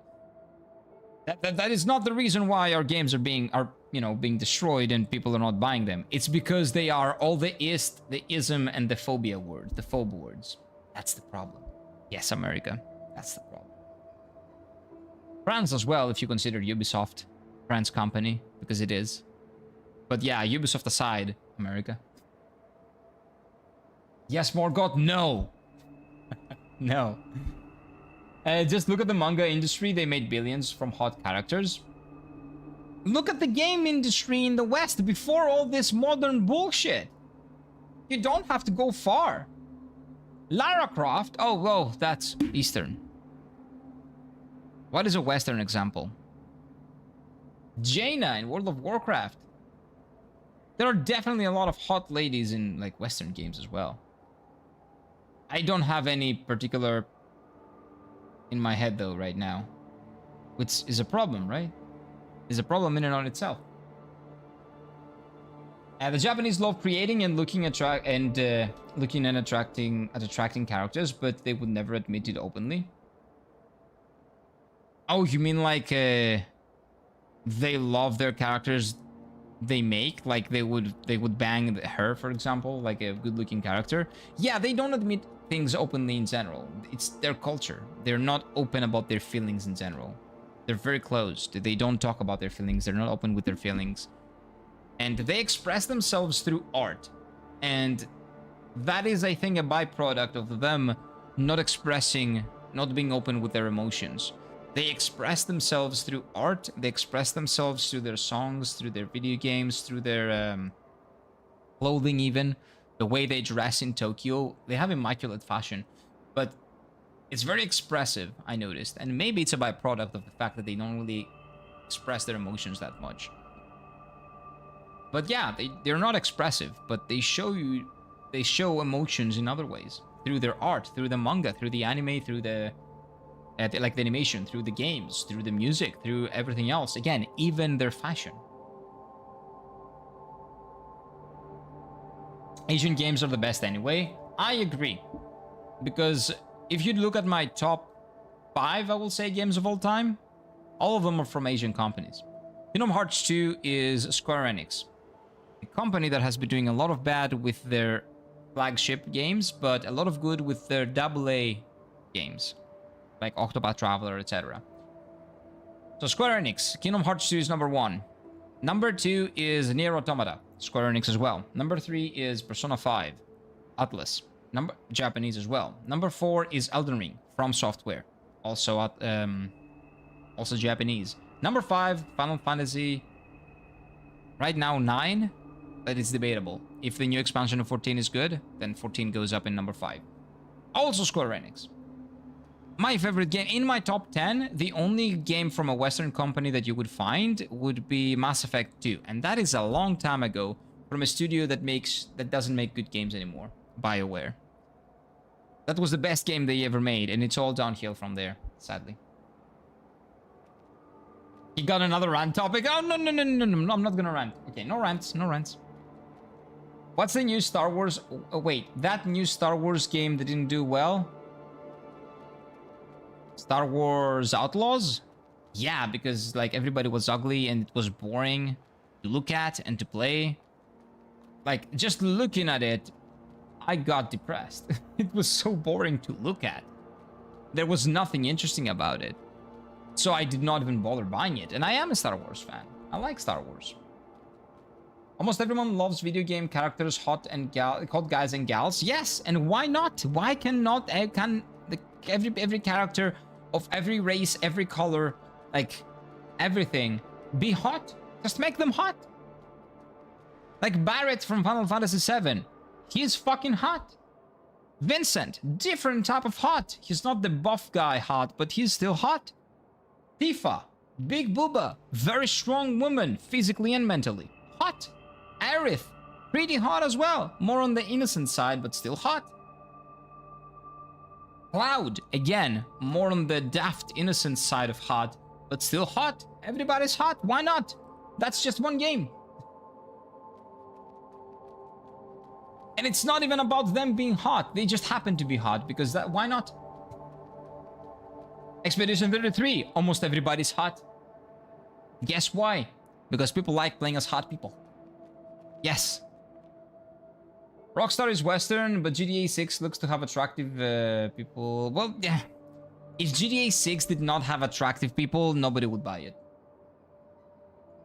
That's pretty much it. They probably aren't scared because they know they'll have the game of the decade. I don't agree that any GTA game can be game of the decade, but sales will talk in that specific thing. Unfortunately. But yeah, they can do whatever they want. And everybody can do whatever they want. That's the problem. That's the problem with the games industry, especially the Western games industry. They just won't stop doing what the bullies want them to do. The minority, the very loud, annoying, obnoxious social media minority. They're not gonna buy your games. Stop trying to appeal to them. Idiots. In modern days, Europe has the lead in gaming design. Larian, Warhorse, and CDPR. I very much agree. I don't know if CD Projekt Red is still to be trusted. We will have to wait and see in The Witcher 4. We'll see. It looks good, but I'm waiting for it to come out. Mortal Kombat used to over-sexualize its women. It doesn't anymore, and now it sucks. Imagine that. Why? Only over-sexualize the men. Maybe even the furries, but not the women. No, that's bad. It's really bad. Disgusting, hypocritical Bullshit. In modern days, but yeah, Europe is doing much better. And Sunfall Interactive with Expedition 33. Hopefully their second game is also good.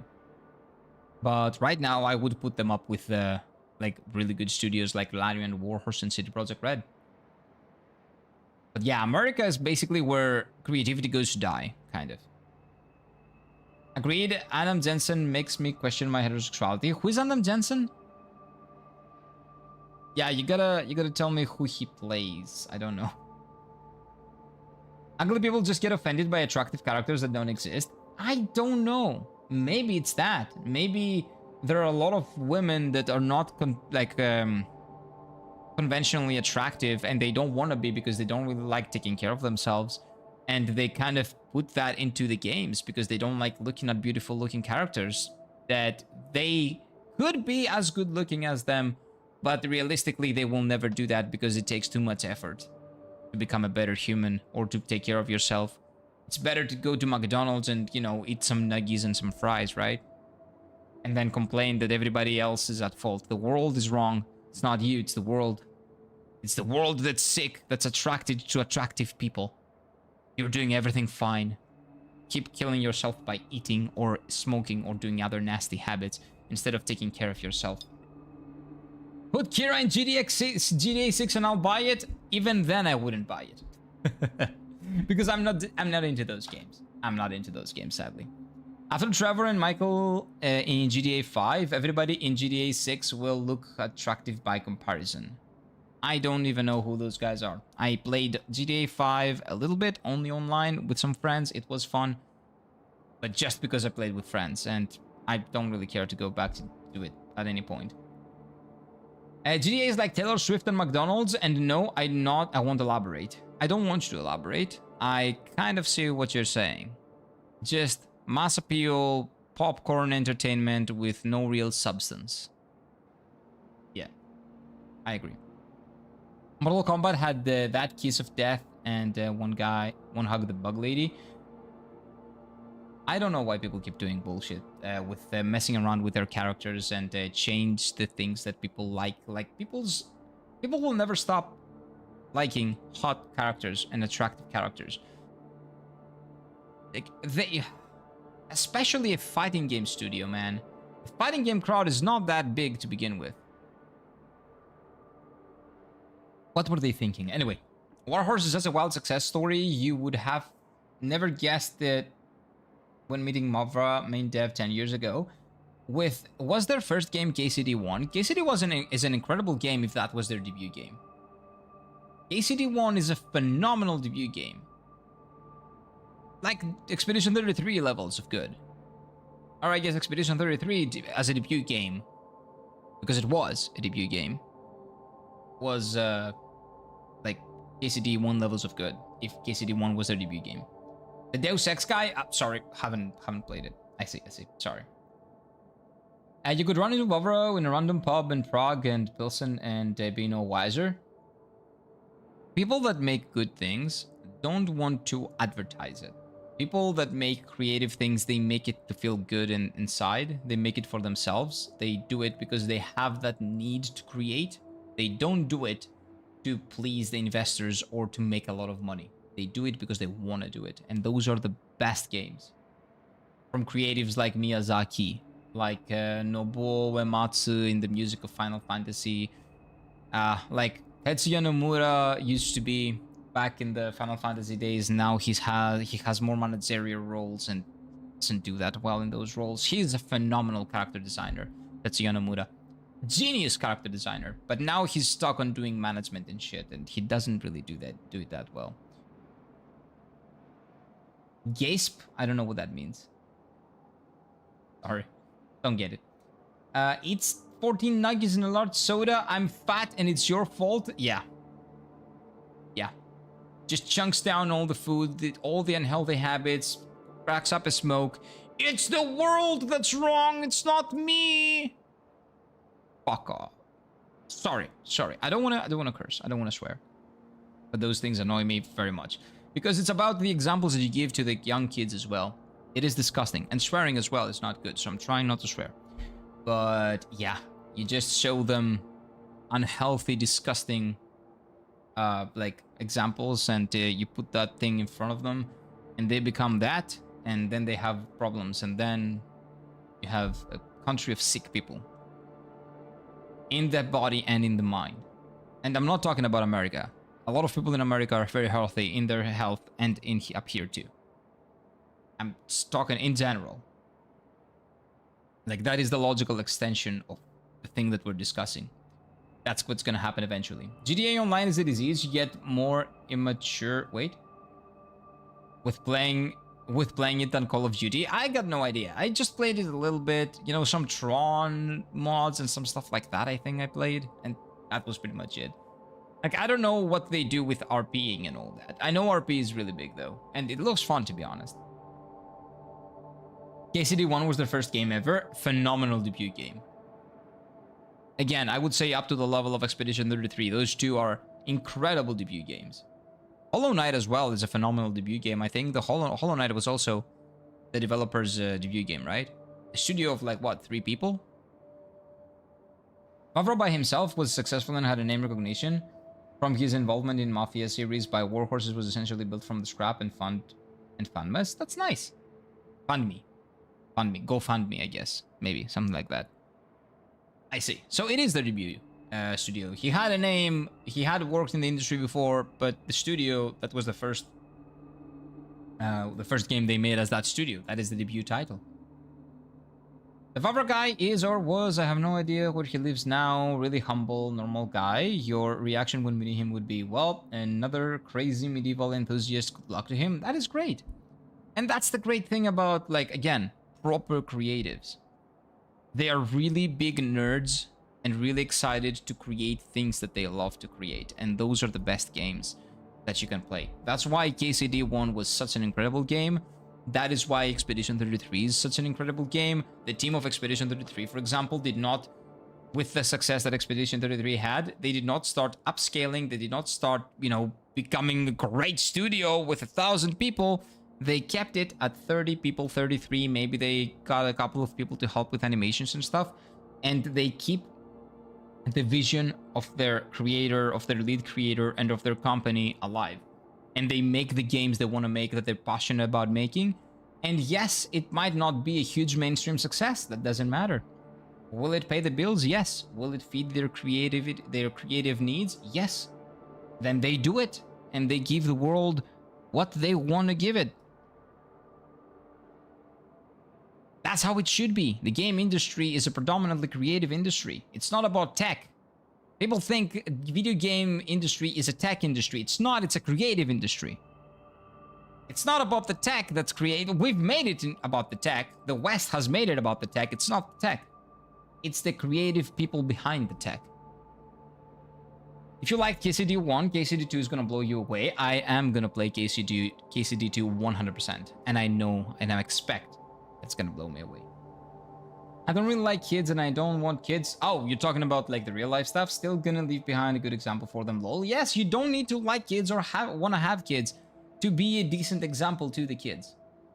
And if you're not, like, let's say that I smoke, okay? Let's say that I'm a smoker. I used to be. I would never tell the kid, here, have a smoke. I would always tell them, you shouldn't do this. This is really bad for you. What I'm doing is I'm basically just taking away years of my life. I would always say that. And to their credit, both my father and my mother, when they were smoking, because they don't smoke anymore, they used to tell me that. And they tried not to smoke in front of me as well. And I did not end up smoking because of them. I ended up smoking as an adult because I was going out all the time and drinking all the time, and everybody around me was smoking. And I was like, what the hell? Let's try it. And I tried it and I liked it. But then I stopped liking it.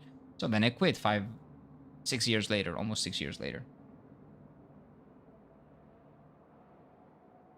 Yep, agreed. Passion is incredible. Yep. And passion leading video games is what we need more of. Hollow Knight started from a game jam, so they made a game called Hungry Knight like 1 week, and they realized that we're a big indie market that they could make a game for.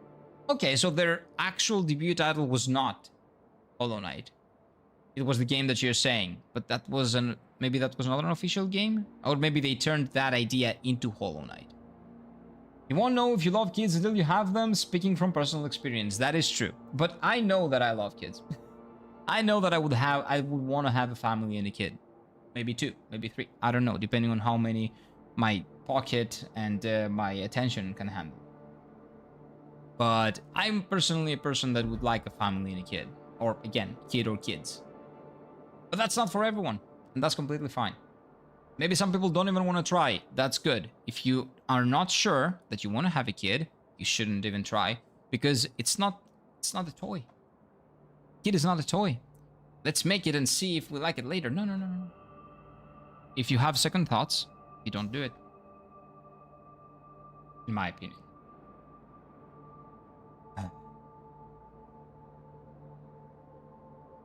Chainsmoker? Who's that?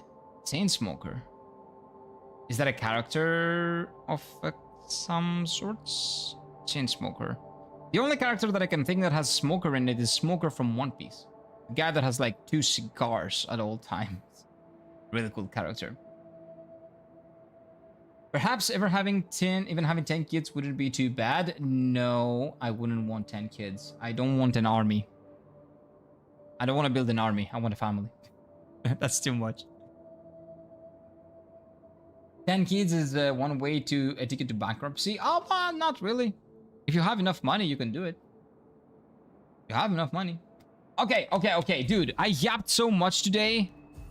We did progress. We did beat one boss, but we are in the same area. I'm gonna stay right here because I believe this is where my progression point is. This is where we fought the boss. And we're gonna pick this up tomorrow. Dude, we ranted. Well, we talked about a lot of things. Not just rants, in general. But we will play the game tomorrow. Yes, we will play the game tomorrow. I'm actually having a lot of fun in this game. I'm not talking about other things because this game is not good enough to play. I'm talking about other things. Even though I love playing this game, I also like talking about the things you guys are talking about. The thing is that this game kind of brings out a lot of philosophy in people. Maybe it's the Nier Automata aesthetic that brings out the philosophical, like, questions. Maybe it's the hot lady on the screen. Maybe it's something else. I don't know. But this game just brings out a lot of questions in you. And you know what? I'm here to answer them and I'm here to talk about them because that's what I love about streaming. If I have a kid that will be the Ninja Gaiden NES trilogy by 5 years old, I think we've talked about it again. My kid is not gonna be a Souls-like snob, I'll tell you that. Or a JRPG snob. My kid is gonna have the best video game taste ever. Czech Republic gives generous kid support to parents. Would be easy to have 10 kids here. That is incredible. We don't have that here. If you can have 10 kids there and you can take care of them, you're able to, and it's actually easy as you say, go ahead and do it if you want. 4 hours and only 10 minutes of playtime? Shut up. There's no way that's only 10 minutes of playtime. We did more. We played more. We played more. We played more. You would help fixing underpopulation with 10 kids? Yeah, you can spread them across Europe and you've fixed everything. Like, we have a big problem. If you make 10 kids, bring 5 over here, please. We will need them. We will definitely need them. For every family that has 10 kids, bring 20% over in Greece. We're good. And we're good. I find that we're overpopulated, 8 billion people, many of them are homeless. No, for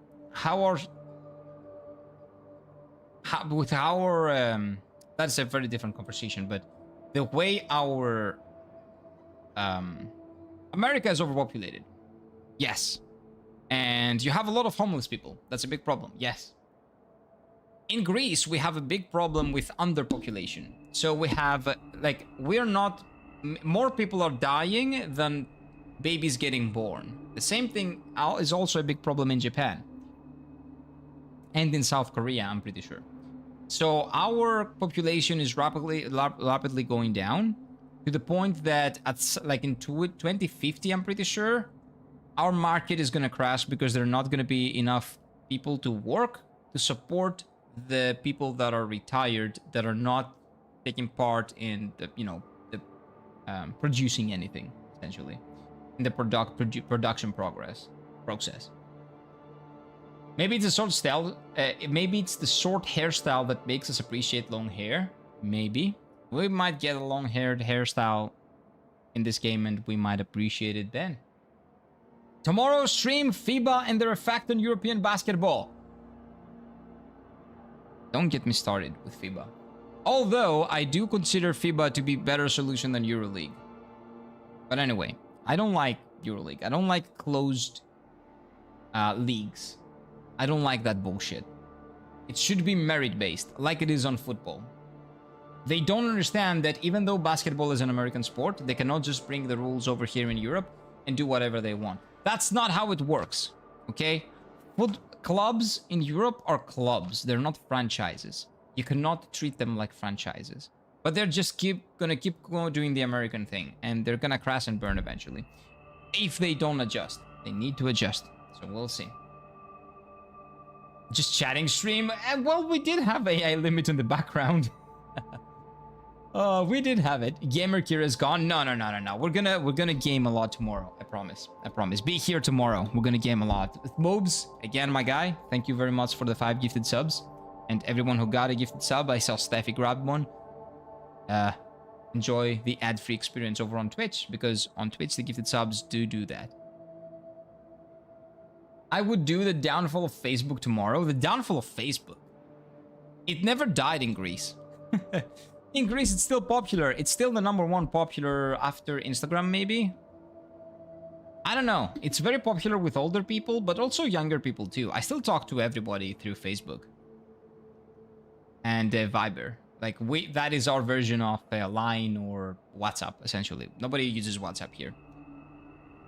So the downfall of Facebook never really happened here in Greece.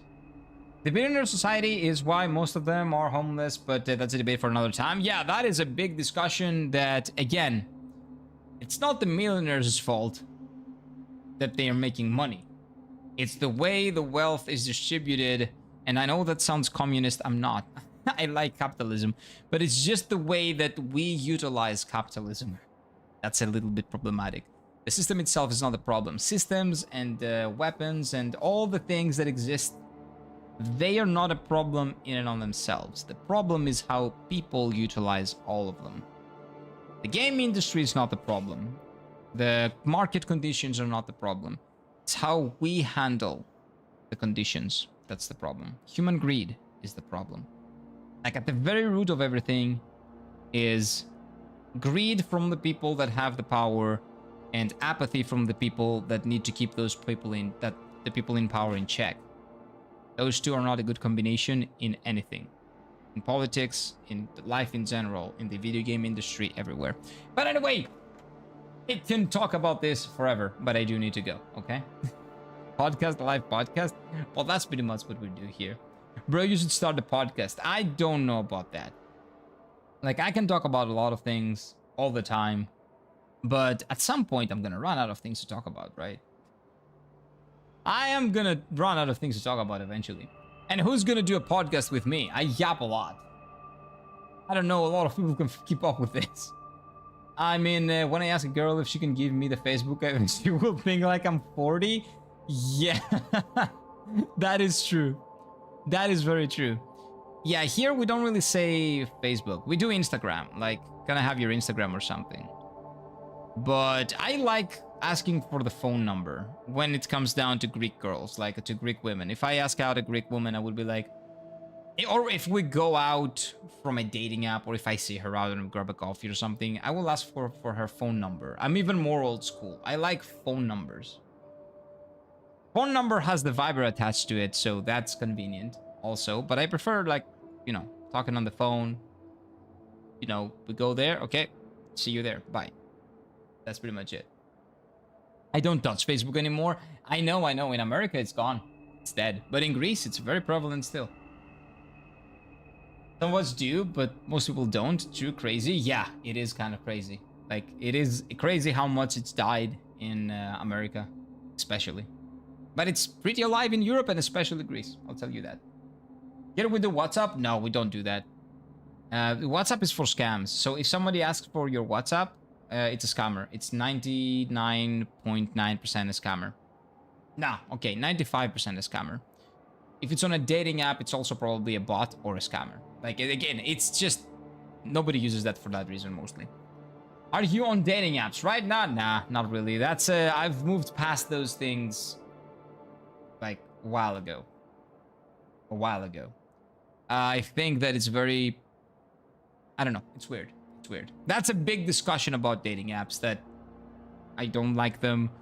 They're kind of necessary the way the society is nowadays, but I just don't like them. But anyway, that's gonna be a discussion for another day, okay? We can talk about it maybe tomorrow. Asking for a phone number is like old here. I like that old, okay? I grew up without a phone when I was very young. And in middle school, I got a phone. And that was only a phone. It barely had internet. You needed to go to like the city square, to the town square to get free internet access, to maybe get good signal to be able to send to mom. Okay, I'm good. No, not even actually. No, you know, you just send a call me back thing that was free. Ah, man, the nostalgia. Only Greek people can probably understand what I'm saying, but Mike would remember the call me backs. When we wrote like asterisk, number, asterisk, I think. And then it sent a message, please call me back for free instead of calling someone. And then we turned that into codes. Like 2 call me backs means let's meet there, or 1 call me back is just to like bug you, but I don't really care about it. Like 3 or 4 call me backs, it's like on a game or something. Like we actually made codes out of those because they were free. I can't really contribute to this. If I ask a girl's phone number, Insta or Facebook, I'm divorced. True. And you know what? That's fair. That's pretty fair. WhatsApp is for businesses. Businesses equals scam. That makes sense. Not really. Here it's just scam, not really businesses. Like an Indian scammer will talk to you on WhatsApp, usually. And I say Indian because I've talked to maybe 5 or 10 scammers that are Indian that are of English. The number is English, and when someone calls you is Indian. So that's 100% a scam, and the first thing that I will ask is your WhatsApp. Every single time. I've never used WhatsApp. Yeah, it's not great. It's not great. It's full of scammers. And Ryoshi, who is Indian, has been here and has actually said the exact same thing. He shed some light on how those things work, actually. And why a lot of people do it. Like, it's basically running rampart, apparently, over there in India. And a lot of them are also in the UK doing it from UK numbers, which is really annoying. English, not necessarily only in England. Also UK. Like, even outside of England, they're probably everywhere. Because the plus, what is the code for England? Or the UK specifically. I think they share a code. The number. Plus 38, I don't remember what it is. Anyway, we gotta go, okay? We talked a lot about that. That is a whole different discussion. Dating apps are a waste of time. Best not walk into a pub and ridiculous pickup line, destroy defenses and sheer number of being silly and non-serious. I definitely agree, but it very much depends on where the bar is, how open are those people to that, you know, the country, the culture. It doesn't apply to everything, sadly. That is what I prefer to do too, but it does not apply everywhere. It is a very difficult thing to do in some countries, and thankfully that's not Greece. You know, outside of dating apps, people still date, but they are starting to ruin dating here too, a lot. But anyway. And meanwhile in America, hey guys, they are going speed dating again. My Tinder account isn't getting enough traction. Like that, though, that bullshit, which is true. It happens a lot, especially in America. And Western European countries, it also happens a lot. Thankfully, in the East, we're a little bit better, especially in Greece. But again, it's still, it's coming. It's coming. COVID. I blame COVID for all of this. But anyway, I'll see you tomorrow, okay, boys and girls? Take good care of yourselves. Eat well, sleep well. Have a lovely day ahead of you. And talk to you soon in about 24 minus 4... 21.5 hours, most likely. Have a good one. Take care.